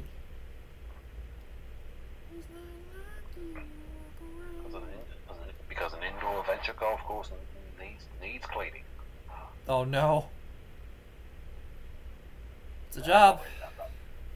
It's not really that bad, but... No, I was gonna say, it's a job. At least, does it pay well at least? And let's just say it's cash in hand. Nice. So off book. That's good actually. I could work that job. And SSI and disability won't bitch me out. No, the way I see it, disabilities and that, doesn't matter what disability you have. Everyone's treated fair over it. The way I see it, my town, everyone's treated fair. Nice. Not here. The way I see it, anyway. My stupid ass state of Missouri voted the right to work law, which essentially allows bosses to fire employees for no reason at all. And I was illegally fired 5 times due to being overwhelmed by my mental illnesses. I kept having panic attacks because it was way too fucking much. Well, in that case, then you could have them done for fucking discrimination, racial discrimination. Well, no, not racial. I'm white. Also, discrimination. If they were black, and they said that I couldn't work there because I was white, that is racist, obviously. And that was what happened to me at Lee's, but not at my not at Schnucks. Schnucks, it was the car broke down and they just did not want me there, and I'm just like, okay. Oh fuck! I failed. Damn it. I made it! Yay! Crispy squid. Woo! Oh, okay. Woo! What did the fuck? Okay, there we go. Ah, damn! I fell off again. Ha! Here! Oh, you bitch. This game tricks you into thinking you're going the right way. Wow, it starts you at the fucking beginning? Oh, that's punishing. Oh, the lag's fucking with me. Alright, I'm gonna stop for a minute. And then jump. There we go. Woo!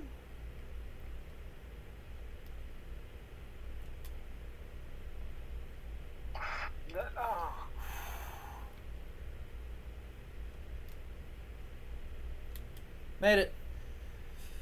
Okay. Nice. Thank you.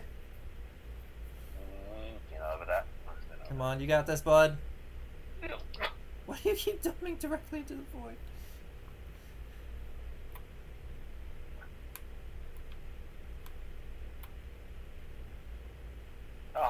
If you would have dived, then you would have made that. Can't even remember how to fucking dive. It's either square or circle. Just rapidly press either. Oh, Yeah. that's it. Oh, god damn it! Never mind, never mind. There were people standing outside the thing, though. They didn't even go in. That one was fun, though. Yeah. This game's depressing without music, honestly. Yeah. It's very fucking dark.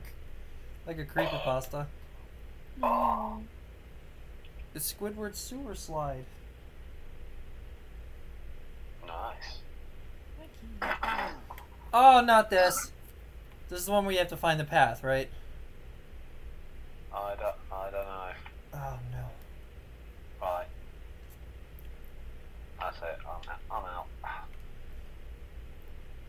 Time for me to go to bed. Alright, man. Sweet dreams. Thanks for hanging out. I'll take care.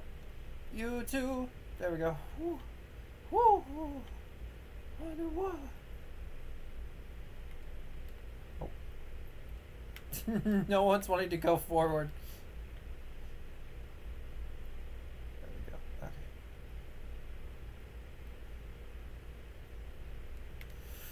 Okay. Oh. Hey, Diva. What?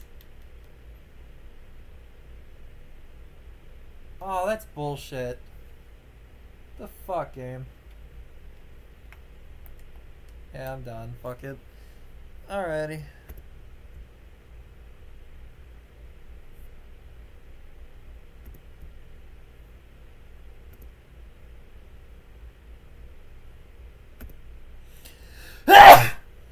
Sorry, boys. The moment a lifetime of hereditary death was introduced to the family.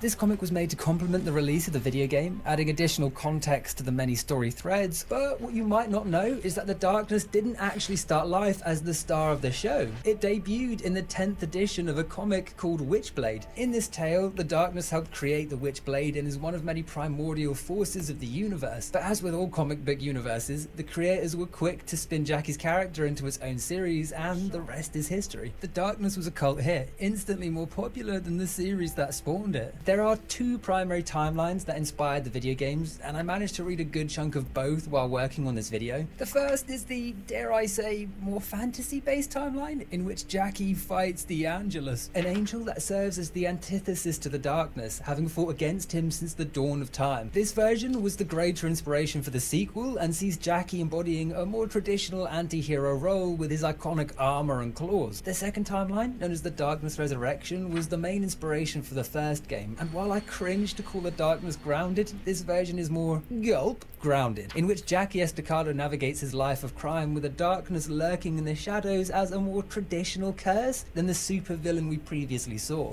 And I loved reading through both timelines. It was super interesting to see what parts they worked into the game and which ones they left out. If you're an avid comic reader, I'd recommend you check both of them out wholeheartedly. This is where you are. But you will remain. Back with Anthony, we can ask a few important questions like why are we here and what the hell even is the Darkness? It's some kind of a creature old as time. It passes down from generation to generation, making itself known on the firstborn male's 21st birthday. And after we've exhausted the dialogue, he tells us that there might be a way to get the Darkness under control. There might be a way to control it. I found out that a long time ago, one of the human hosts forged two special weapons that were used to control the Darkness. Promise me, Jackie, that you'll go find them. It's a long shot, but at this point we have to take the risk if we want any chance at revenge. Don't listen to the Darkness, Jackie. It'll lie to protect itself. Just keep going and don't look back. And heading over, the Darkness is more persistent than ever that we shouldn't go. Go no further, Jackie. The hills in question are a controversial part of this game, often considered the worst level and a joyless slodge to get through. Nothing here. It's very difficult to tell where you're meant to be heading with a lack of visibility and the constant flashing of both lightning and monsters. All topped off with the game randomly teleporting you around if you walk too far in an unspecified direction.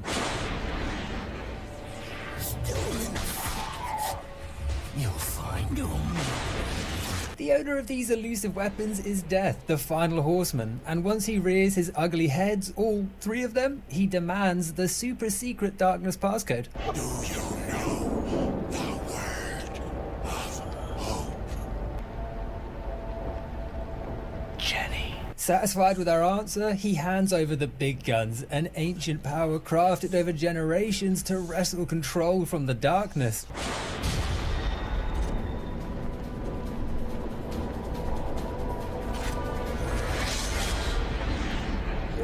These weapons consist of a machine gun and a mini cannon, and I hate to say it, but they're pretty wank. They don't have the craziest range or damage output, and worse still, they milk our darkness energy dry, leaving us shieldless in the heat of battle, which is never going to be a worthwhile trade-off. Saying that, they do look pretty cool. Sometimes you just got to take the hit in exchange for looking sick as fuck. Looking at you, the Game of Thrones throne sword from Elden Ring. That shit's unpractical, but would I use it to slap you silly? You bet your sweet cheeks I will. Back at the church, Gramps is gone, and just in case you got confused as to where, they graffitied "Down here, Jackie" on the wall, just to let you know. And people complain about yellow paint in the modern age. Long story short, they know about a secret base belonging to the darkness, one the darkness has gone to great lengths to protect, but by heading through a secret sewer system below the church, we'll arrive at a special tool able to grant us access. There's this thing. Is that the QBZ as well? The darkness keeps it heavily fortified. Damn, that's good gun. A cannon outside an old castle. Which means it's time to leave our flesh and blood behind and venture forth, but rest assured, it is not the last we've seen of old Anthony Estacado. Steady your rifles! Keep your eyes peeled. First thing that moves, shoot it dead. Okay, Jackie, get going and move as fast as you can. Don't look back. Get going. Close it up quickly before they catch our scent. Entering the sewers, we fight through a heavily entrenched bunker, and there's nothing too interesting to say here except that for some reason it lags like a bitch all throughout the area. It's only a few small hallways, but it stars more than that one guy from To Catch a Predator. Am I being taped? You are being taped. Oh, crap. This, combined with the already iffy aiming, makes some of the combat encounters here painfully clunky. It's not challenging, it's just frustrating. I mean, come on, how can a linear hallway struggle more than entire city blocks in New York? The game apparently sends our graphics card back in time too, it's crazy. On the upside, there's another evil heart to consume here. One from a corpse that ironically died by stepping into an electrified puddle. And this is ironic because it unlocks the Light Killer Darkling. He's the last variation we'll unlock, and this time he's strapped with a battery pack that can zap enemies, power up machinery, although that ability is literally never used like that again, and more usefully, they can clear out light sources. But as with everything in the darkness, whether they actually do this or not is a total guessing game. Sometimes they'll just run right through all the lights without a care in the world, and other times they'll backtrack half a mile to zap a light we'll never step foot near ever again. Never a dull moment with this game's AI. There's mud in your eye. Reaching the other side, we What find the what we came fuck here was for, that? a giant Oh, rail-based cannon. Your heritage. Your burden. This machine is likely based off a real Nazi weapon, the Schwerwer Gustav, a 1,350-ton cannon able to fire 7-ton artillery up to a range of 47 kilometers. An incredibly expensive and impractical weapon that barely got any use before the Germans blew it up themselves to stop it falling into Soviet hands. Womp womp. Of course, this hellscape is based on World War I, and this weapon was created in the Second World War, but the similarity is uncanny, so I assume the developers took some creative liberties here. Dropping into the control room with a less than enthusiastic and totally unkillable conductor. We're not supposed to be here. We turn on the engine and begin our slow march forward. But before seeing where this beast will lead us, a reluctant and very angry darkness claims that now we've passed their test, and as a reward, the dream is over. I fixed your broken head, boy. Passed my test. No more dreaming. Wherever this track leads, the darkness doesn't want us going there. But that's a problem for another day, because now we're booted back to New York inside a different train with an equally angry German. Get out.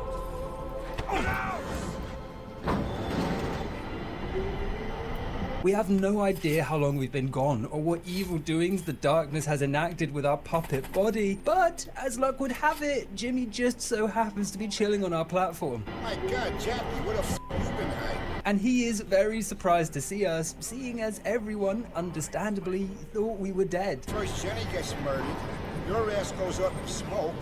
Everyone figured Paulie blew you the f*** away. Ignoring the second coming of Jackie H. Christ, he strongly advises that we pay our auntie a visit. You know, your Aunt Sarah, that poor woman would just sit there in her Raspberry Street apartment and wait just for you. Yeah, just for you to show up. You go down to the Lower East Side and you see her.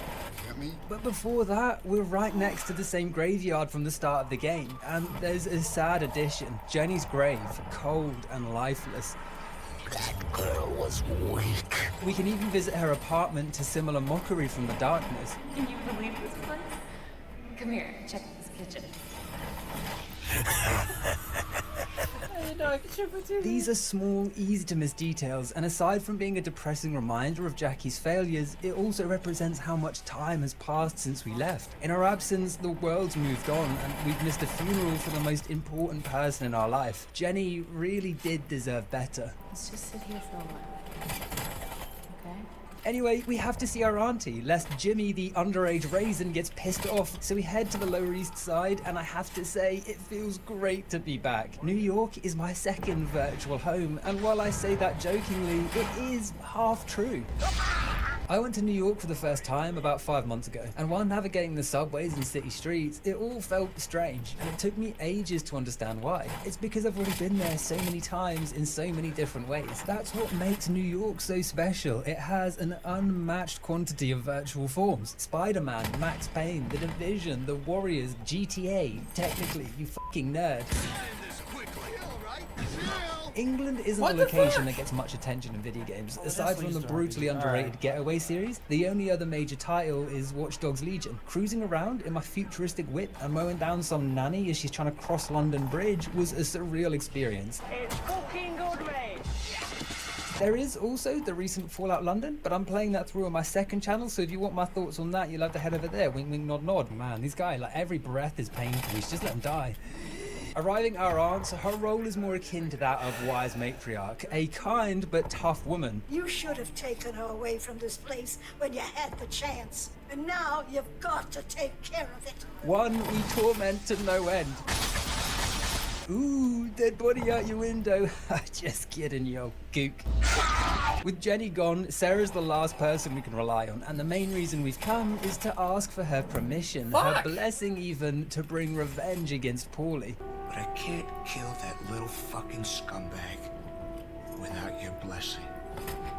You know that. She's not keen on the term murder, but she knows what needs to be done. So she sets up a plan to take down Eddie Schroet, the corrupt chief of police who's been protecting our nemesis. The only way to Paulie is through Captain Eddie Schroet. He's residing down at Gun Hill, and she thinks it's time we paid him a little visit. He's arranged for a man named Abe Hunter to let you into the building. I suggest you go there while you can. Great advice, Granny. We'll head there right away. Sorry about the broken windows. Gun Hill is an action-packed sequence, albeit a nothing burger story-wise. First, we meet up with the infamous Abe, a man who's not to be trifled with. Well, you took your sweet time, didn't you? I'm Abe. Damn it! Then we sneak into Eddie's apartment block, but sadly, it turns out we're wearing SpongeBob squeaky shoes because Schroet hears us coming from a mile away.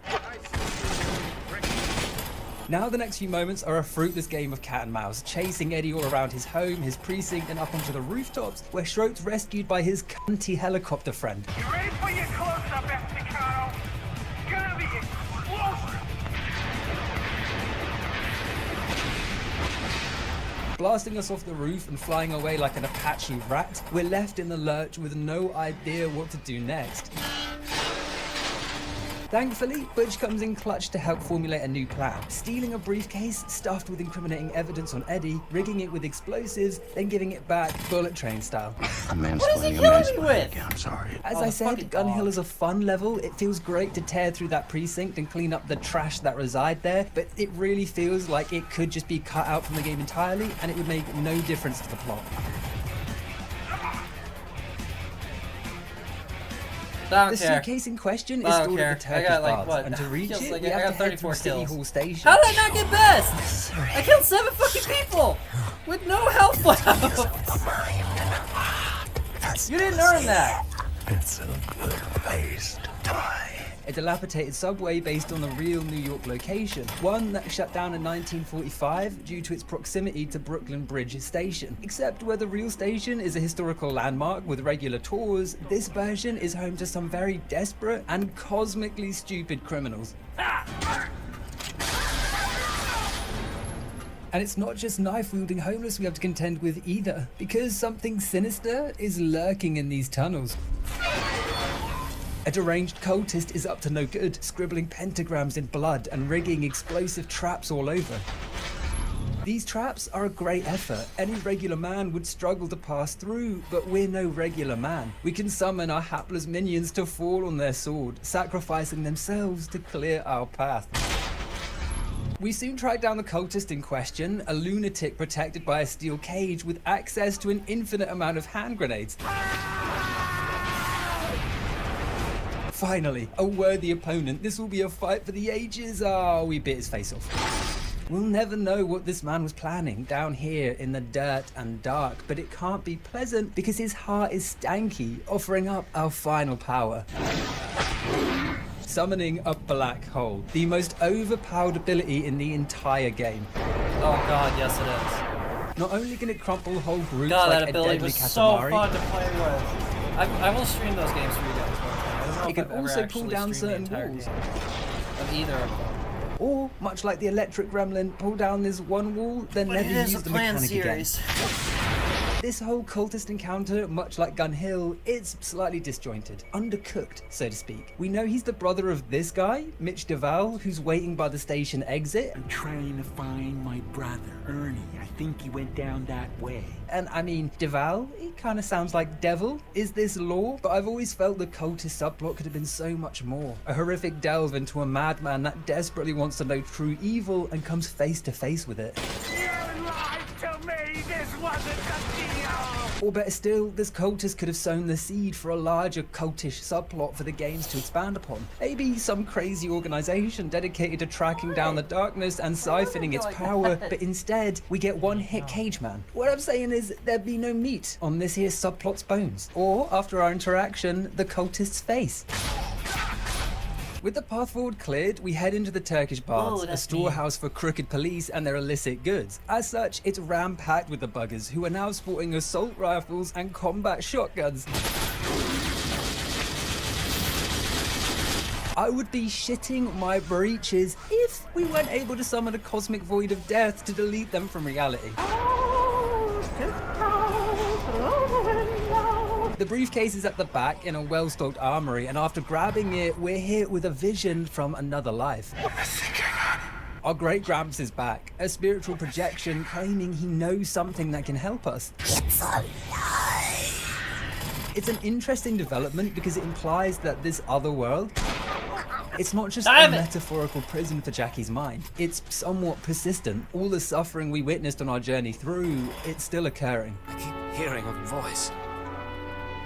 Whispering. Fighting our way out, Schroep's helicopter bestie makes a return, who, with a well or accidentally placed black hole, can be pulled from the sky and sent crashing down.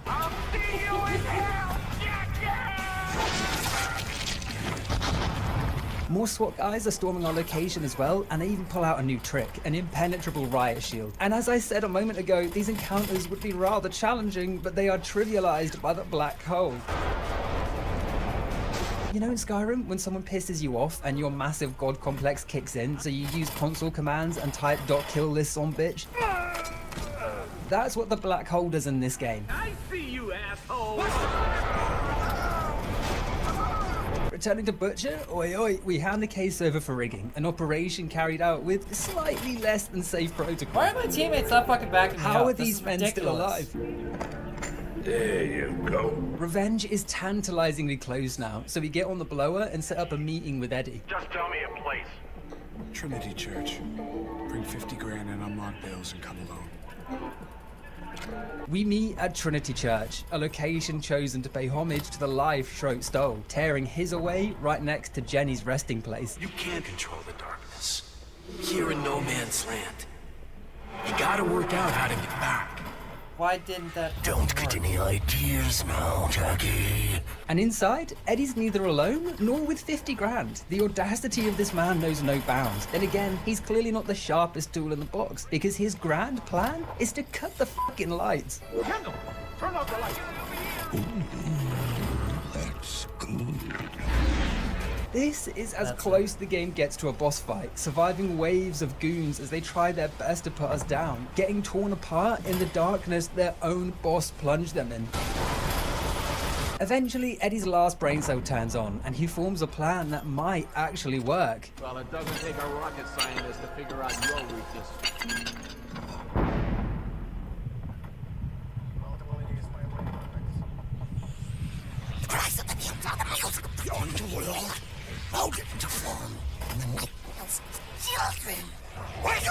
When we come to, we're tied down, and Eddie's feeling cocky. He wants to know who told us about the bathhouse and the briefcase, information he'll extract one way or another. You don't have to talk. I'm gonna have fun either way. Go give me that power drill. Sure thing, Eddie. An interrogation that's rudely interrupted when one half of Wallace and Gromit starts talking about an important shipment. You know, you made Paulie real nervous. That little turd is so paranoid, I gotta keep him in a safe place until the heat dies down. Now say your prayers. Holy Mary, Mother of God, pray for us sinners now and at... Mother of God, that's a good one, boss. I mean, considering the shipment we got coming in. And if you say one more word about Mother of God, we're gonna waste you next. All right. What follows is some rather unpleasant hostile-style drilling that's only stopped when the drill breaks on our face bone.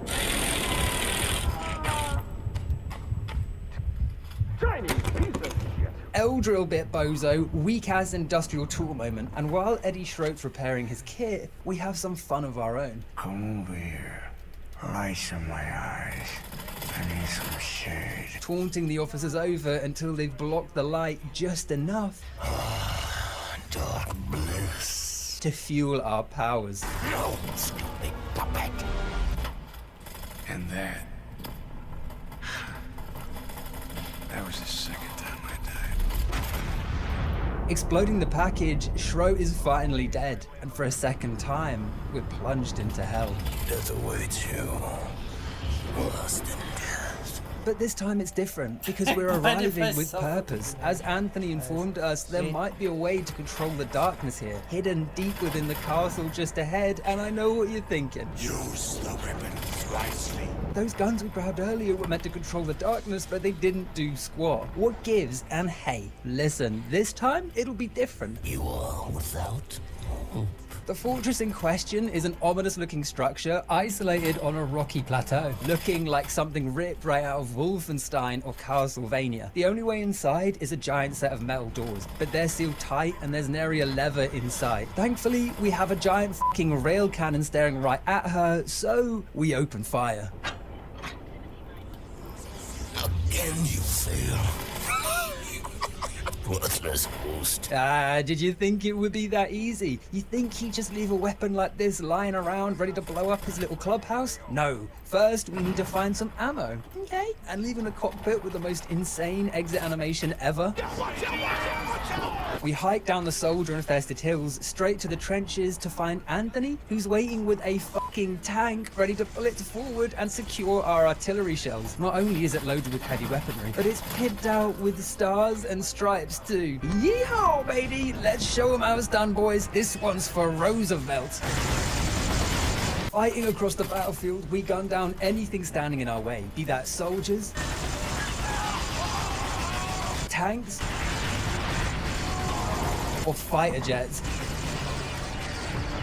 Is it janky? Yes. Are the guns impossible to aim? Yes. Does this tank defy physics? Yes. Is this real butter? No. On the upside, it only lasts a few minutes, a few crazy, messy minutes, and after avoiding countless obstacles and whizzing along a crumbling bridge, we drive into the munitions store down a straight fucking tunnel, only to swerve to the left and flip the tank.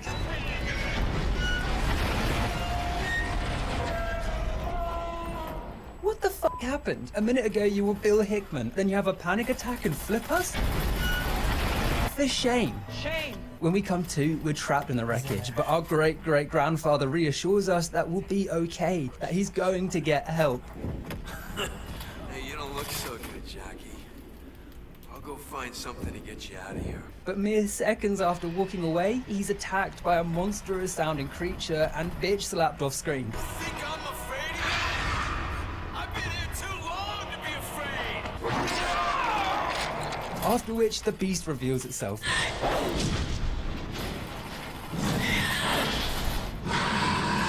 It's a pale, deformed giant, and it wants us dead. Swinging us around for a 5-minute segment in which we brainlessly hold down fire and hope for the best, until it collapses.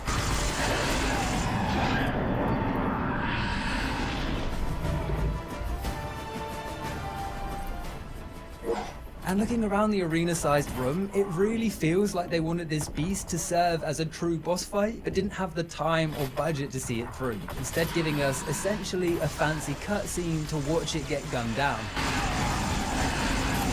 And the tragedy doesn't end there. Having been swatted away, our Gramps is injured, resting on a perfectly placed concrete pillow.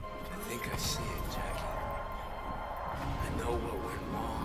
The wounds are fatal, he knows this, but instead of wallowing in misery, he tries to end things on a more positive note, feeling vindicated with the knowledge that maybe someone in his family just might be able to defeat this curse. Everything's changing. Oh yeah. You're the one, Jackie. You were always... Oh, bullshit. Come on. And just as he's about to impart what seems like truly important information, I think I got it.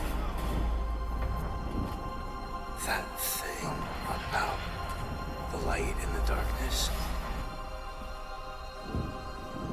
You know what that means? Do not interfere. Only the darkness will prevail. he's taken from us, pulled by the darkness into the deepest depths of this hellscape. But fret not, grandfather, we're coming! Or not. Old boy's chilling with the four kings in the abyss, it would seem. Alone once again, we reach the munition store, load up a shell, and ride it back to the cannon. Please, Jack. This is a mistake. All that's left to do is clear a path.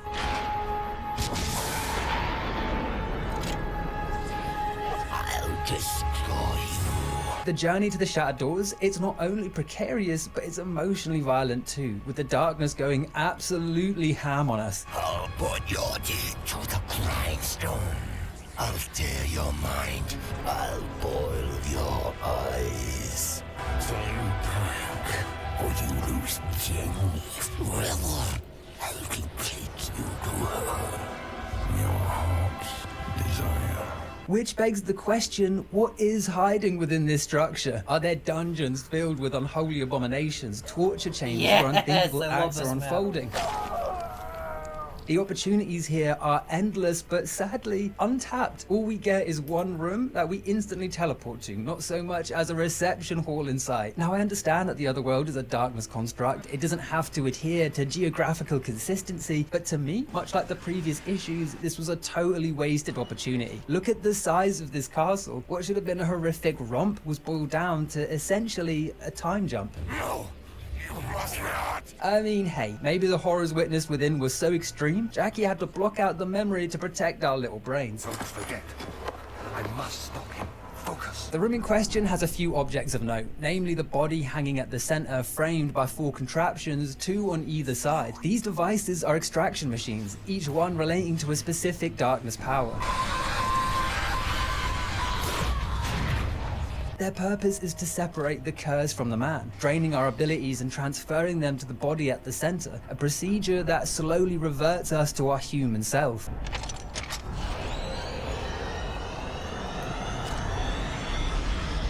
All the while, the body receiving these powers is evolving, constructing piece by piece a physical representation of the darkness, and this beast is a frightening sight. A demonic mockery of Jackie, one we have to defeat to take back control, and in a cruel twist, stood behind this creature, almost hidden just out of sight, we can see Jenny.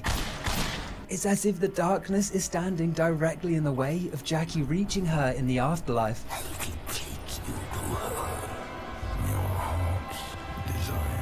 With our powers gone, this fight is tough, relying on traditional firepower while our old abilities are used against us.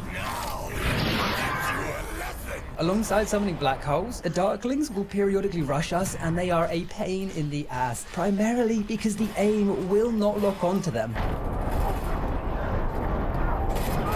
Now I know how our enemies felt, the poor bastards. This shit is unfair. In the end, we can't actually shoot this avatar. It's too powerful. Bullets just ping off its chiseled abs.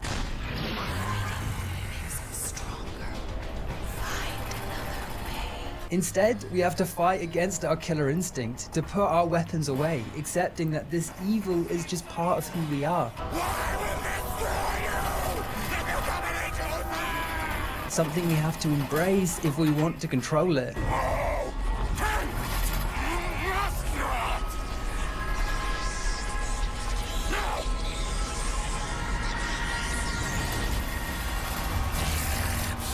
Could have gotten all three of them if that fucker didn't have a rocket launcher. A submission that the darkness warns us is only temporary. I am yours to control for now. But Jackie, with each life you take, I grow closer to owning your soul. And with that, we're shot back to reality, waking up outside St. Mary's Orphanage where our tumble first began. Catch me if you can! The only lead we have is the important shipment Schroet's goon mentioned. Mother of God. That's a good one, boss. I mean, considering the shipment we got coming in. Before getting blown into 72 different earpieces. Polish his sweet butt crack. And after running a few errands around town, we find a radio able to call said shipment into Pier 19. You can bring in the boat. Everything's clear. There isn't much to say about the boat conquest. We come, we kill, we leave. If anything, this whole level is a little more than a demonstration of our increasingly monstrous actions, killing hordes of thugs as the darkness revels in our brutality. We're losing ourselves to this power. We have control now, but we're reaching critical mass. Once we tip over the edge, there's no going back, no more tricks we can pull. And to really hammer this transition home, now when we're shrouded in darkness, Jackie's hands will crack and glow red, similar to the effect on our otherworld counterpart. It's a small but worrying detail. We're now more demon than man. This is the right way. Kill more. With the captain dead, Uncle Paulie's last bridge to the rival crime families is burnt. Those gangs don't trust him anymore. He's no longer protected, which means there's nothing standing in our way. It's his time to die. So, Jackie. A quick detour first though, because in his rage, Paulie sent a small army around to Aunt Sarah's to take her and the old boys out. An unforgivable act. Only we can shoot her house up. With all hands on deck, we stand off against the waves, unable to unleash our powers and relying on good old-fashioned janky aiming.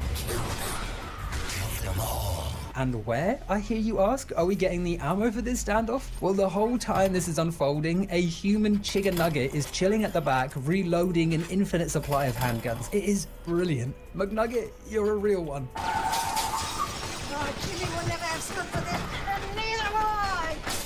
Aunt Sarah saved and loose ends wrapped up, all that's left to do is head to Paulie's personal hideout, a newly refurbished lighthouse on the coast of New York City. Take Paulie Franchetti out, I'll be right behind you. Arriving, Booker DeWitt style, for the first and last time in this game, the sun is still shining. The sun shall fall into darkness. And it's a bittersweet send-off. This fight is our submission to the darkness, and as such, this first appearance of the sun, it's the last Jackie will ever get to witness.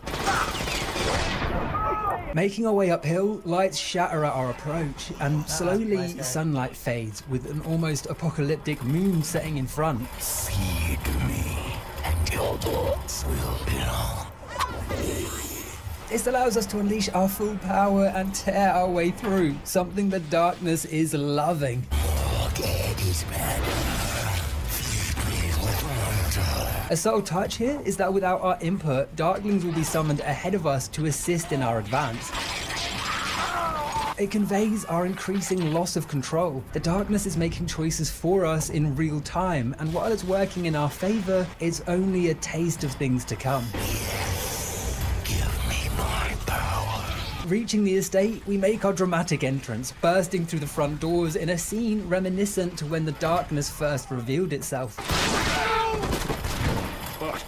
A brutal arrival preceded by flashes of Jackie roaming the halls and tearing Paulie's few remaining soldiers apart. Show me what you can do with my powers.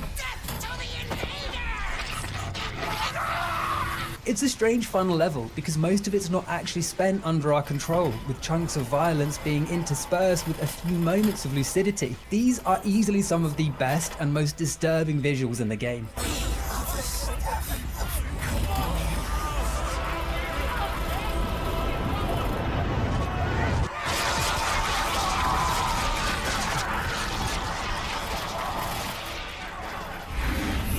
Like the blood, don't you?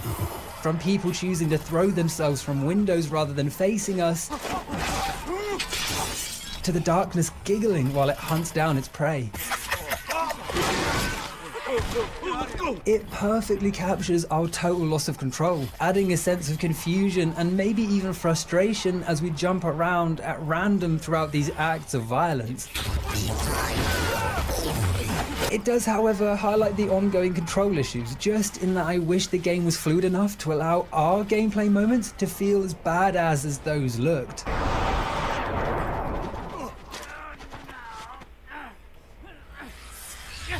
Make them fear you.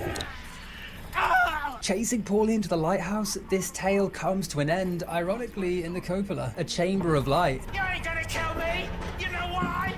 'Cause you're soft! He's entrenched, hoping for one last stand, but direct confrontation's never been his strong suit. It's the last one. Finish him.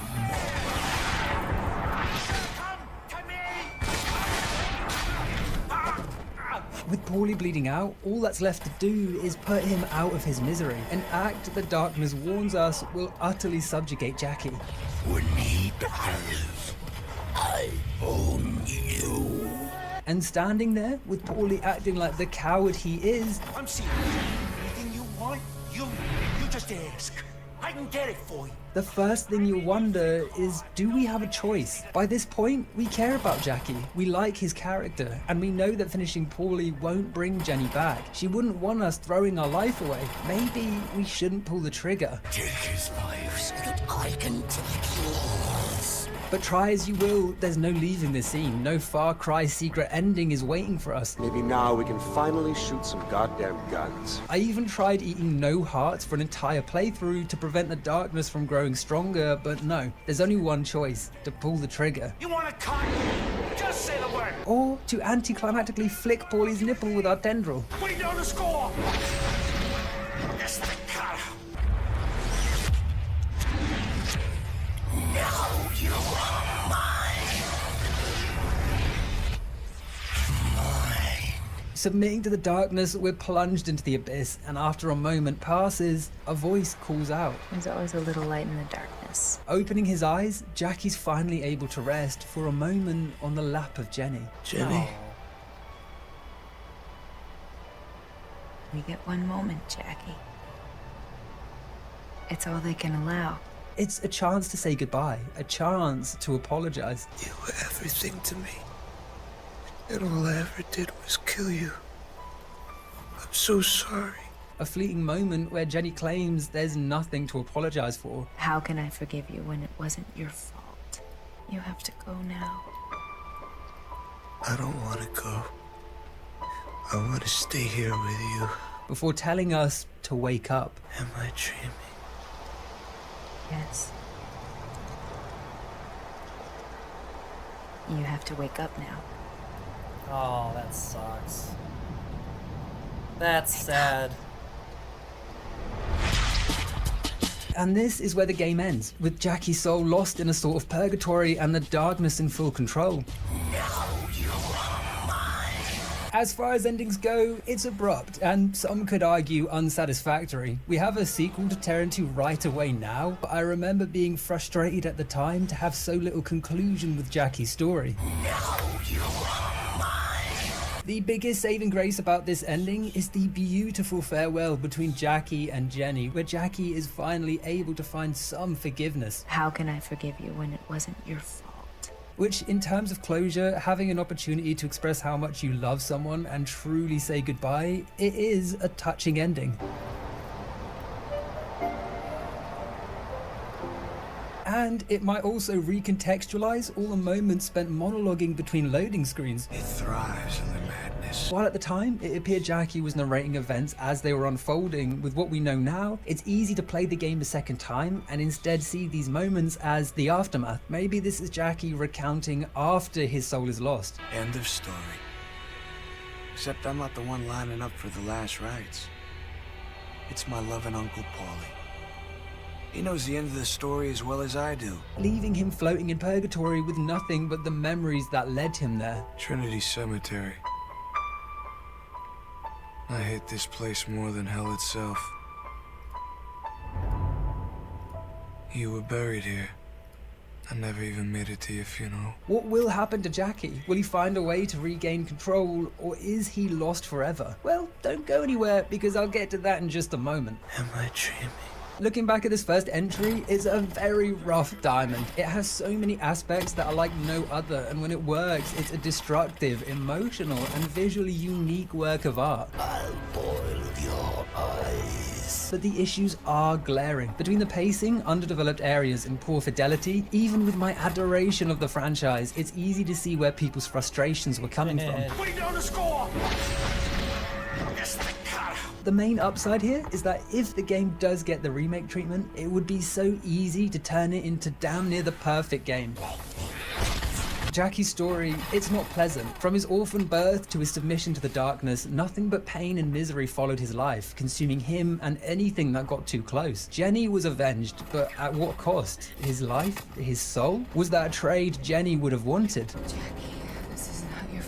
Well, to figure this out, we're going to need to jump forward 5 years and have a look at the vastly different but equally enjoyable sequel, The Darkness 2. What the hell is that? You see that? Holy shit, it's the devil! The sequel picks up 2 whole years after the events of the first game, with Jackie no longer trapped in the park with Jenny. Far from it, actually. Between games, somehow we've managed to tame the darkness, sealing it away and regaining our autonomy. But ever since, it's been trying to get back out. A seemingly impossible feat achieved with the help of our new tweaker friend, Johnny Powell. You might think that inheriting superpowers would be pretty cool for Jackie, you know, being in the business of killing people and all.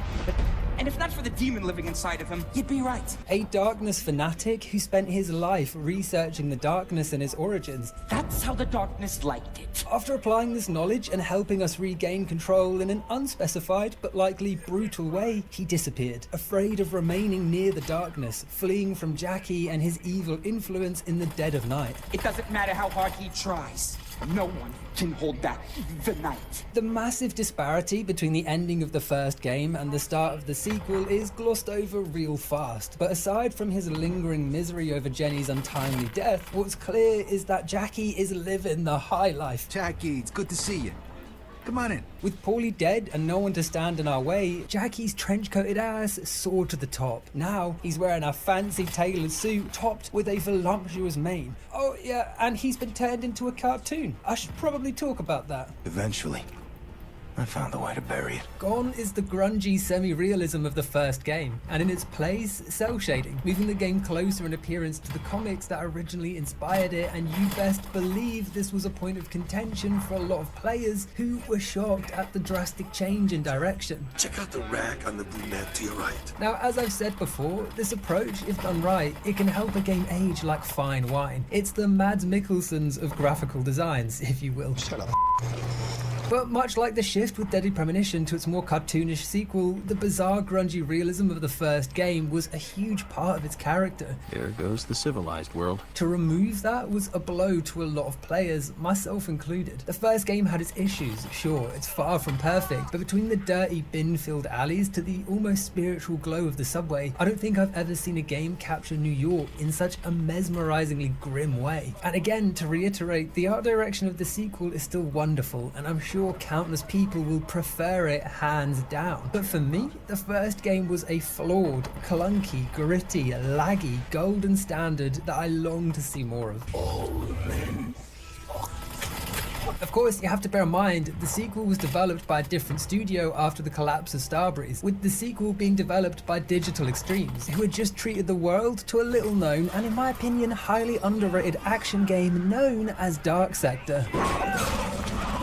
The same studio that would later go on to create the wildly successful spiritual successor Warframe, released in March 2013. Holy shit, that was a tongue twister. With Dark Sector in the bag, the team were used to crafting brutal, gory combat, but this could also explain the totally different art direction. The unique lighting and style of the first game was a result of Starbreeze's in-house Riddick engine. Without that, they would have struggled to recreate this bizarre style in an accurate manner. So maybe, rather than risk looking like a generic attempt at mimicry, they felt more comfortable with a drastic change, created from the ground up in their own comfortable style. Either way, this is what we're working with. Two very different approaches to design that are better appreciated separately than compared competitively.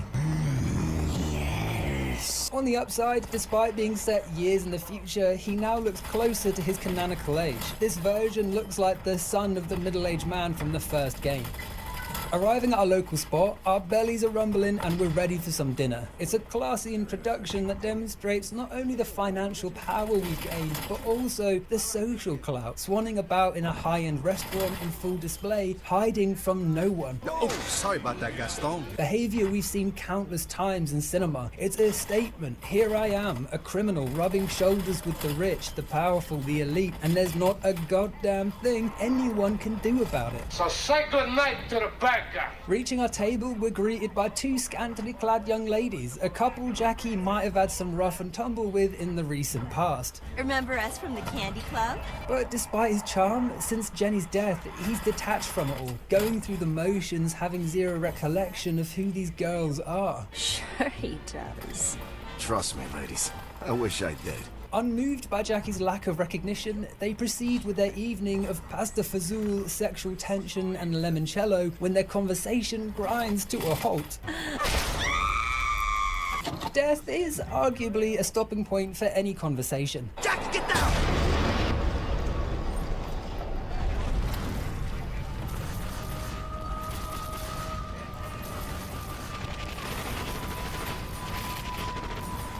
Jackie's under attack. It's a hit and he's in trouble, having crushed his leg when a jeep slammed through the window. Of course, this would usually be a little more than a splinter for our boy, but not wanting to unleash the darkness, he can't heal the wound. So, with Vinny dragging us through the restaurant turned war zone, we take hold of our first firearm and gun down any hitmen that pop out like ducks in a gallery.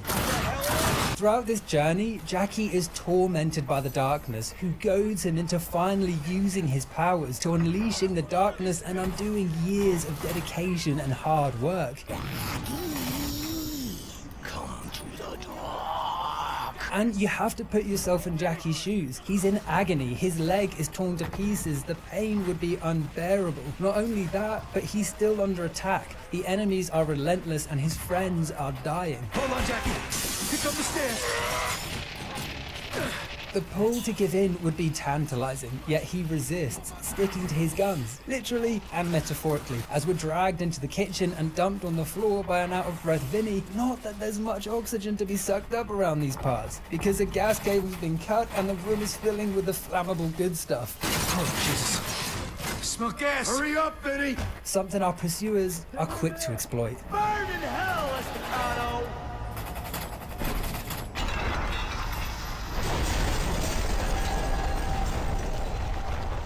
Waking from the blast, somehow, Jackie still isn't dead. Never again, you son of a bitch. I am your salvation. That doesn't mean the old darkness isn't still knocking on our door, more confident than ever with our options running out. Embrace the darkness, Jackie. Turning towards the crumbled wall, we see a new character observing us and remarking on our father. Stronger than his father.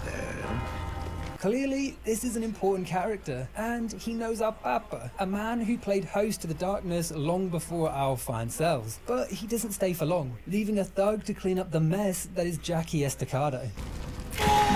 Crawling forward, there's no way out, no other choice, and the darkness knows it, demanding one last time that we open Pandora's box. And with revenge on our mind, we do just that, allowing in classic fashion the darkness to take control and demonstrate its immense power. My friend! Oh! What the hell is that? You see that? Holy shit, it's the devil!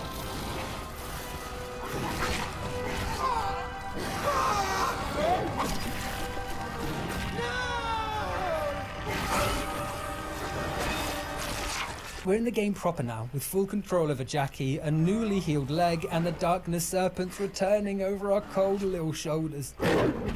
Vinny, also being a fucking unkillable entity, ate the explosion like a champ. Jackie? Finding him perched on a bin with only mild injuries. He's out of action, but well enough to guide our next move. The rest of our crew's out front, so you can meet up with him on the street. Give him hell, Jackie. For the next while, we get to grips with the controls, whipping and slashing, throwing pipes to impale, and executing enemies to gain health. This is a new addition to the combat. After damaging an enemy, there's a brief window where they can be grabbed and held in the air like a 2-pound lamb shank. From here, they can be savagely dismantled for extra health, extra ammo, a boost to our ability recharge rate, or to summon a demonic shield. After this, for the most part, it's business as usual. But Jackie, he's suffering mentally, seeing Jenny lurking just out of sight. Jenny? Hey, wait! A ghost haunting his waking hours. Or, if you listen to the darkness, a lie. Reaching the main street, we're finally able to combine all our new abilities and unleash hell with the game's first taste of real combat, and it is a treat. Having reactive and faster-paced combat was a clear goal of the developers. We no longer cycle through and equip one power at a time. Instead, we use them all simultaneously, whipping an enemy, throwing a black hole, and spawning a horde of flies, all without skipping a beat. It's super dynamic and captures the unstoppable brutality we could only witness when the darkness took over in the first game. The best comparison I can make is that in the first, the darkness feels like a demonic backpack, offering cool powers we could access, but not ever really feeling like an extension of the player. Whereas in the sequel, we are the darkness, and the darkness is us. My friend! There are a few interesting changes made to the core powers too, namely gun channeling and the black hole. With the former, you can't call upon demonic weapons anymore. Instead, we power up our current guns, increasing their damage output significantly. It only lasts a matter of seconds, and it destroys the target's bodies, meaning there's no hearts to consume, and therefore no ability to heal. And a quick segue while we're here, but as you might have noticed, an ancient wrong is being righted here. In the sequel, eating hearts is exclusively a left serpent activity. After a whole game of being teased and bullied, this poor demonic entity can eat its little heart out. The black hole's also undergone a massive redesign. It's no longer something we can spawn on the fly. Instead, enemies occasionally drop black hole power-ups that we can throw to unleash the suck hole of death. Another change is to the upgrade system. Consuming hearts previously caused the darkness to increase its power level, offering longer duration for its abilities. Now, every action, from eating hearts to performing executions, rewards us with a certain amount of dark essence we can use to upgrade Jackie. Some of these upgrades are minuscule, like increasing ammo capacity, while others are game changers. The most notable is darkness armor, a thin bulletproof layer that protects our body from small firearms as seen in the comics. Sadly, we never see it from an outside perspective. There's no Deus Ex cover mechanic where we can appreciate our special edition golden trench coat, but I just know we'll look fucking cool. I never asked for this. One last interesting change is that every ability is available for unlock right from the word go. Previously on Lost, powers were earned by eating particularly evil hearts. Now they're bought without ceremony. I'm not the biggest fan of this. Hunting down new hearts and the excitement and awe I felt every time really tickled my dopamine pickle. I mean, for the gun channeling ability, we literally descended into the depths of hell, pulling them from a contorted human totem in the middle of a wasteland. It was badass, and this system is not that. It will never be that guy. Stupid fuck. In any case, we put those talents to good use, clearing up the streets and putting the remaining hitmen on the run. A short-lived celebration, because the best pasta place in New York doesn't survive much longer.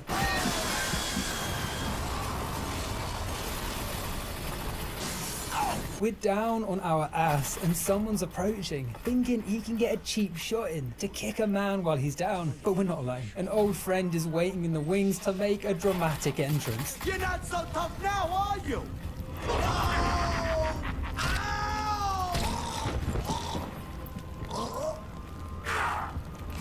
Hello, monkey. It's been too long. That's right, our old buddy the Darkling has returned, and just in time too. What's that smell? You tell me. Last time round, Jackie can spawn in a variety of Darklings to tear through enemy ranks, creating a small army to gun, stab, and zap any who stood in our way. But that's not the case anymore. Darkling summoning, 'tis gone. In its place, we're assigned one specific Darkling who serves more as a co-protagonist. He's permanently dressed as fucking Ginger Spice. It's a disgrace. Give us a hug. Combat-wise, his main role is to distract enemies, biting their ankles and allowing Jackie to instantly execute them. It's helpful, but it's fair to say that the new Darkling isn't so much about offering combat skills or clearing paths in the environment. Instead, it plays a very specific role within the game's narrative, with a more defined personality and a better connection to Jackie. That said, controlling a small minion army, it's always been a huge part of Jackie's identity, and taking that away, it feels like a step back. I got no choice. Personally, I think having a mix of the two system would have worked great, still keeping the main Darkling to drive the plot, while also allowing Jackie to summon various weaker Darklings with quirky powers. New buddy in tow, we pursue the remaining enemies into the subway. Finally, the forbidden land of innocence is now our hunting ground, and no one is safe, be them hitmen or civvies. Not so picky now, are we, Mr. Darkness? Ordinary. But reaching the end of the tunnel, there's only one way forward. We too have to step onto the tracks, a move that nearly costs us our lives. Dipping into an alcove, a train flies past, just inches away from our face, straight into the remaining hitmen, causing it to derail and wreak havoc. The carts and tunnels are splattered with viscera. It's brutal. The damn thing looks like Invincible's just been clotted through it. Not that the Darkling is overly sympathetic. Damn it. Following this path of destruction, we stumble across a surprising sight. Jenny! But approaching her, we're caught in a deadly trap. A train's coming at full speed and there's no time to escape. We're dead. But this time, we don't go to hell. The World War I setting is gone, and in its place is something equally as interesting. Where the hell am I? The first person we encounter here is Johnny, who's as unhinged as ever, matching the crazy environment we found ourselves in. What are you doing here? And where the hell are we? You let stupid stuff get in your head, then it gets all jumbled and weird, and people think you're nuts! But it's not just Johnny, because up ahead we find Fat Tony, our old buddy, and he's completely off his rocker. Tony, what happened? Did you find the guys who hit us at the restaurant? Sometimes I can't tell the difference between a fruit and a vegetable. Confused and angry, we stumble up the hallway before getting flashbanged and arriving back in New York to find the darkness taking our body for a spin.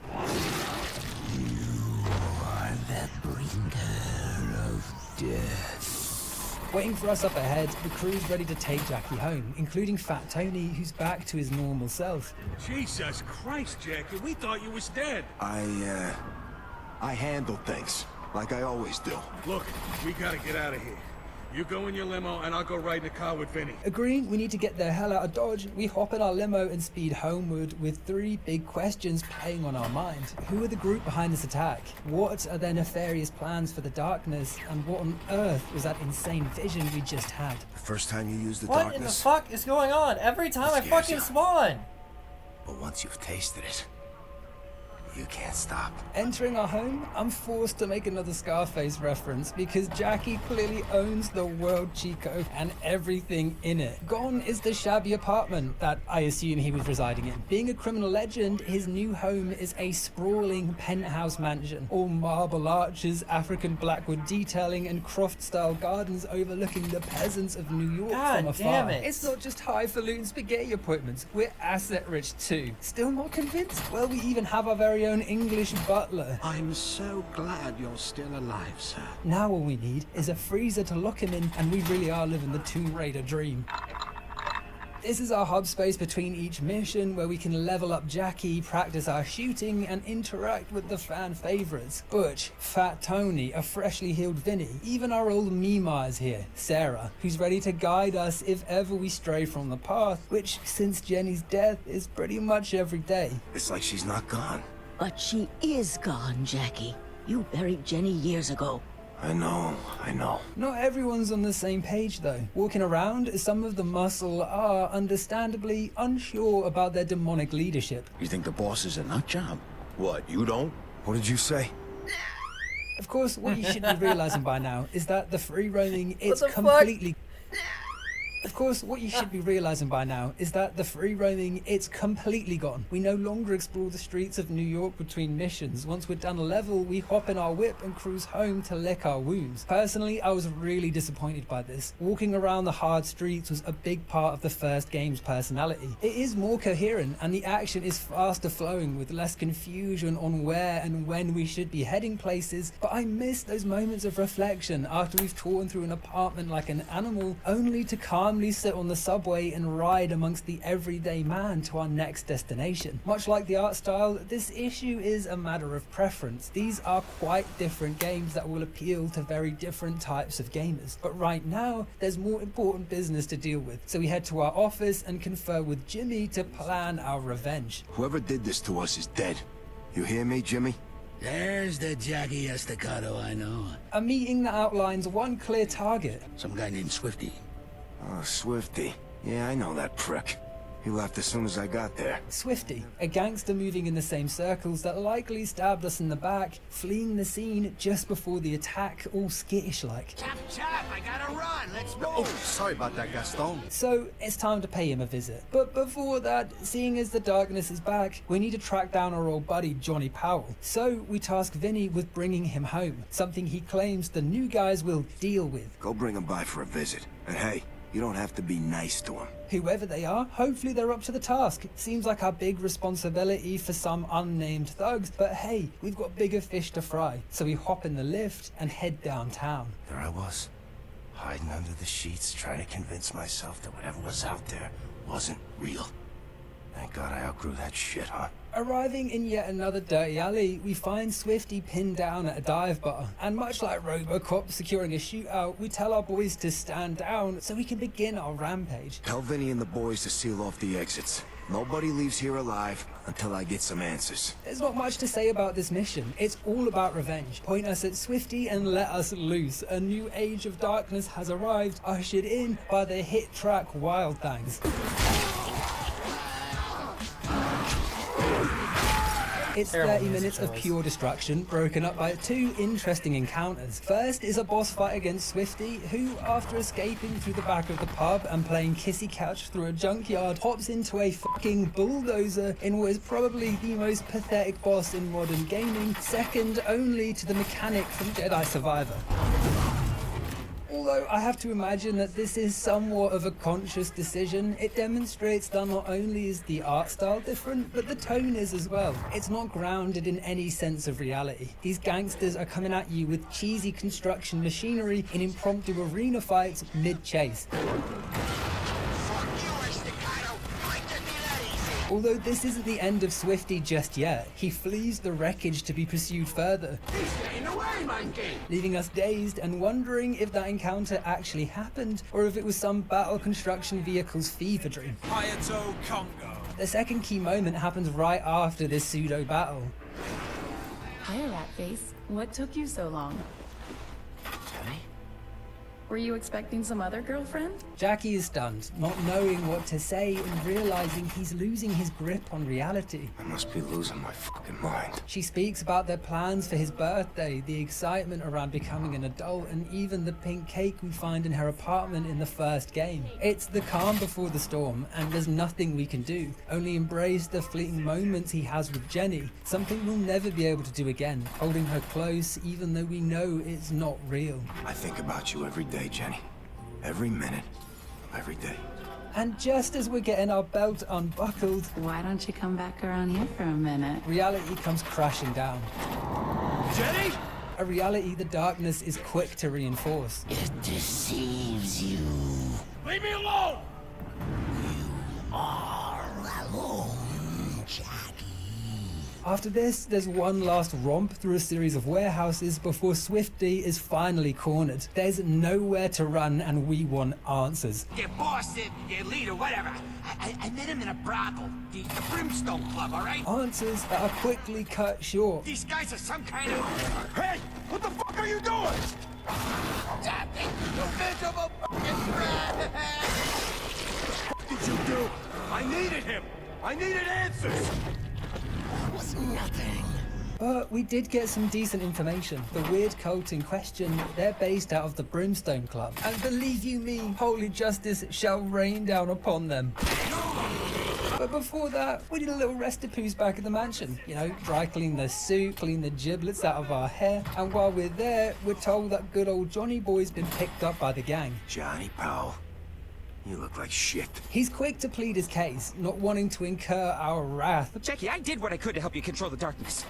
But being around you was becoming a problem for me. But whether he likes it or not, he's back on the payroll with the goal of researching whatever group is hunting us. Bunch of assholes just came after my entire operation.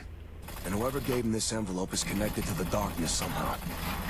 I need you to figure out who they are and what they know about it. Returning to business, we gather the Cannoli Council, inform them about the Shag House, and learn that there's already been talk around town about the new owners. Camille says she's seen some weird guy with a limp go in and out of the place. Says he looks like Nosferatu on crack. Sounds like we've got our target, but before starting the mission, there's one more stop-off. Aunt Sarah wants to check in again, make sure we're doing all right, but with the memory of Jenny boiling to the surface. Jenny was a wonderful girl, one of a kind, and she loved you.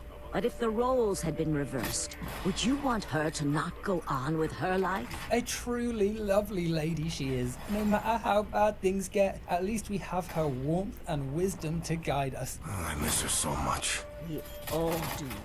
But she's just a memory now, Jackie. And if you're out there always looking for her, you're going to get yourself hurt. Heading to the brothel, things are as brothely as one might expect in various ways. A cannier show. Hi there, baby. You looking for a good sign? All I know is that an unspecified amount of developers had to spend weeks constructing these acts. It's something we don't talk about enough. The strip clubs and car hookers in GTA, the horse balls in Red Dead Redemption, or the lap dance in Metro. Someone had to spend hours burning the midnight oil to bring this to life.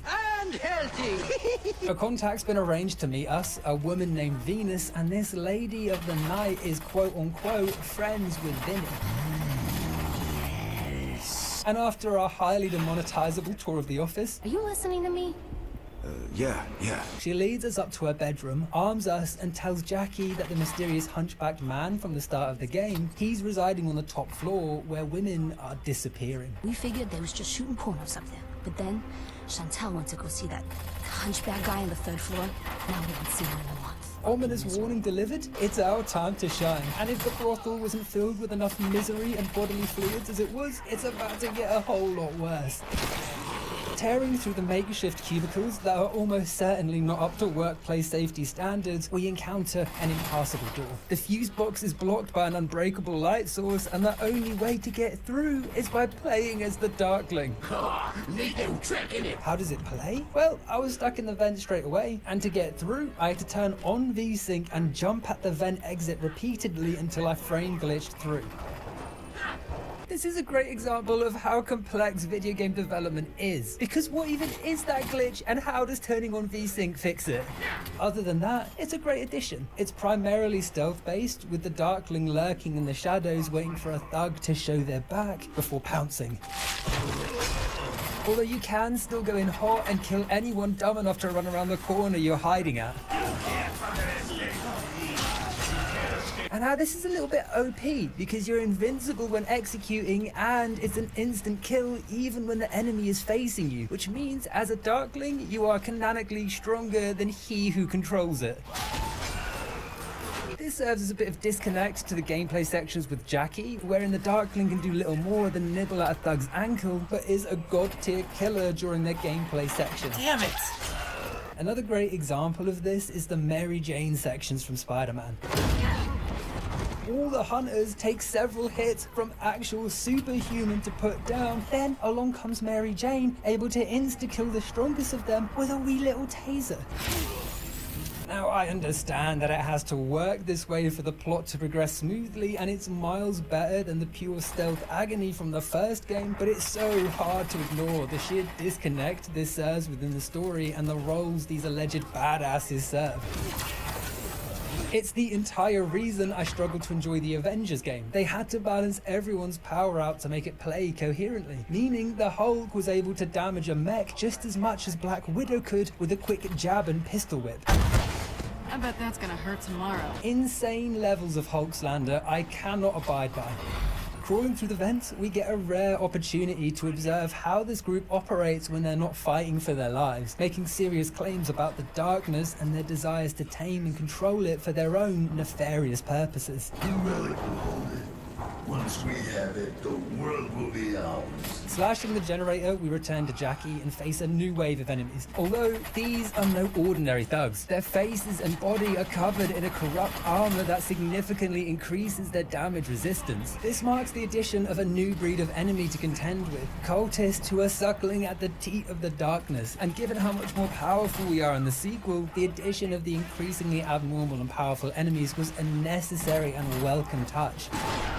Goons aside, we quickly discovered that their operation, it's not slapdash. That is to say, they've been keeping an eye on us for a very long time, with a whole board dedicated to our lives, our friends, and even Jenny. These guys know everything about me. The location she died being marked, and an interesting note beside her name. Host. After her death, she was crossed off. No longer an issue to contend with, but they know our business inside out.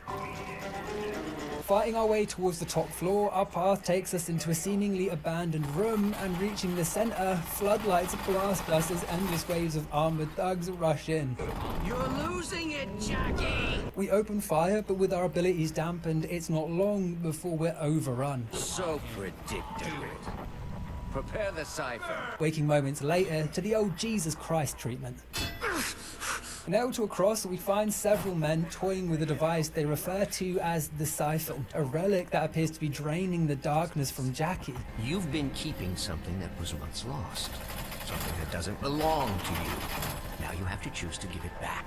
What happens to you is of secondary concern. I want the darkness. This loony wants the darkness for himself, claiming we can either hand it over consensually or they'll take it by force, having attacked our mansion and taken our boys hostage. Jackie! Oh, Jackie, the whole damn place is overrun! We're given a choice here. One of the two have to die, Eddie or Frank, and the choice is ours. Lack of compliance and the game will choose for you. Make a choice. Left or right? It's very similar to the start of Wolfenstein, with none of the interesting after effects. Let me make a choice. Who dies here? It changes nothing plot-wise. Hell, I'd choose both if I could. It's not even like there are cool buddies. Get Butch or Vinny down there, and I'd be crying. But these guys? They're working off the stocking fillers right now. You son of a bitch! Whoa. That one got wet. Choice made, our assailants know we need more motivation, so he issues a more cutting command to hunt down and kill our defenseless aunt. Find the old lady and tear off both of her arms. So while the thugs lay siege to our home, Jackie's subjected to new heights of pain in an attempt to retrieve the darkness. Jackie, you must resist. But while his physical form is taking a battering, his mind goes for a little wander, literally breaking free from its confinement to explore the darkness plane.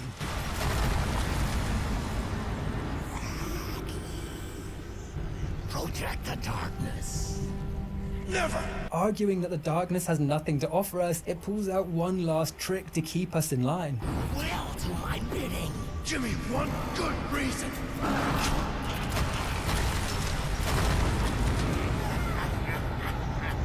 Jenny, her soul trapped by the darkness deep in this other realm.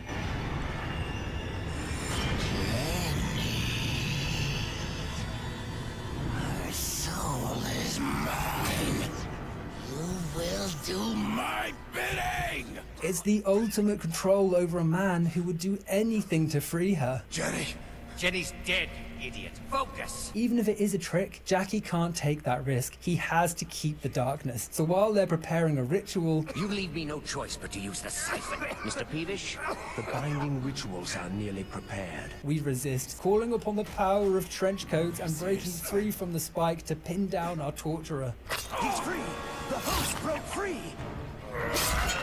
Something old crutchy boy ain't too pleased about, talking the most about offering us an easy way out, I tried to give you an out, Jackie, so don't ever say you weren't given a choice. before threatening to take everything away, our auntie included. By the time you get out, your Aunt Sarah will be gutted and boned, and you'll have gained nothing. Fleeing the scene, he torches the building while our hand heals up, giving the darkness a chance to offer one last bargain. The siphon.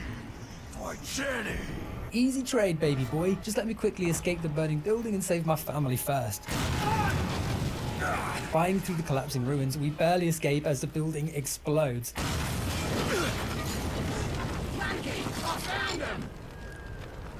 Hey!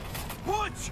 Up here! Holy shit, Jackie! We thought you were done for. Our boys are waiting in the alley below, so we make our way down as the darkness revels in its newfound control. And the dynamic here of Jenny's soul being trapped is brilliant. We have no way to know if it's the truth or a lie the darkness is using to control us. We know the darkness can't be trusted. We know it lies and twists the truth, but we can't risk Jenny losing her soul and living an eternity in pain. So, against all sense, we have to play along. We gotta get home before they kill everybody. Come on! But first, Aunt Sarah's in trouble, so we speed back to our newly sieged abode. There was this priest that used to come around the orphanage, Father Alonso. Yeah, I know what you're thinking, that it ain't that kind of story. The mansion that once served as our sanctuary is now a war zone. Our champagne and caviar replaced with blood and viscera. Which, in hindsight, explains the large, unused garden areas. They were What the fuck is anticipating our going on? They're eventual murder teleporting. call, and I'm happy to oblige. I just hope our butler is okay, and as Lord is my witness, I will feed him sand for letting all these thugs into our home. Very good, sir. The level begins in the garage downstairs, where we encounter another new enemy type. Dressed in a white medical-looking trench coat, these lads have a high-powered light gun perched on their shoulder, able to blur our vision and dampen the darkness. Killing them, or at least shooting out the light source, should always be a priority. Establishing this difficulty balance is super tricky for power fantasy games. How do they present a challenge to the player without minimizing their allegedly unmatchable strength? The answer is mechanics like this. We still feel like a badass, but there are moments of panic and vulnerability if we're not careful and paying attention to which targets we prioritize. Upstairs, we regroup, rearm, and speak to Johnny, who's been waiting for us to arrive. And true to his word, he's found out exactly who we're up against. Johnny, talk to God me. fucking What am I damn up it. against here? The seal on the envelope you found on Swifty? It belongs to the Brotherhood. The who? It's nothing we hadn't pieced together already. They're an ancient evil cult wanting to take the darkness from Jackie, but now we have a name. They're led by a guy named Victor, high priest, royalty to them. He's not a good person, understand? Entering the mansion, we shoot our way upstairs and reach Aunt Sarah, only to get knocked on our asses. Jackie, no! Jackie's one weakness, a singular buckshot. No! Aunt Sarah's quick to assure us that we'll be fine, that we'll come back no matter what happens. You'll come back from this, you know you will. But the same can't be said for her. So sitting helplessly, for some reason, we watch as she's murdered, after which Agent 47 strolls over and buys the Brotherhood some time. Wrong choice, Jackie boy. Jackie, help me, please. It's very similar thematically to the death of Jenny in the first game. In this scene, Jackie is powerless and the sole responsibility for the death of a loved one. Although unlike Jenny's passing, in which Jackie was forced to inaction by the darkness, I don't understand why we couldn't save Sarah. He just accepts her death after a minor amount of damage. I thought maybe one of the thugs had a light set up in the room, but that's not the case. There's no more light here than the rest of the house, so it just feels like the plot was happening for plot's sake. Our beloved aunt didn't have to die. Wrong choice, Jackie boy. But such is life, and waking up, once again, we're back in the asylum with Vince telling us we're sick, that the darkness is all in our head. The darkness isn't real. It's just in your mind. What? I'm sorry, but I know you get confused by all this. These bad dreams are a part of being sick.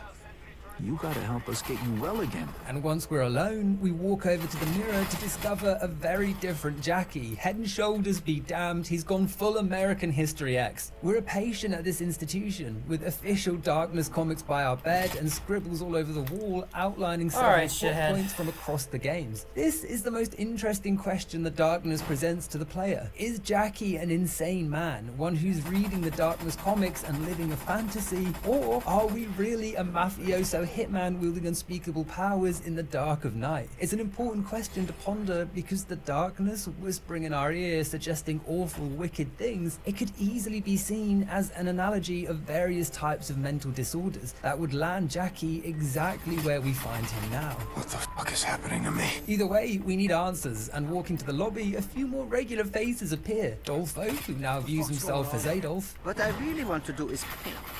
Oh, not you too. Johnny, who's still mad as a box of frogs. They got bad wrists from all the computers.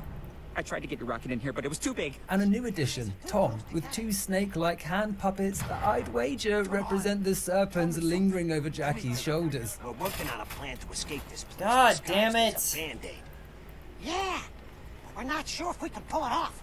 Thanks for nothing. It's all very fucky, and you just want to go apeshit, unleash the darkness and tear the place up. Get answers the old-fashioned way, but there's nothing you can do. You're powerless. All we can do is visit Dr. James in his office, stepping inside to find none other than Jimmy the Great running the gaff. Now I know this ain't real. No fucking way you're a doctor. Sitting down, he explains that we're cuckoo, we're cracked in the head, we're missing a few screws, we're a sandwich short of a picnic, and no matter how hard we protest, all we're doing is cementing how crazy we look. Don't you see what's happening, Jimmy? The darkness is inside our heads. You mean the voice you hear, Jackie? The one that makes you do bad things? There is something wrong with this place. You're not keeping me here. Let's just stay chill. After a while, we lose our shit, at which point Dr. Grape recommends we visit the resident nurse, one with a notable name. Edward, take him to see Nurse Jenny. Come on, Jackie. Just try to stay calm, Jackie. And as the piano builds, we enter her office to find Jenny alive and well, seeing us as little more than a patient to be cured. Jenny, I don't know what this place is, but I'm gonna get us out of here. Why would I want to get out of here, Jackie? I work here. I'm here to help you. This is torture of a different kind. It's hard to imagine the frustrations you would feel if someone you loved and lost was finally stood in front of you and all they saw was a stranger. No grand reunion or loving sentiment, just cold professional distance. Now, last time we talked, you were telling me about the delusions you've been having. A scene that's not too dissimilar to the appearance of Maria in Silent Hill 2. James, honey, did something happen to you? We try our best to convince Jenny, and possibly ourselves, that this is just a dream, a trick by the darkness, but Jenny's not buying it. You were dead. God damn it! I saw you die. We talked about this, remember? When you don't take your medicine, you have a hard time separating fiction from reality. You get a lot of bad dreams when your serotonin's out of whack. It makes you think you're remembering things that never happened. So, like any sane man, we lunge forward, ready to rescue her with foam spittle forming in the corner Alright, of you our know mouth. what? We're getting out of here. Now! Whoa, whoa, big guy. Code white!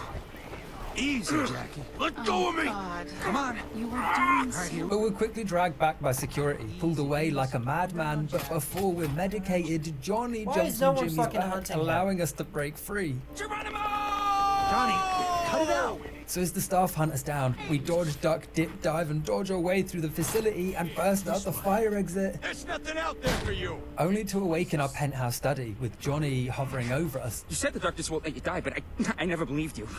Took it 4 days to repair you after you got shot in the face. The Brotherhood's gone, but so is our aunt, and the funeral's today. They arranged the funeral for your Aunt Sarah today. God damn it. God damn it. It's my fault they killed her.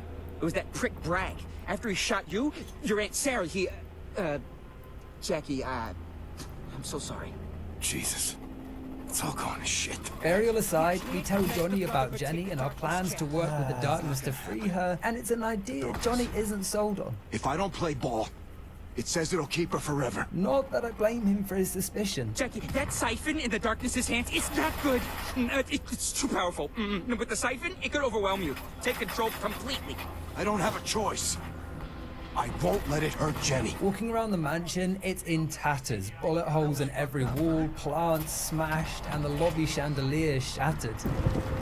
Thankfully, Butch is on the scene, playing visceral cleanup as he so often does, plunging entire bodies down the toilet to ensure nobody's asking no questions. Jesus Christ. Jackie? Upstairs, it's a somber scene. The altar to Jenny is smashed, and on the floor, a pool of blood stains the carpet. Aunt Sarah's blood. We couldn't save her, but just like Jenny, we can avenge her. So we speak to Jimmy and get the funeral underway. She was one tough broad, you know. Funeral.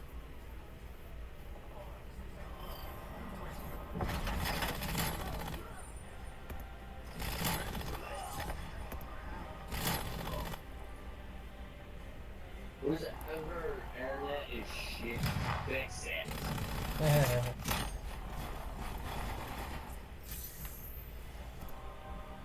Alrighty, I'm gonna get off here, guys. I gotta make dinner. Alright.